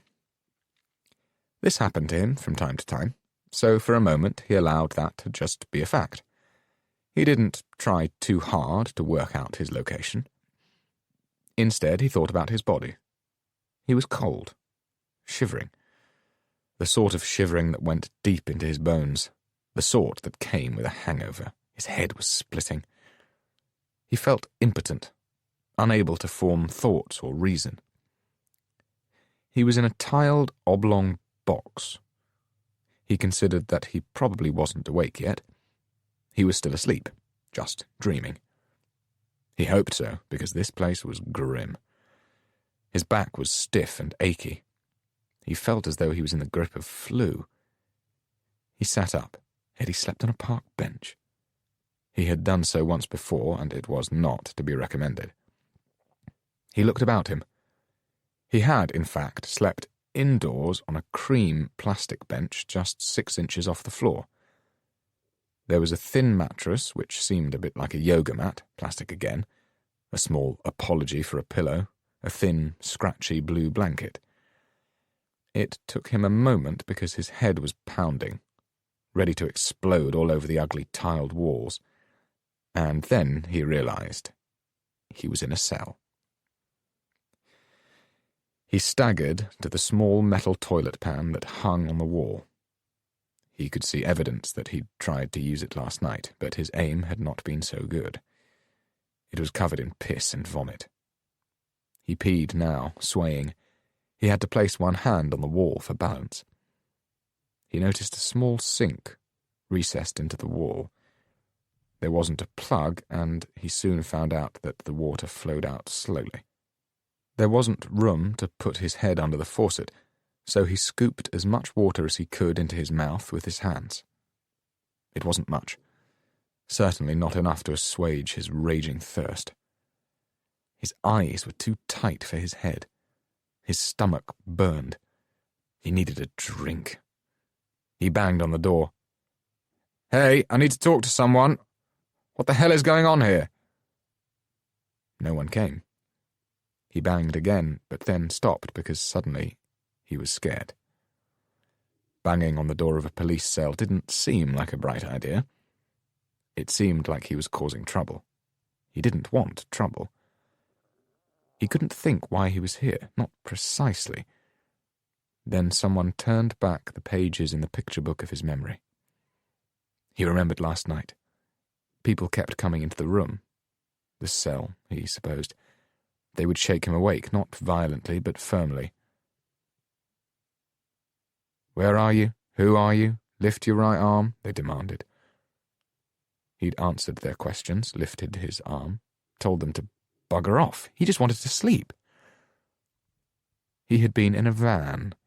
He was brought here in a van. That was right. And before that, he was in a car. It was raining. Daisy was furious at him. Why? He couldn't remember. He'd broken something at Connie's party, that was it. A vase or a plate, a clock? He didn't know. He could see it smash, pieces bouncing on their hardwood floor. He could hear the gasps of their smug, stinking rich, fertile friends who were standing around, passing weed, passing judgment. And he'd been furious with Daisy too, because she'd broken so much more than a vase. Then he remembered glass on the road, the headlights, a thud. More than a thud. The brakes, the car skidding, turning, a crunch. Millie. He remembered Millie. He saw her bouncing off the bonnet of the car, like a puppet yanked suddenly upwards by a puppeteer, and then the strings were snapped, and she was dropped to the floor, a broken, ruined thing. Remembering was like pulling a thread on a jumper. A small tug had led to a complete unravelling. He was left with nothing. He started hammering on the door of the cell. He didn't care how much more trouble he caused now. The damage was done. 2019. 25. Daisy. Saturday the 25th of May, 2019.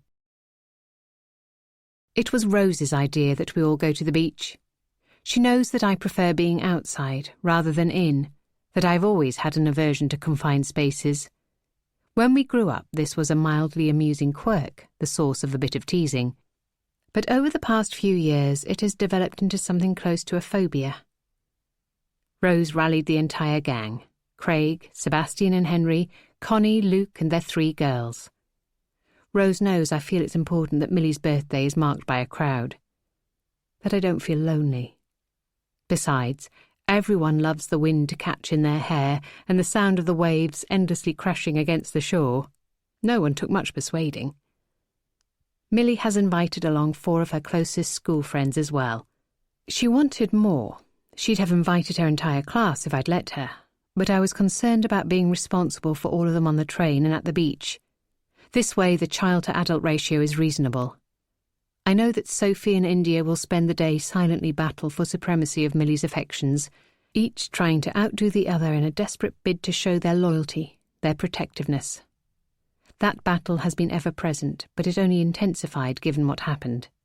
Sophie once tearfully declared that Millie would have stayed safe if she'd been at the party, and that it was all India's fault for wanting to camp in our garden. Connie was mortified that I heard this emotional outburst and swiftly hushed up her daughter, sensibly pointing out that it had been Millie's idea to camp, not India's, something she'd heard me say to reassure India. She didn't mention the other bit, but I hold that fact close. Another what if. Another path I could have taken to protect my daughter. Another way I failed her.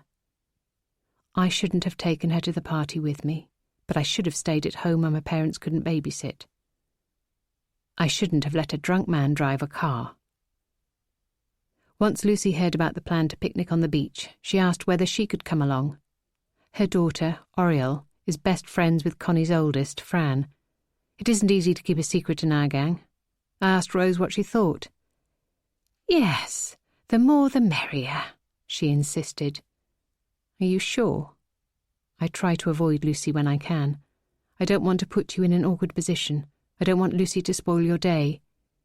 Rose waved her hand dismissively. That hatchet has long since been buried as far as I'm concerned. Surely anyone who wants to celebrate Millie's birthday is welcome. I understand her point. Every child's life is so precious, but awareness of that fact is intensified when it comes to Millie, as her life hung in the balance for so many weeks. Her birthday parties have to be joyful occasions. I can put my personal dislike of Lucy to the side for a day. Anyway, if there is a crowd of us, then maybe, just maybe, we can hide the gap Simon's absence always creates. He is not in a position to feel wind in his hair, hear the waves crash against the shore. He is in prison, serving his jail sentence for nearly killing our daughter. I don't miss him. I'm too angry with him to miss him, and I always will be. When I said this to Connie once, she gave me a funny, sad look and said, "Oh, I see, you still love him." "Don't be ridiculous," I'd snapped. "She's far too romantic for her own good. I hate him." I wonder if Millie misses him. We don't talk about it. I've tried, but it's difficult. There was so much to talk about at the beginning, and she seemed very young to hear it all. The collision, his drinking, the trial, prison. Every conversation we needed to have about him was complicated and painful. All discussions on these matters caused us to fall out, or her to cry or turn moody. It was just easier to stop having the conversations altogether. She hasn't seen him for almost 3 years, and that's a long time for a child. I'm not sure how much she remembers of him. I've left one photo of him in her bedroom. I've taken all the others down. I can't stand to look at him, or to think of him. I make an effort to push him out of my head right now. He is not going to ruin today. He has ruined enough of our days. We have woken up to a rare hot day for May. The bright sky and decent temperatures are a gift on her birthday. Although it's England, so it might be gale-force winds by lunchtime. It seems we often get 4 seasons in a day, but it's the optimistic start that matters. We all travel to Brighton in separate groups, so despite agreeing to meet at the beach, to the right of the pier at 11 a.m, our guest's arrival is staggered. I'm prompt, but when we arrive, Rose is already there, settled on the pebbles, facing out towards the sparkling sea. She's set up not too close to the public loos or the noisy amusements, but not too far away from either facility either. Perfect. Rose is good at that sort of thing. My money's on Lucy arriving next, and Connie bringing up the rear. She's never been known for her timekeeping. Craig has already set to work erecting windbreaks, and Henry and Sebastian have been instructed to set up deck chairs. However, they have abandoned that job in favour of kicking around a football. Since they immediately invite Millie and her gaggle of friends to join in the game, neither Rose nor I complain. We lay out a series of blankets, placing them so that they overlap at the edges, to make sure we stay one big group and don't splinter into factions. Next, we start to blow up orange and green balloons and then tie them around the windbreak to demark the fact that we are a party area. Millie no longer likes the colour pink. I tell myself that every little girl grows out of pink, but the brightly coloured balloons bother me a tiny bit. Millie's rejection of pink wasn't gradual. It was overnight, when she came home from the hospital. By then, she knew that her dreams of being a dancer were over. A girl with screws and pins holding together bone fragments can't expect to ever become a prima ballerina. She threw out all her tutus, leotards and slippers. She demanded that I take down the ballet posters from her walls. She threw out every Angelina ballerina book, trinket and toy she owned. She eradicated the colour pink that was so closely associated with her dreams. 6 years old is a very young age to have your dreams crushed. Or your pelvis, hip and femur come to that. The balloons bob and are lifted when there is a gust of wind, but they don't float constantly upwards as I imagined. I'd have needed helium-filled balloons for that, and I couldn't manage those on the train. It was enough carrying the enormous day bag and shepherding the girls. I am very grateful to Rose for transporting the party food. I don't like travelling long distances by car anymore. Not since... I catch myself. I won't think about that today. My bag is bulging, full of the usual day trip essentials. Towels, sun cream, bats and balls, and a change of clothes, as well as a few extras because it's Millie's birthday. I've brought candles and matches in case Rose forgot them, which I admit is unlikely, prizes for the games, party hats, and I've brought along all the cards people have sent Millie, although I left her gifts at home for her to open this evening. You should have given more to me. I could have brought all of this in the car, says Rose when she sees me unpack the towels. Oh, these microfiber towels barely weigh anything, I assure her. In fact, the straps of the bag have dug into my shoulder, and I can still feel the weight of it even after offloading it onto the pebbles. I hadn't realised how long it would take to walk from the station to the front. I should have asked for her help, but I don't like to be a burden. Rose does so much already to cushion and comfort. I don't want to exploit her kindness. I call over to Millie and her friends. Have you all got sun cream on? One or two of them reassure me they have. Largely I am ignored. They are more interested in scampering to the sea, jumping over waves and squealing with laughter. We wait until the others arrive before we unpack the food. I am relieved when Lucy and Oriel arrive, without Peter. He's playing golf, Lucy explains. I'm not surprised. Peter always plays golf on a Saturday morning, and when I say always, I mean he's been known to miss weddings because he has an 8 a.m. tea time. He's going to try to join us later this afternoon. My heart sinks a little to hear she's staying for the duration. I had thought she might show her face and then dash off after an hour or so. I say nothing but manage to smile politely. Even though Rose and I have catered for everyone, Connie and Lucy have brought extra, which is always exciting and welcome. It's clear that Connie has been planning her contribution to the picnic for a while. She's Millie's godmother and takes the role seriously. She has brought along a platter of a delicious-looking tricolore salad, rounds of herb ciabatta, and she's baked a batch of gooey chocolate cupcakes. Lucy has brought 3 bottles of champagne and the most enormous punnet of fat, rich raspberries. She tells us she hand-picked them from an organic farm. Spent all afternoon doing so yesterday. I can hardly believe it. I know Millie adores raspberries, she explains simply. From anyone else, I'd see this as a notable act of thoughtfulness. Lucy most probably identified an Instagram opportunity. I bet her feed is full of pictures of her picking the raspberries. I glance up and take a moment to watch my daughter and her friends play in the waves that swish and crash on the shore. The girls continually dash towards the waves, then run away laughing. For now, they are allowing themselves to be little girls. I'm glad I resisted the pleas to have a pop princess party, which is inclusive of a makeup demonstration and a choice of each guest having either false eyelashes or a fake tattoo. Fran, Flora and Oriole are lounging about on towels. The oldest 2 are chatting. Flora's head is buried in a novel, as usual. All 3 girls are always keen to get a tan, and the pursuit of said tan is taken very seriously. It starts in March, and even if it's snowing they insist on being bare-legged. Craig, Luke, Sebastian and Henry are playing a paddle and ball game in the shallows. The ball is tapped between them, consistently hitting the mark. The boys and Craig are in swimwear, but Luke didn't get the opportunity to change. He was recruited into the game almost the moment he arrived at the beach. He's in shorts and a t-shirt and he's getting wet and hot, but doesn't seem concerned. He's laughing and chatting as usual. My eyes drift back to Millie, as they always do. I notice that she has fallen over 3 times in quick succession. The waves don't knock any of the other girls off their feet. She's getting tired. Possibly her leg or hip is hurting, but she'll never admit it. I become aware that Luke's eyes are on her too. He seems to have noticed she's struggling. But he knows better than to make it into a thing. Drawing attention to her struggles makes her embarrassed and angry.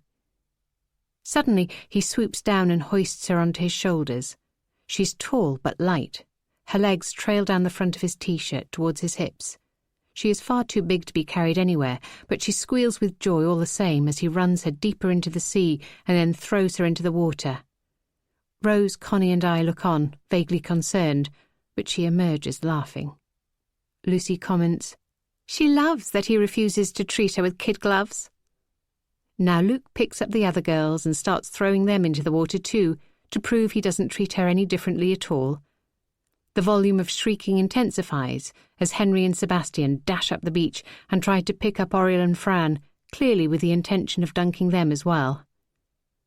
About 15 minutes later, everyone is sat on the picnic rugs, shivering but wrapped in towels and demanding food. Frolicking in the sea and general mischief-making clearly creates appetites. I notice that Luke is drenched, but he holds back and waits until everyone else has a towel before picking one up. The day passes in a glorious series of happy vignettes. The kids are aged between 9 and 19, but get on all the better for that. They naturally group and regroup throughout the day depending on the activity and energy levels. We play some traditional party games that Millie initially pronounced lame, but are in fact fun. Something she can't deny when her friends insist they're going to be sick with giggling. We eat candy floss and ice creams. We visit the amusement arcade on the pier, and Fran, Flora and Oriel peel off to have a mooch around the lanes. Sebastian and Henry say they are doing the same, but they are almost certainly going to the pub or to chat up girls. People are shy about saying they are going for a drink in front of me. I swore that once Millie was released from hospital I would give up drinking altogether, and for a year I did. But then I started to allow myself the odd glass on special occasions. I realised drink wasn't my enemy just because it's Simon's. By 5 p.m, Sebastian and Henry return from the pub. We are all starting to feel peckish, which is extraordinary considering how much food we ploughed through at lunch. We laugh and explain away our greed. The sea air creates appetites. We've had a very active day. We ate ages ago, at least 3 hours since. Craig suggests we pack up and find a fish and chip restaurant. His idea is met with unanimous approval. As I start to push sodden towels and costumes back into my bag, I remember Millie's birthday cards. "Do you want to open your cards first?" I ask. I know they will get damp if they're next to the towels, or maybe even lost as I cart things back to the station. Thinking about it now, it wasn't the best idea to bring them with us. "Oh, yes," she cries excitedly, aware that a fair number of them will hold cash or vouchers. She carelessly rips open the envelopes and I scoop up the waste paper, determined not to allow rubbish on the beach. As she hoped, there is quite a haul. She has a sizable cheque from my parents. Lots of other people have slipped her a fiver or tenner or vouchers for books, Claire's accessories and Topshop. She has never bought anything in Topshop and looks fit to burst with the thought of it. Her face is bright with happiness. Her smile is stretched across her entire face. I feel something inside me relax a little. It's been a great day, a success. Millie has had the sort of birthday celebrations most 9-year-olds might hope for. I sigh with relief because it's not always a given. Birthdays and Christmases can be fraught. Most days the two of us rub along very well. On some days we simply aren't enough. Connie reaches into her bag.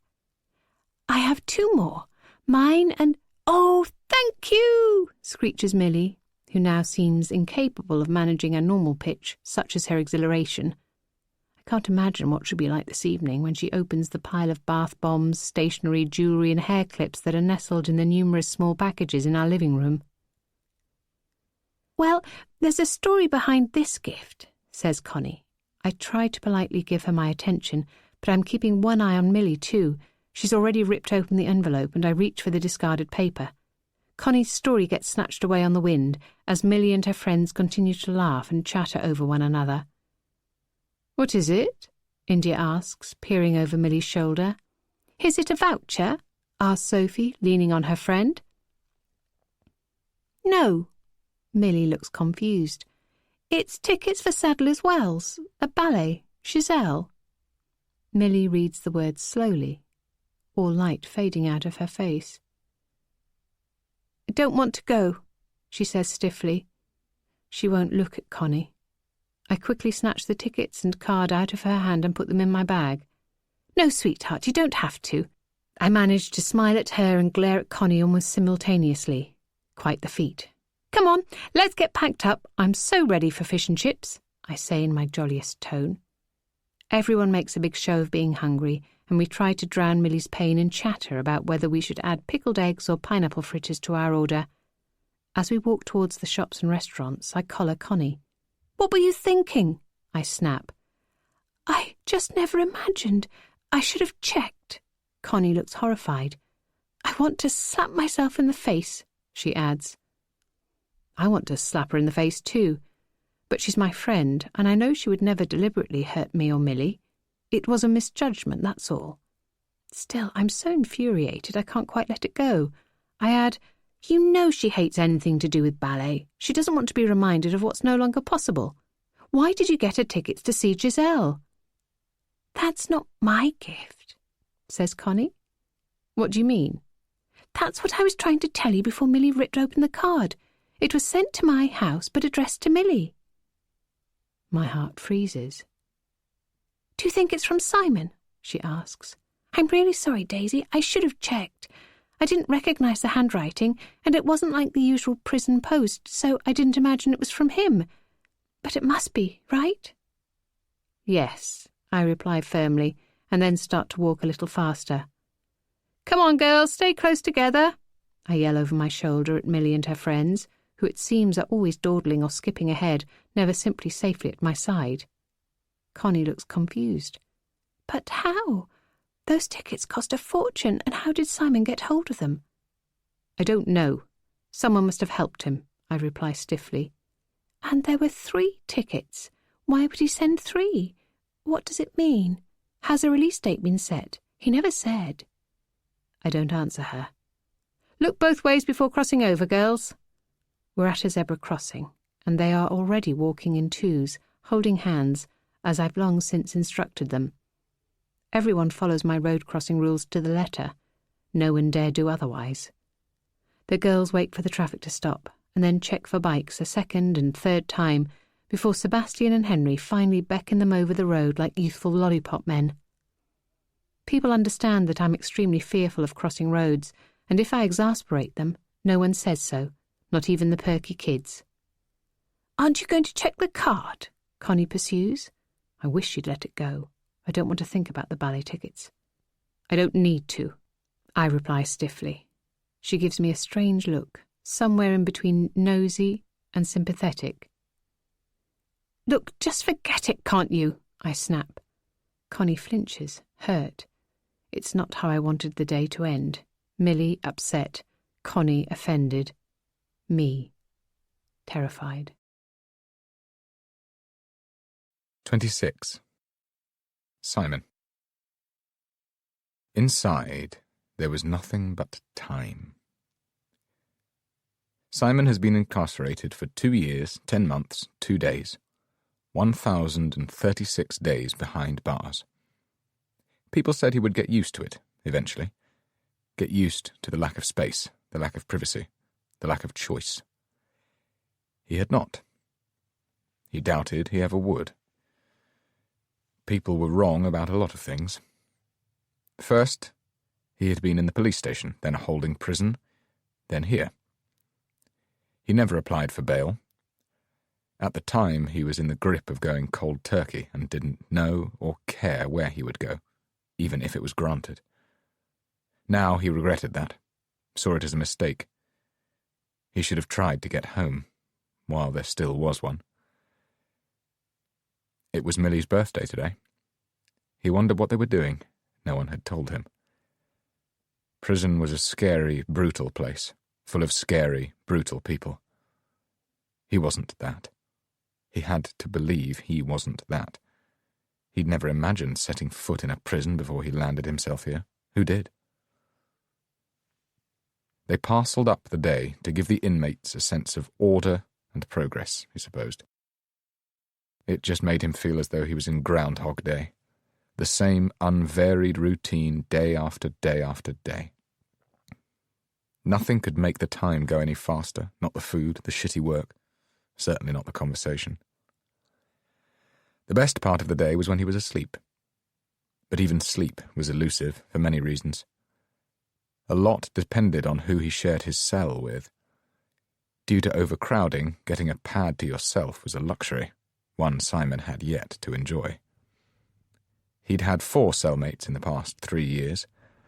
The first 2 men were serving short sentences, in and then out after some months. The next one was a full-on proper crim. Rick Dale. The 2 Dale brothers headed up the most vicious and powerful gang in the prison. They operated several scams and were responsible for the distribution of everything: chocolate, fags, stamps, drugs, mobile phones, booze. Simon quickly came to understand that they were the real internal law and order system, with as much, if not more, power than the guards. The punishments they dished out were dreaded far more than a couple of days in the cooler. Rick was the younger brother. On the outside, he dealt with drugs and women. He ran dodgy clubs and gangs. He scared the shit out of Simon, who barely slept for the 6 months they shared a cell. Dale smoked 20, 30 fags a day. In theory, Simon could have made a complaint about having to pad up with a smoker. In reality, he was unlikely to ever be able to sue the prison service over the long-term health implications of passive smoking. When Rick Dale was first put into his pad, Dale had offered Simon a cigarette. Simon didn't take it. "Don't you smoke?" Dale had asked. "No." "You think it's bad for your health, do you?" Because Simon was still naive, he'd nodded. Dale punched Simon in the gut, swift, hard. He'd never been punched before he came inside. Well, at least not since the school playground, and never with any real force. He folded, dropping onto the floor in a heap. Dale kicked him, 2, 3 sharp kicks. It was a swift going over, a warning, a demonstration of the hierarchy and structure delivered with cold efficiency. Simon understood the lesson. Nothing was as bad for his health as crossing the Dales. The risk the Dales and their gang presented was all-pervasive and imminent. Simon was threatened with words and without them, in the yard, in the canteen, in the shower. Luckily, a better room came up further along the corridor. Quieter. Somehow Rick Dale managed to wrangle a move. Simon never asked how. This wasn't a place where curiosity was rewarded. Best to keep your head down, your mouth shut. His latest cellmate, Leon, was better. He was clean enough, decent about privacy, and he didn't steal Simon's stuff. They sometimes traded cereal packets or a tea bag for a coffee sachet. Simon had long since learned to suppress the impulse to just give someone something. It was viewed with suspicion. Everything had to be traded to keep the equilibrium. Still, Simon only managed 5 or 6 hours of sleep per night. He was never exhausted. The days weren't full enough to help push him towards that longed-for unconsciousness. He wished he could still drink until he passed out, blacked out, blocked it out, now more than ever. But that wasn't an option. At 7:30 a.m., the cells were unlocked. They were given breakfast, served from a hatch. It sounded good, breakfast being served, not having to dash around a kitchen, hunting out cereal, milk, a mug. But not being given any choice as to what you might want to eat was just another punishment. He couldn't sling a couple of rashers of bacon under the grill if he fancied a bacon butty, or wonder how he wanted his eggs that morning. Scrambled, fried, poached. They ate what they were given, sitting on benches. No one spoke at breakfast. That, at least, suited him. He needed time each day to adjust, to remember why he was there. At 8:20, they were moved to work. Simon made hairnets. He sometimes wondered whether there was a genuine market for hairnets anymore, or whether this menial job had been created to humiliate, to keep hands busy, self-esteem low. Working was classed as a purposeful activity. They structured the day so that there were as many hours of purposeful activity as possible. Library time, exercise, work, the meetings. Not that you got to pick and choose. You couldn't drift from one thing to the other, like an after-school club or an all-inclusive holiday resort. Everything had to be applied for, granted, regimented. Everything was given and could be taken away. Initially, Simon hadn't applied for anything. He had been occupied dealing with the withdrawal from alcohol. All he could do was curl up on his bunk, tight like a fist, and feel glad that the door was shut and locked. He'd screamed, shaken, cried, begged, sworn, kicked. When he got through that, he realized he needed to fill his days or he'd go mad, if he wasn't already gone. He liked to think he chose to work, to apply for a library and a gym pass. But maybe they broke him. Maybe he'd been conditioned so much so that he was unaware that even choosing to participate wasn't his choice. There was a period of the day that they called association time. This was when the inmates got to chat to one another, play pool, or watch television. Some used the rowing machine or exercise bike, which sat on the wing. There was also a laundry and a small shower cubicle. Simon loathed association time because, perversely, any sort of hint that this was free time only served to highlight that they had no such thing. It was time to kill, to smother, extinguish, endure. Admittedly, it was not a particularly taxing regime, but it was far from stimulating. And it certainly wasn't the holiday camp which some commentators would have the British middle classes believe. The area where Simon associated was desperately cramped, uncomfortably warm. It smelt of testosterone, fear, and disappointment. The smell clung to him, forced its way up his nose and into his mouth, choking him. The exercise yard was no better. It was a lot like a school playground, but with bigger thugs. It was surrounded by high walls topped with barbed wire. If a bird ever flew into the yard, the men would stop and stare, sometimes cluster. Grown men, captivated. It was horrifying. Then the bird would get startled and fly away. Some of the men would watch it until it was a dot. They radiated longing and fury. They couldn't do what a fucking scrap of a bird could. Millie's birthday. The date banged around his head. It defied logic. One day was like the next in here, and yet Millie's birthday was remaining stubbornly important to him. He decided to spend a bit of time recalling her past birthdays, the 6 he had seen. It was something new to think about, at least. There was a clown at one. He remembered spinning plates. But then Simon had dropped them. Daisy had made a fuss. Said he shouldn't have been joining in, he was too drunk. And that the tricks were for the kids anyway. It was an uncomfortable memory, seared with regret and embarrassment. He thought they'd had a puppet show party once, but he wasn't sure. He couldn't remember. He could remember her being born, though. When Millie was first born, Daisy had struggled, not him. She said she felt caged, confined. She'd complained that she couldn't so much as go to the loo on her own anymore. She said she felt she'd lost herself. Simon had called it that, struggling. The doctor had called it postnatal depression. Simon hadn't liked the label. He'd thought it was too fierce, too defining, and he'd tried to protect his wife from it.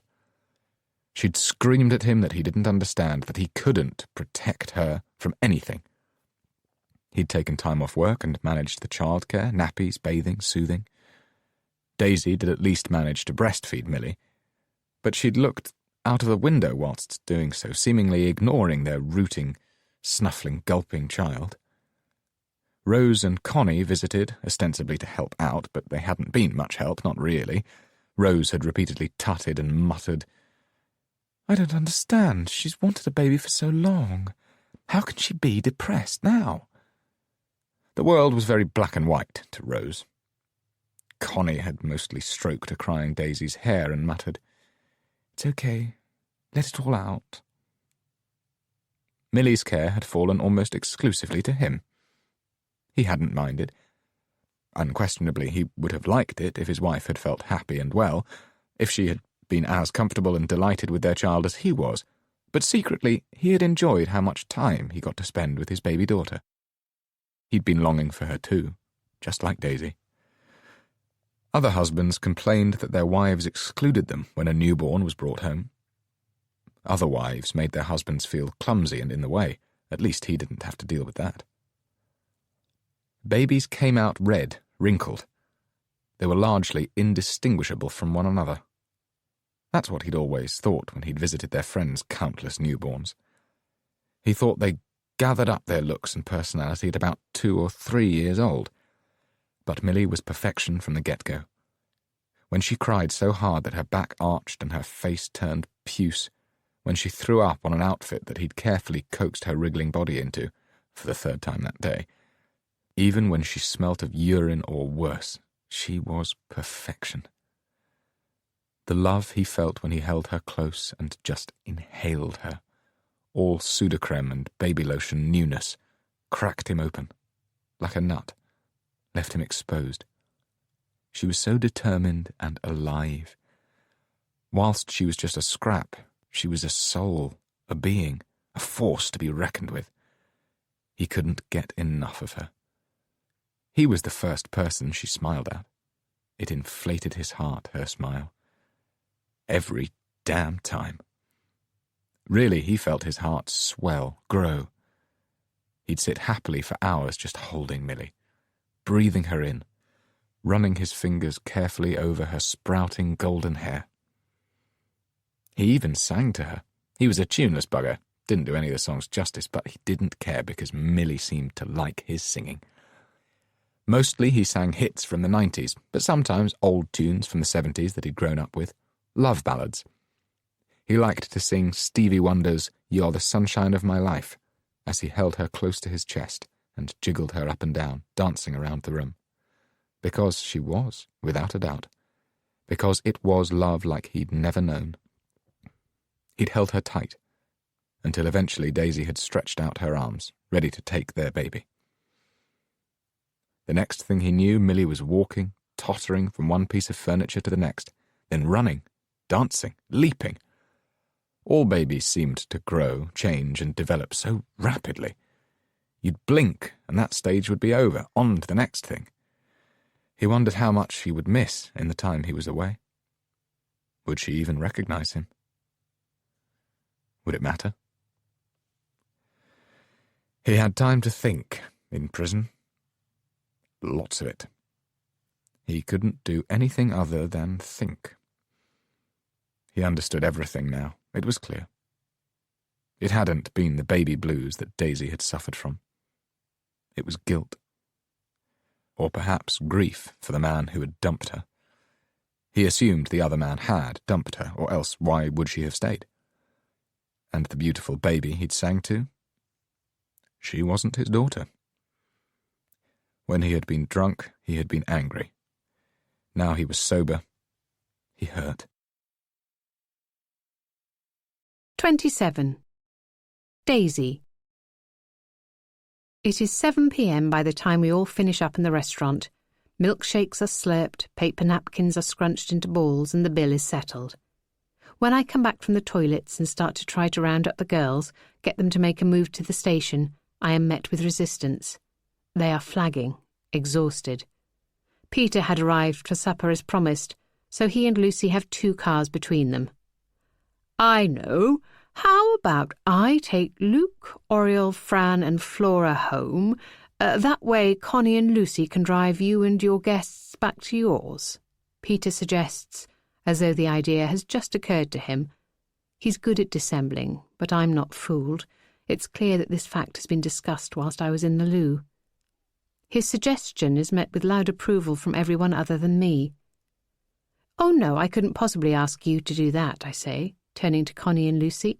We're far too far out of your way. It will add so much time onto your journey. They both live in Notting Hill, just minutes away from one another. I'm North London. Well, Sophie is staying at yours, and I'd have to pick her up tomorrow anyway, points out Connie. How about I stay over at yours too? I can borrow some pyjamas, pick up a toothbrush. I can help out with this lot tonight. She nods towards Millie's guests. I'll make hot chocolate. The 6 youngest girls are jumping up and down on the spot now, clapping their hands in glee at the idea of more treats to come. Oh, an adult sleepover. Fun, chips in Lucy. Her tone leaves me utterly confused as to whether she thinks a sleepover is heaven or hell, and most worryingly, whether she is planning on joining Connie and stopping over too. I throw Rose a desperate look, but she just shrugs. It will be a struggle with all of them on the train and tube. It's a sensible plan, she says. Her practicality always overrules any emotional impulse. Sometimes I wonder whether we are related at all. Connie proposes that she takes Sophie, Millie and India, and that I travel with Lucy and the other 3 little girls. I really could do without having to make small talk with Lucy for the next few hours. But Connie's plan makes sense, and I realise that refusing would be beyond rude. Besides, I can't expect the 3 girls to travel with Cruella de Vil without either me or the birthday girl for company, and I know Millie will refuse to be separated from her 2 besties. I feel hustled, but I can't stem the tide of these proposed logistics. That's the way it is if you are part of a big gang of friends.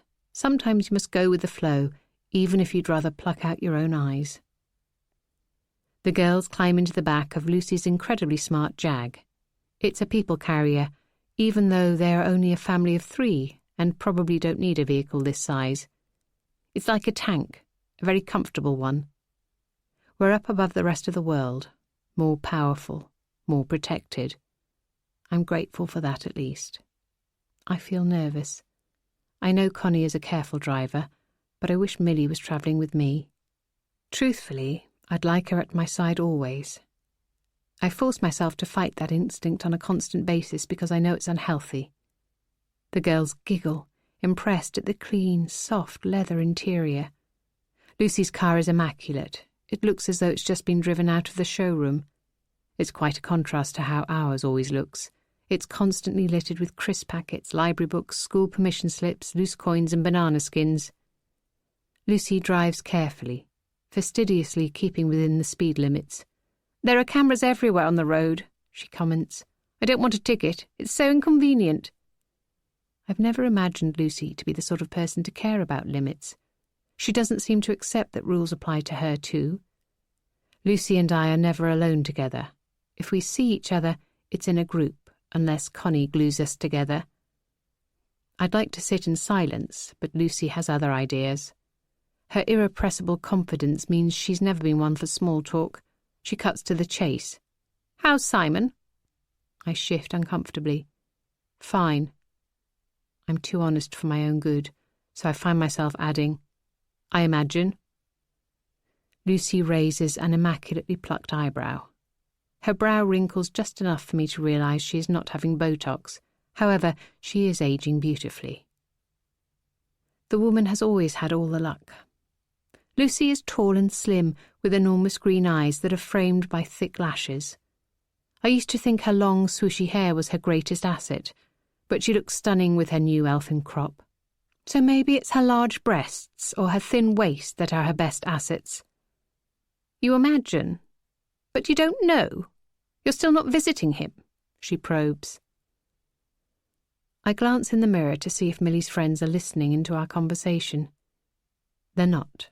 One is already asleep, the other 2 are wearing headphones and listening to their own music, or maybe an audiobook, I think, hopefully. "Correct, I'm not visiting him." "Wow, you sure can hold a grudge." There's a smile in her voice.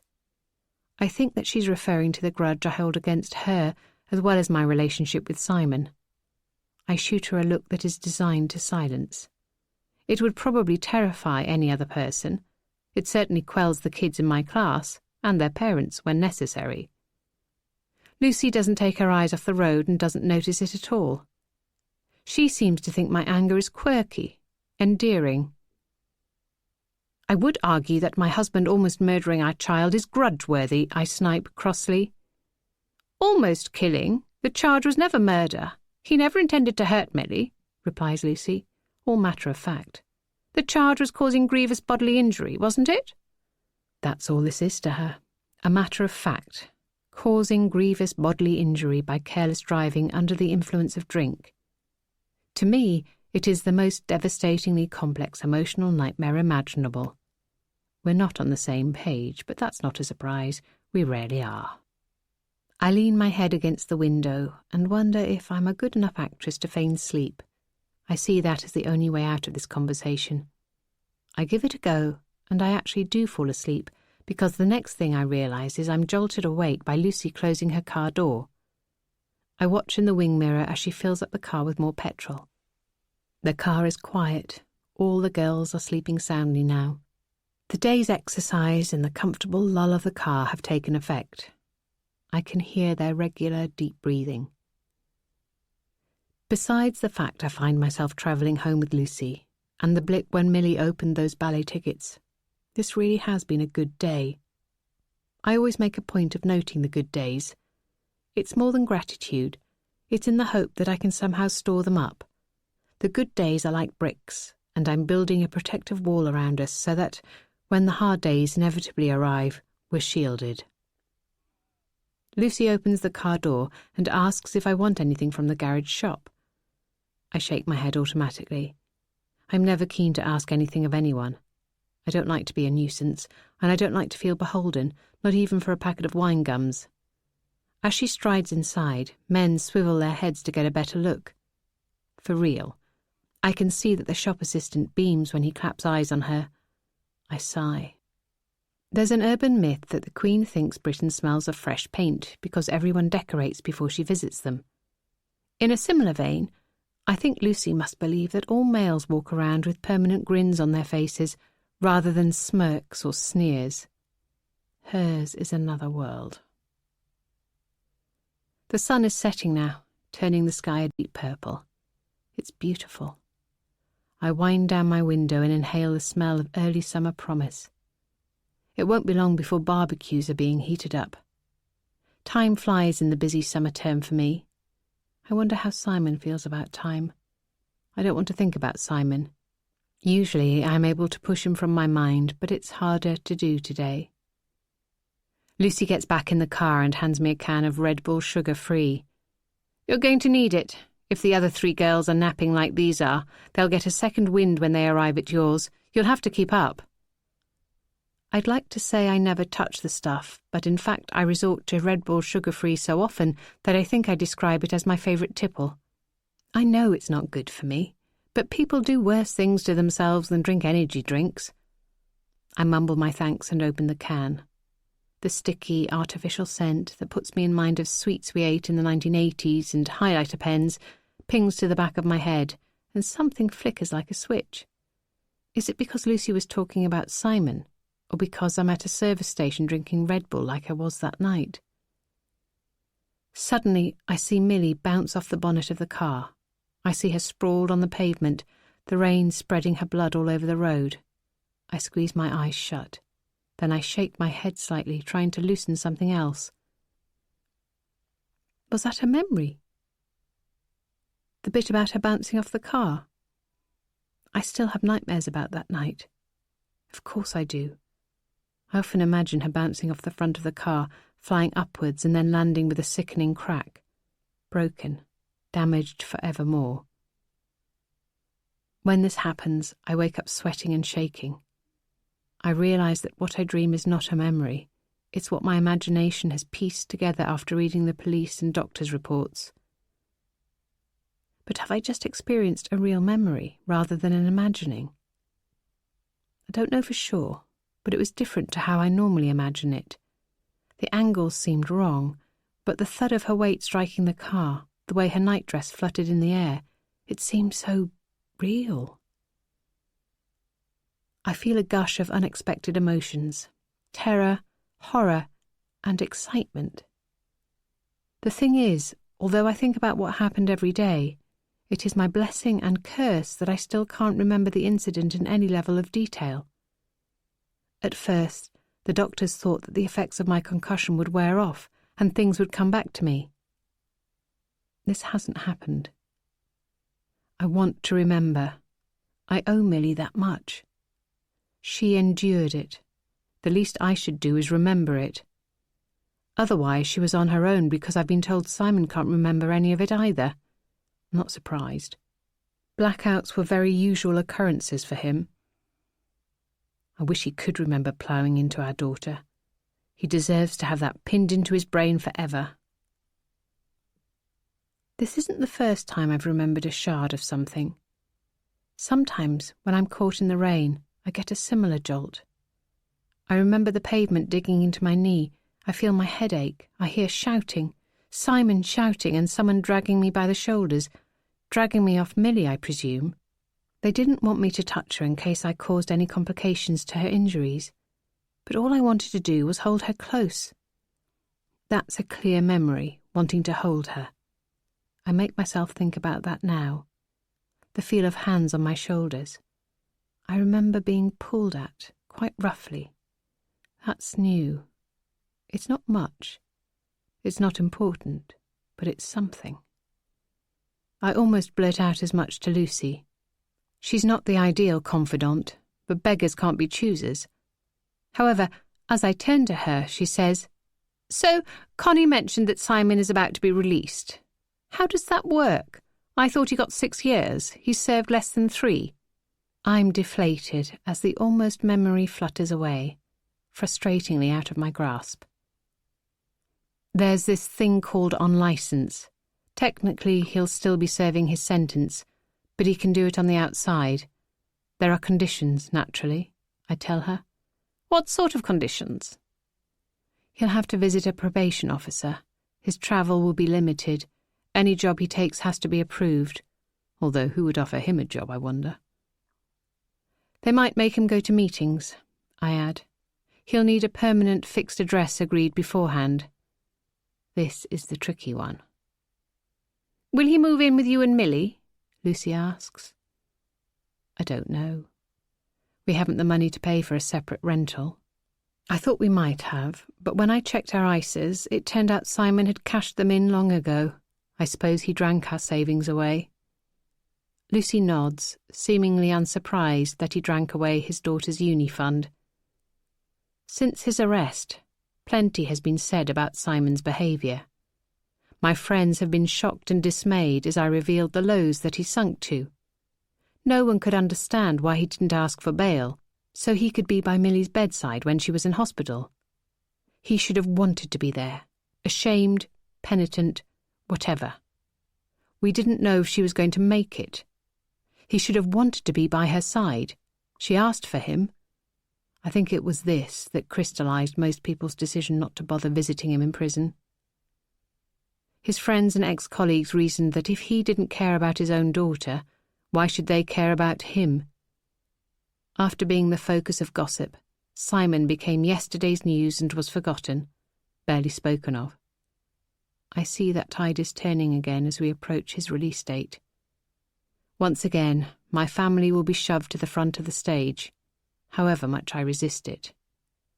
Do you talk on the phone? Lucy asks. No. Do you write? No.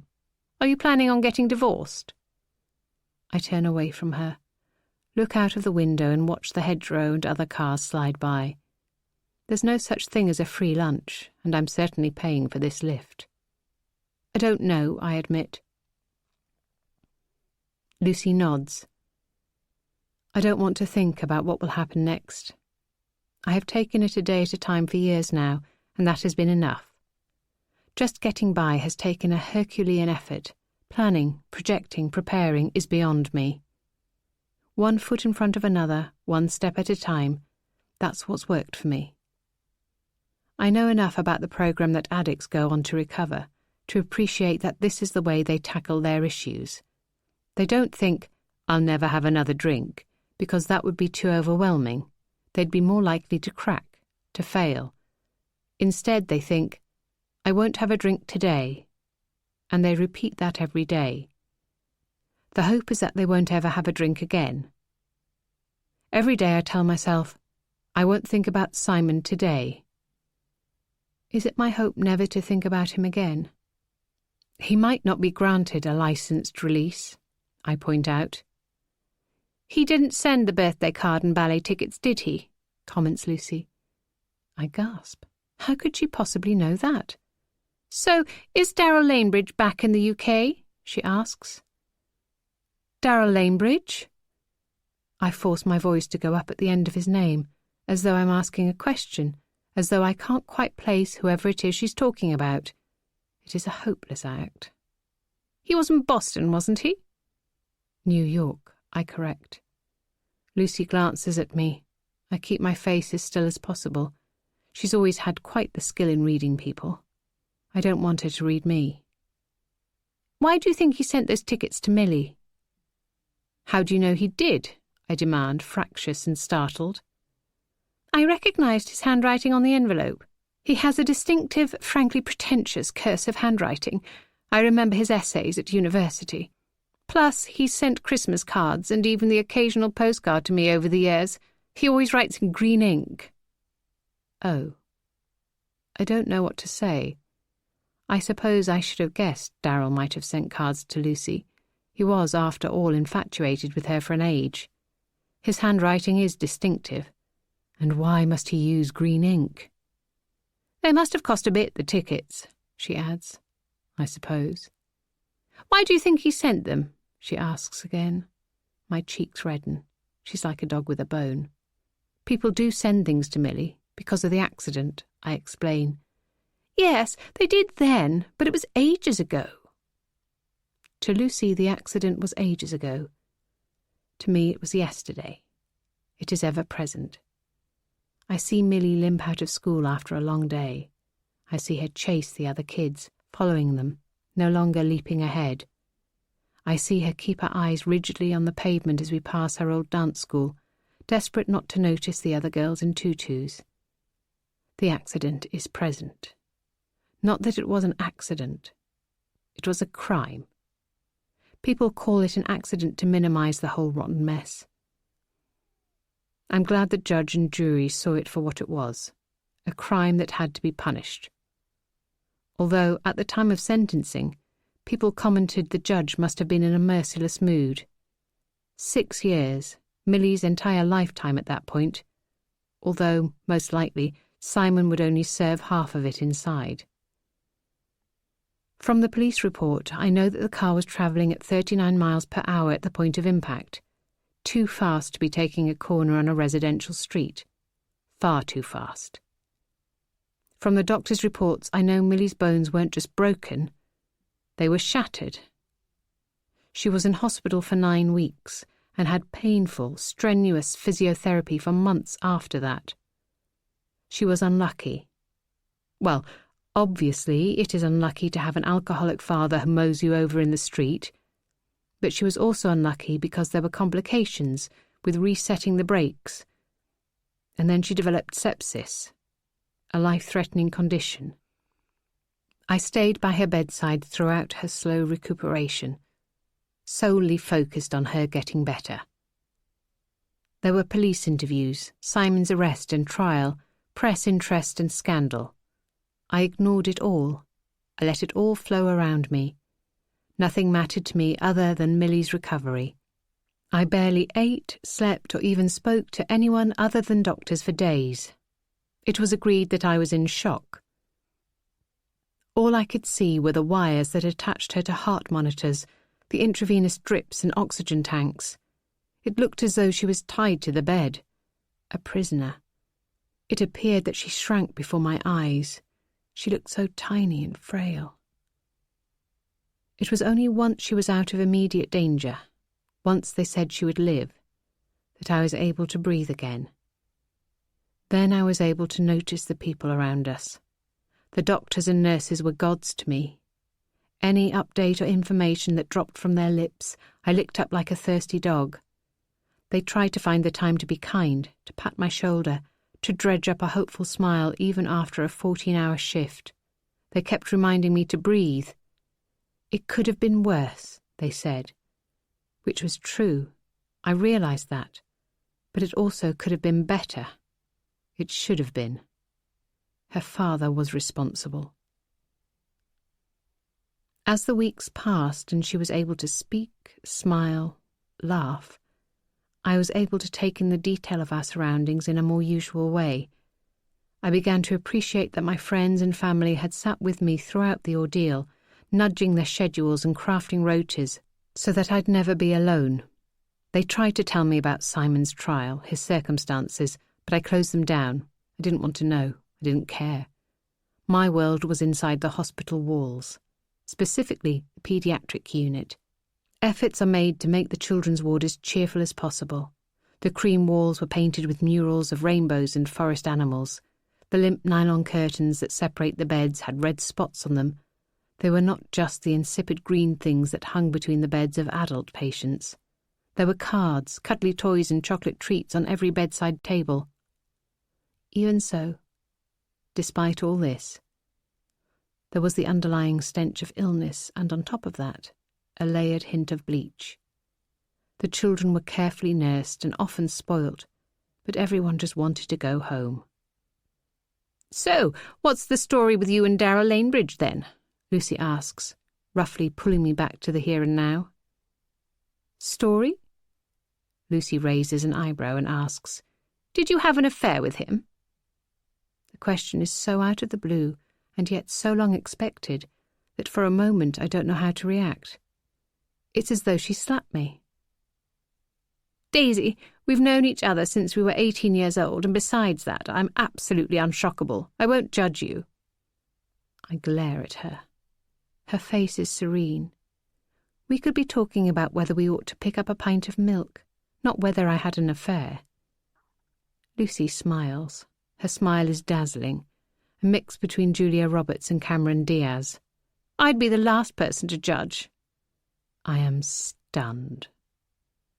I take a long, slow, deep breath in. My therapist, who I saw for some months after the incident, taught me the importance of breathing deeply to combat anger, fear, anxiety. But in fact you are judging me, Lucy. You are judging me by your own very low, despicable standards, I retort. Now it's Lucy's turn to look surprised. Colour floods up her face from her neck. If I wasn't so flustered, I'd get some satisfaction out of that. It takes a lot to rile Lucy. I think he's an arrogant prick, if you want to know the truth. I sound defensive. I sound too heated. I should care about him less. I reach into my bag that's at my feet and scramble about for the card and tickets. When I retrieve them, I rip them in half and then quarters. I open the window and throw the pieces out into the night. The bits dance on the wind for a moment, then vanish. Normally I loathe people who litter, but I just needed to get rid of the card, to obliterate it. We continue the rest of the journey in silence. We're both pleased when the girls wake up and start to chatter about their day at the beach. I notice Ellie has caught a little bit too much sun. I root out some after-sun cream. I make quite a fuss. Obviously, I don't like children scorching themselves when they're in my care, but mostly I make a fuss to fill the space that Lucy's accusation has created. When we finally arrive at my house, I'm relieved to see that the lights are on. Connie has got home before us and let herself in with the key she keeps. I won't come in, says Lucy. I'd better be getting back to Peter. Yes, I think you'd better, I reply firmly. I slam closed the car door and usher the girls into the house as quickly as I possibly can. 28. Simon. Tuesday, the 28th of May, 2019. In the beginning, Simon thought the group meetings were pointless. He'd sat in an uncomfortable plastic chair, silent, staring. Well, not sat, slouched. None of the prisoners ever sat up straight. They lolled, leaned or huddled. Defeated, disgraced. There were no ring-fenced resources for helping addicts in prison, so the idea of the therapist coming to run the meetings was impossible. The busy prison chaplain, Billy, stood in. He didn't wear his collar. He wanted to be approachable, so he played down his association with God. He knew that it upset as many prisoners as it attracted. There were different denominations and faiths to consider. There were atheists and agnostics to include. Billy welcomed them all. To him, one lost soul was the same as the next. Simon was told to go to the meetings, and he'd done so because he thought it was compulsory, like making hairnets or showering when instructed. His response to attending meetings led by a person of the cloth was complex. He'd assumed the chaplain probably had a low IQ or was simply unbearably naive. However, over time, Simon found that he grudgingly admired the chaplain, who had something most people didn't. A sense of hope. Or resolve. Peace. Simon had never felt any of those things securely. Billy seemed to understand that men who drank, stuck needles in their arms, or gambled away their homes were all suffering from the same thing. They yearned. They were hungry. Incomplete. They lacked something vital. It might simply have been self-discipline or self-esteem. It might have been a god. What did Simon know? The chaplain could at least provide them with a room twice a week to talk about the gap, the space, the lack. Simon had been forced into going cold turkey in custody in the months he'd awaited his trial. It had been agony. A new level of pain that he hadn't believed possible. Every muscle, bone, and nerve in his body had screamed out in objection. He felt raw and threatened. The world was hostile. The clang of the door, the turn of a key in the lock, the shove of a shoulder, all intimidated him. He felt perpetually vulnerable, sick and shivering with terror and paranoia. His body folded in on itself, his mind too. It was all he could do to breathe. He concentrated on listening to that sound, the sound of his breathing and the throb of his heart thumping. Better to concentrate on that rather than the sound of other men laughing. Were they laughing at him? Other men shouting? Were they coming for him? By the time he arrived in prison, he was dry. Dry, but still an alcoholic. Always an alcoholic. Officially, there was no alcohol permitted, obviously, but the ingenious and desperate found a way to home brew. "Where there's a will, there's a way," his first cellmate had assured him with a sly nod and a wink. Simon had laughed hysterically at that comment because he was scared, because he was excited. He remembered his mother often used that exact expression along with, "Necessity is the mother of invention." Expressions that Elsie had were always positive, full of determination and resolve. When his cellmate used the optimistic little idiom, Simon saw the exhilaration and promise behind it. He also recognized the danger and threat, but he didn't care. He knew alcohol abuse ruined stuff, even motivational idioms, but on another level, it solved everything. Or had, for a while. On the outside, he lived in hope that the answers lay at the bottom of the glass, and then the bottom of the bottle, and then the next bottle, and the next, and if they didn't, it didn't matter because he'd drunk until he'd forgotten what the questions were. The idea that rules could be broken, even in here, that he'd sniff out alcohol somewhere, appealed to him. However, despite his initial excitement, the opportunity to home brew had never presented itself to Simon. In all the time he'd been locked up, no one offered him anything. He would have to approach someone if he wanted in on the illegal brewing, the Dales, probably. Slowly it dawned on him that yes, he wanted a drink, but for the first time, in as long as he could remember, he wanted something more. He wanted to stay safe and alive. Hunting out the right people, the people who dared break the rules, and then owing them, would threaten that. So he stayed sober. For the first few weeks that he attended the meetings, he did not say a word. He wanted to draw as little attention to himself as possible. Speaking would confirm attendance, draw notice. Prison was scary as fuck. Group therapy was perilous, possibly suicidal. In prison, people didn't often talk about their crimes. Confessions were dangerous. He could easily say the wrong thing, something someone could take objection to. Hell, the thought of laying himself bare, exposing himself in a one-on-one private therapy session in North London with an earnest, bearded, vegetarian liberal had always horrified him. How could this be a good idea? He'd slouched as far back on a chair as he could, looked nowhere other than at his shoes. Countless tales were told about drink and drugs, hate and fear, what it did to a person, what addiction could strip someone down to, our snarling animal selves. Faces smashed, knuckles bloodied. He'd pretended he wasn't there. And anyway, he wasn't. Not really. He'd let the meetings happen over his head. After about a month, Billy had tried to draw him in. He'd asked, "Simon, do you have anything you want to say?" They'd been talking about cravings. There was a new guy. He had scratched himself raw. His arms and legs were bleeding. He was jittery, agitated, high on something, coming down. Despairing he'd never have a hit again. Despairing about that, more than the fact he was banged up, Simon suspected. "No," replied Simon. At the next meeting, there was a guy who was as thin as a reed, but could talk for England. "You wake up with a hangover, but what really ruins the next day is the shame. Even if you were drinking alone, not kicking off, causing no trouble whatsoever, you're still filled with shame because it starts to become obvious that you're just not able to get your shit together. You're a fucking loser. Then with more honesty, he added, I'm a fucking loser. No one bothered to contradict him. I wonder how much more I might have done with my life if I'd not spent it drunk, he mused. You'd have robbed a bank maybe, not just a couple of poxy corner shops, replied another con. This got a laugh. They were all glad of the joke. It eased things. Honesty was a downer. Billy mumbled something about change being in everyone's grasp. Another one of the inmates upped the ante. He'd decided to take this opportunity to shock or maybe scare.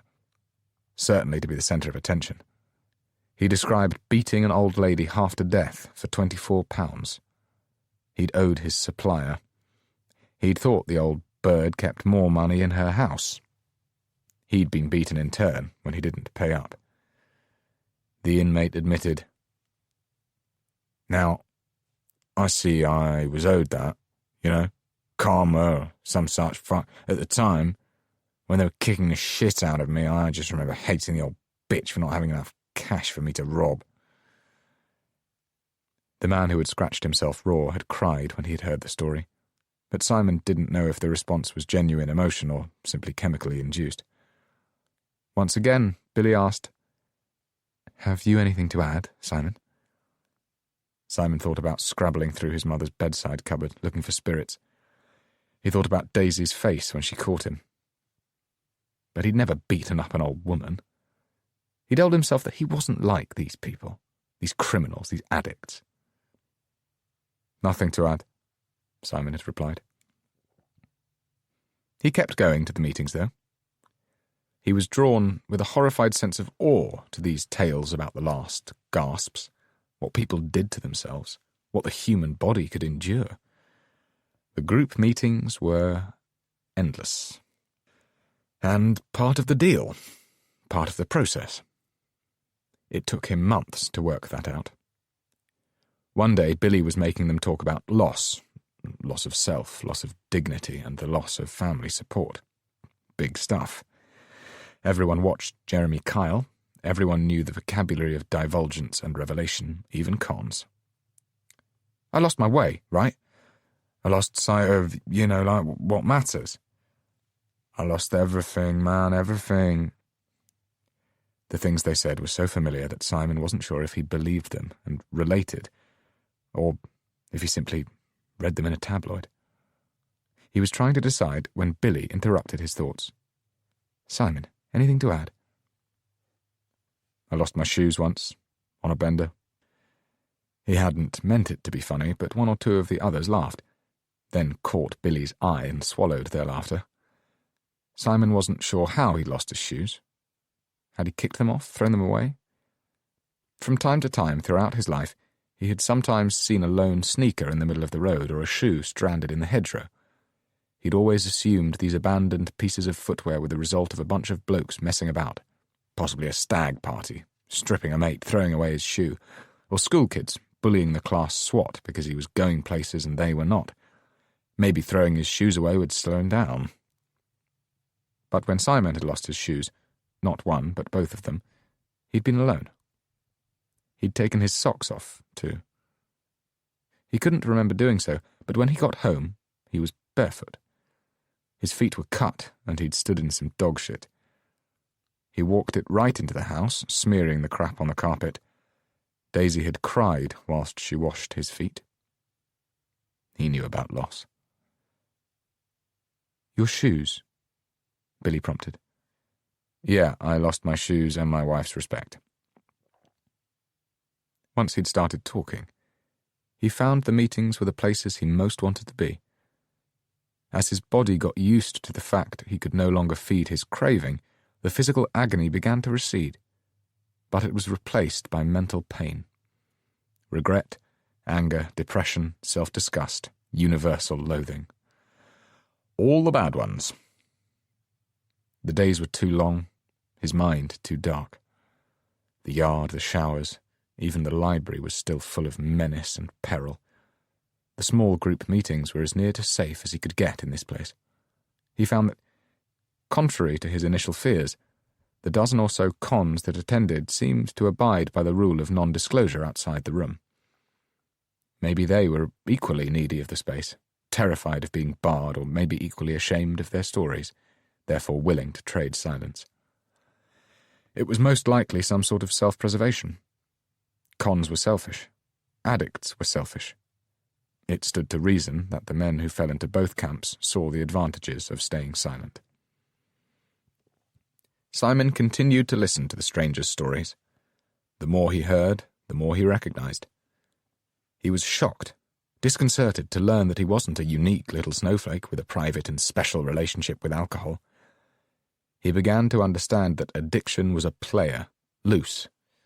She got around. "Do you think there's like an alcoholic gene that you can inherit?" someone once asked. Simon didn't know his name. His hair was long, he wore it in a ponytail. He was overweight by about 40 pounds. "There's evidence that might be the case," Billy replied carefully.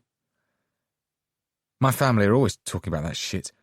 By the time I was 10 or something, they said I had that gene.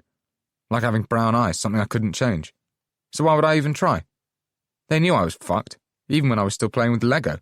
My mum, she used to carry around a flask of tea wherever she went. The supermarket, school pickup, the park. Except it wasn't tea. My whole clan drink, man. Blacking out is nothing to any of us. It's like a rite of passage, yeah?" This came from a man who had a Scottish accent. His use of the word clan wasn't entirely ironic. What was it Simon's mother had said? Not that she could be relied upon for an accurate account, since half the time she didn't know her own name. But she had said his father drank, hadn't she? That it was best to ignore the matter. Thinking about it, Simon realized something he'd always known, but had indeed tried to ignore. His gentle father, who Simon had admired as a boy, was a binger. Sometimes so generous and available and there, other times absent, closed, even cruel. When it came to booze, his father had always hopped and lolloped along the path between craving and revulsion. Simon had followed after him. Eventually, Simon had admitted to himself that maybe he should have done this on the outside. Gone to a meeting. Maybe it would have helped. Part of his brain registered that the thought was borderline optimistic. A thought still distilled with a sense of familiar regret. But there was an undeniable hint that things could change, could be improved. That was entirely new. "Simon, do you have anything to contribute?" Billy had coaxed him. So, he told them about missing Millie's ballet recital. He told them about the hours she'd practiced, how excited she was to be performing a solo. He admitted that he'd promised her that he wouldn't miss it for the world. That she had, in fact, elicited this promise 3 times and got him to seal the deal by clasping pinky fingers and pinky promising. Then he explained, "I was in a bar, one of those really cool ones, for young people."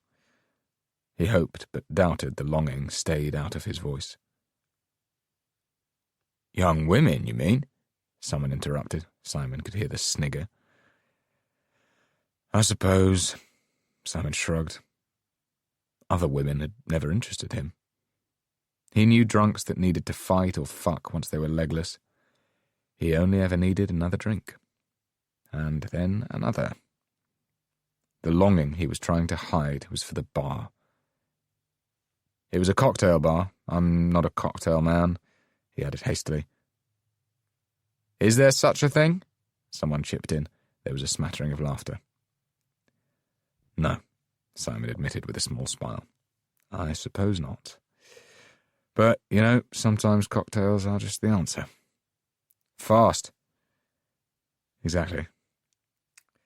It was dark, with music playing. Dozens of bottles were lined up, overpriced and therefore desirable. The bartenders took pride in what they were doing. They painstakingly poured out each measure into metal shakers, added chunks of ice and swished. Nobody minded that he took his time, set the scene.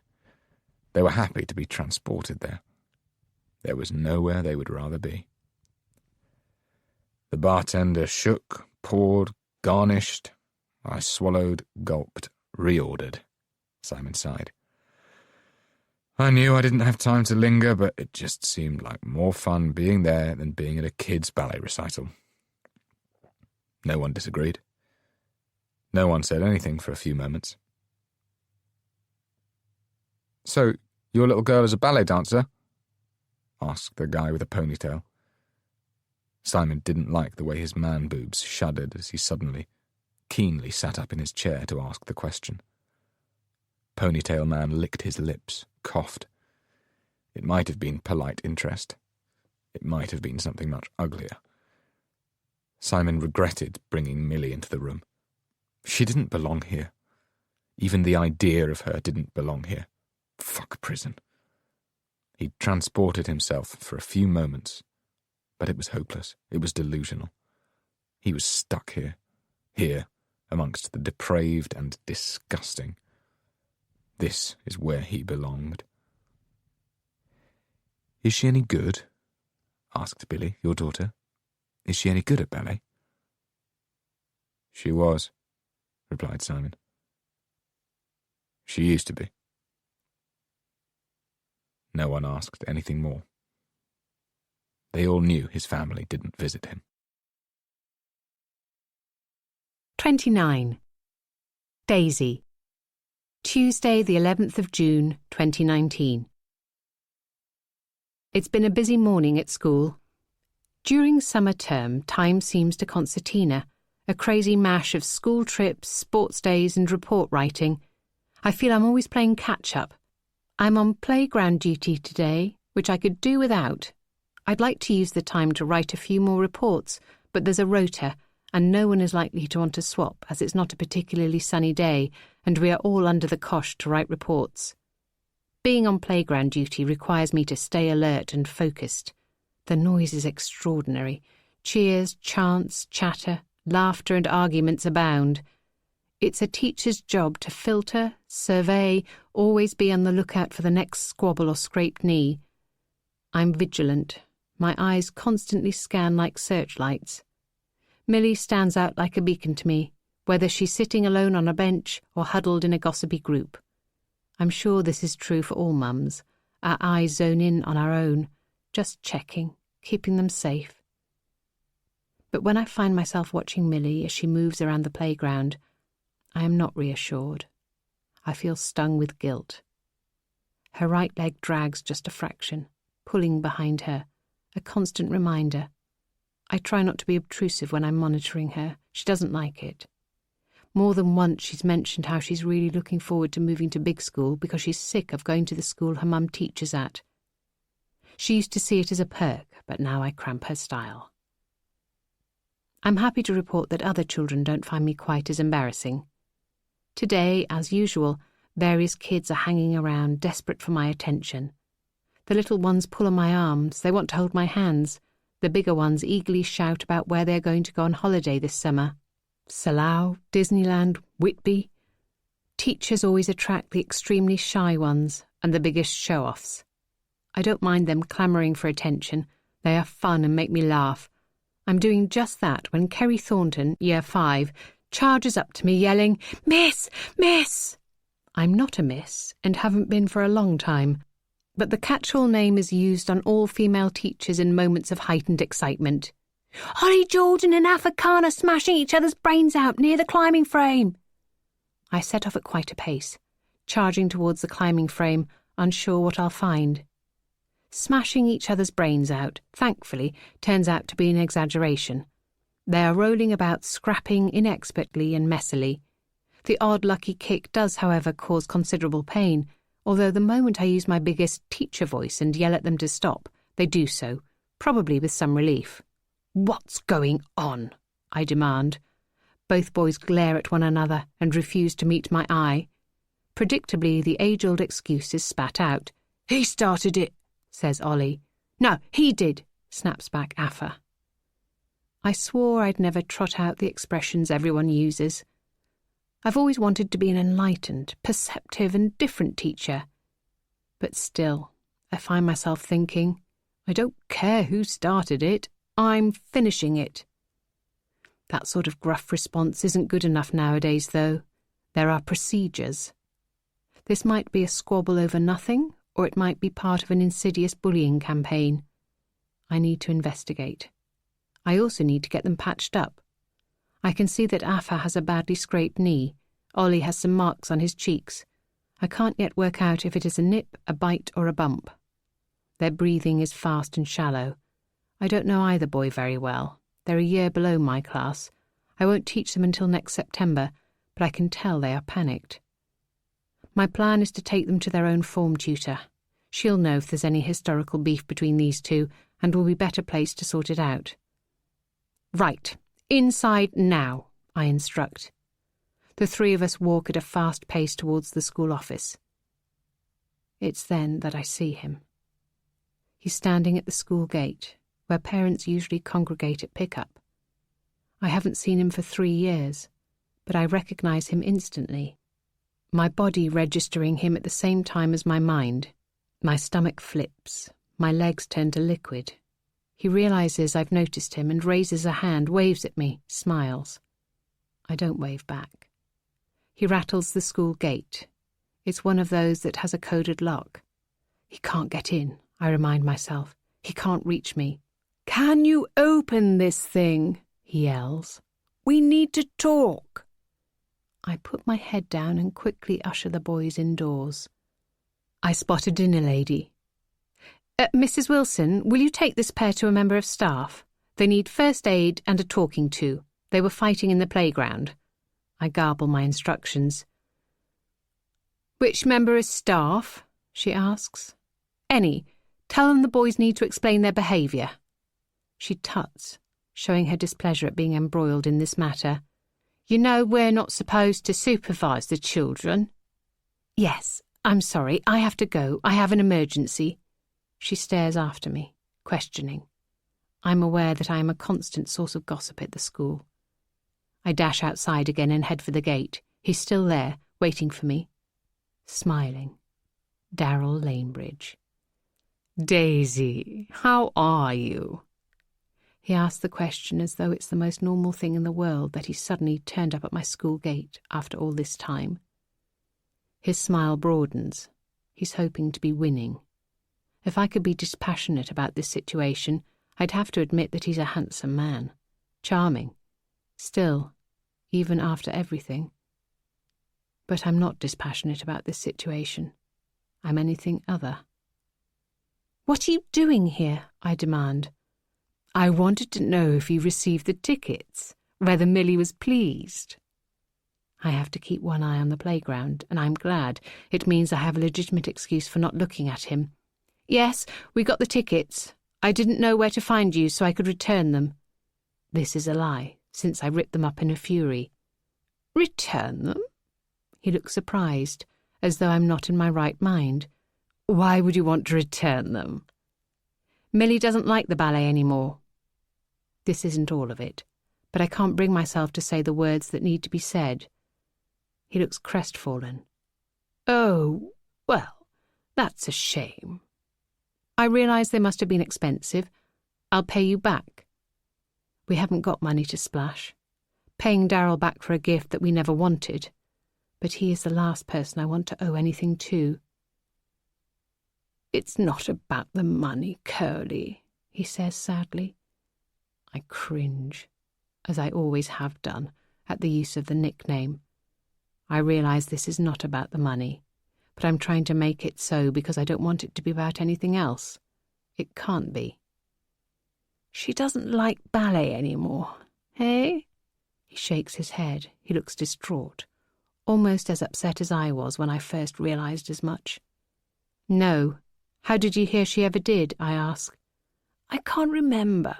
You pick these things up. I heard she was really something. I thought she had a future there." "Yes, she did," I admit. "What changed?" When I don't reply, he guesses. "Her injuries?" I nod. "Fuck, that fucking bastard."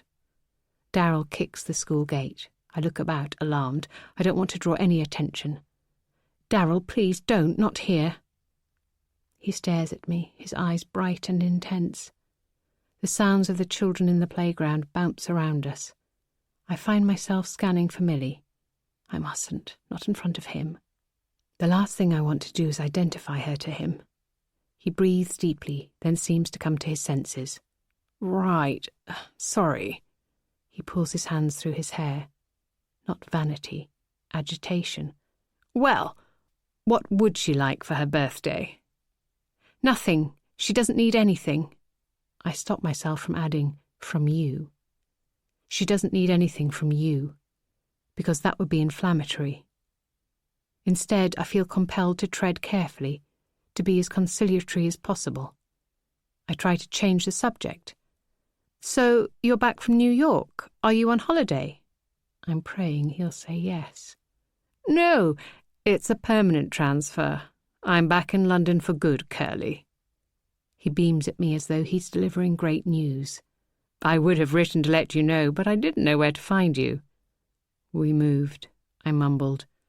You could have let me know. Why would I?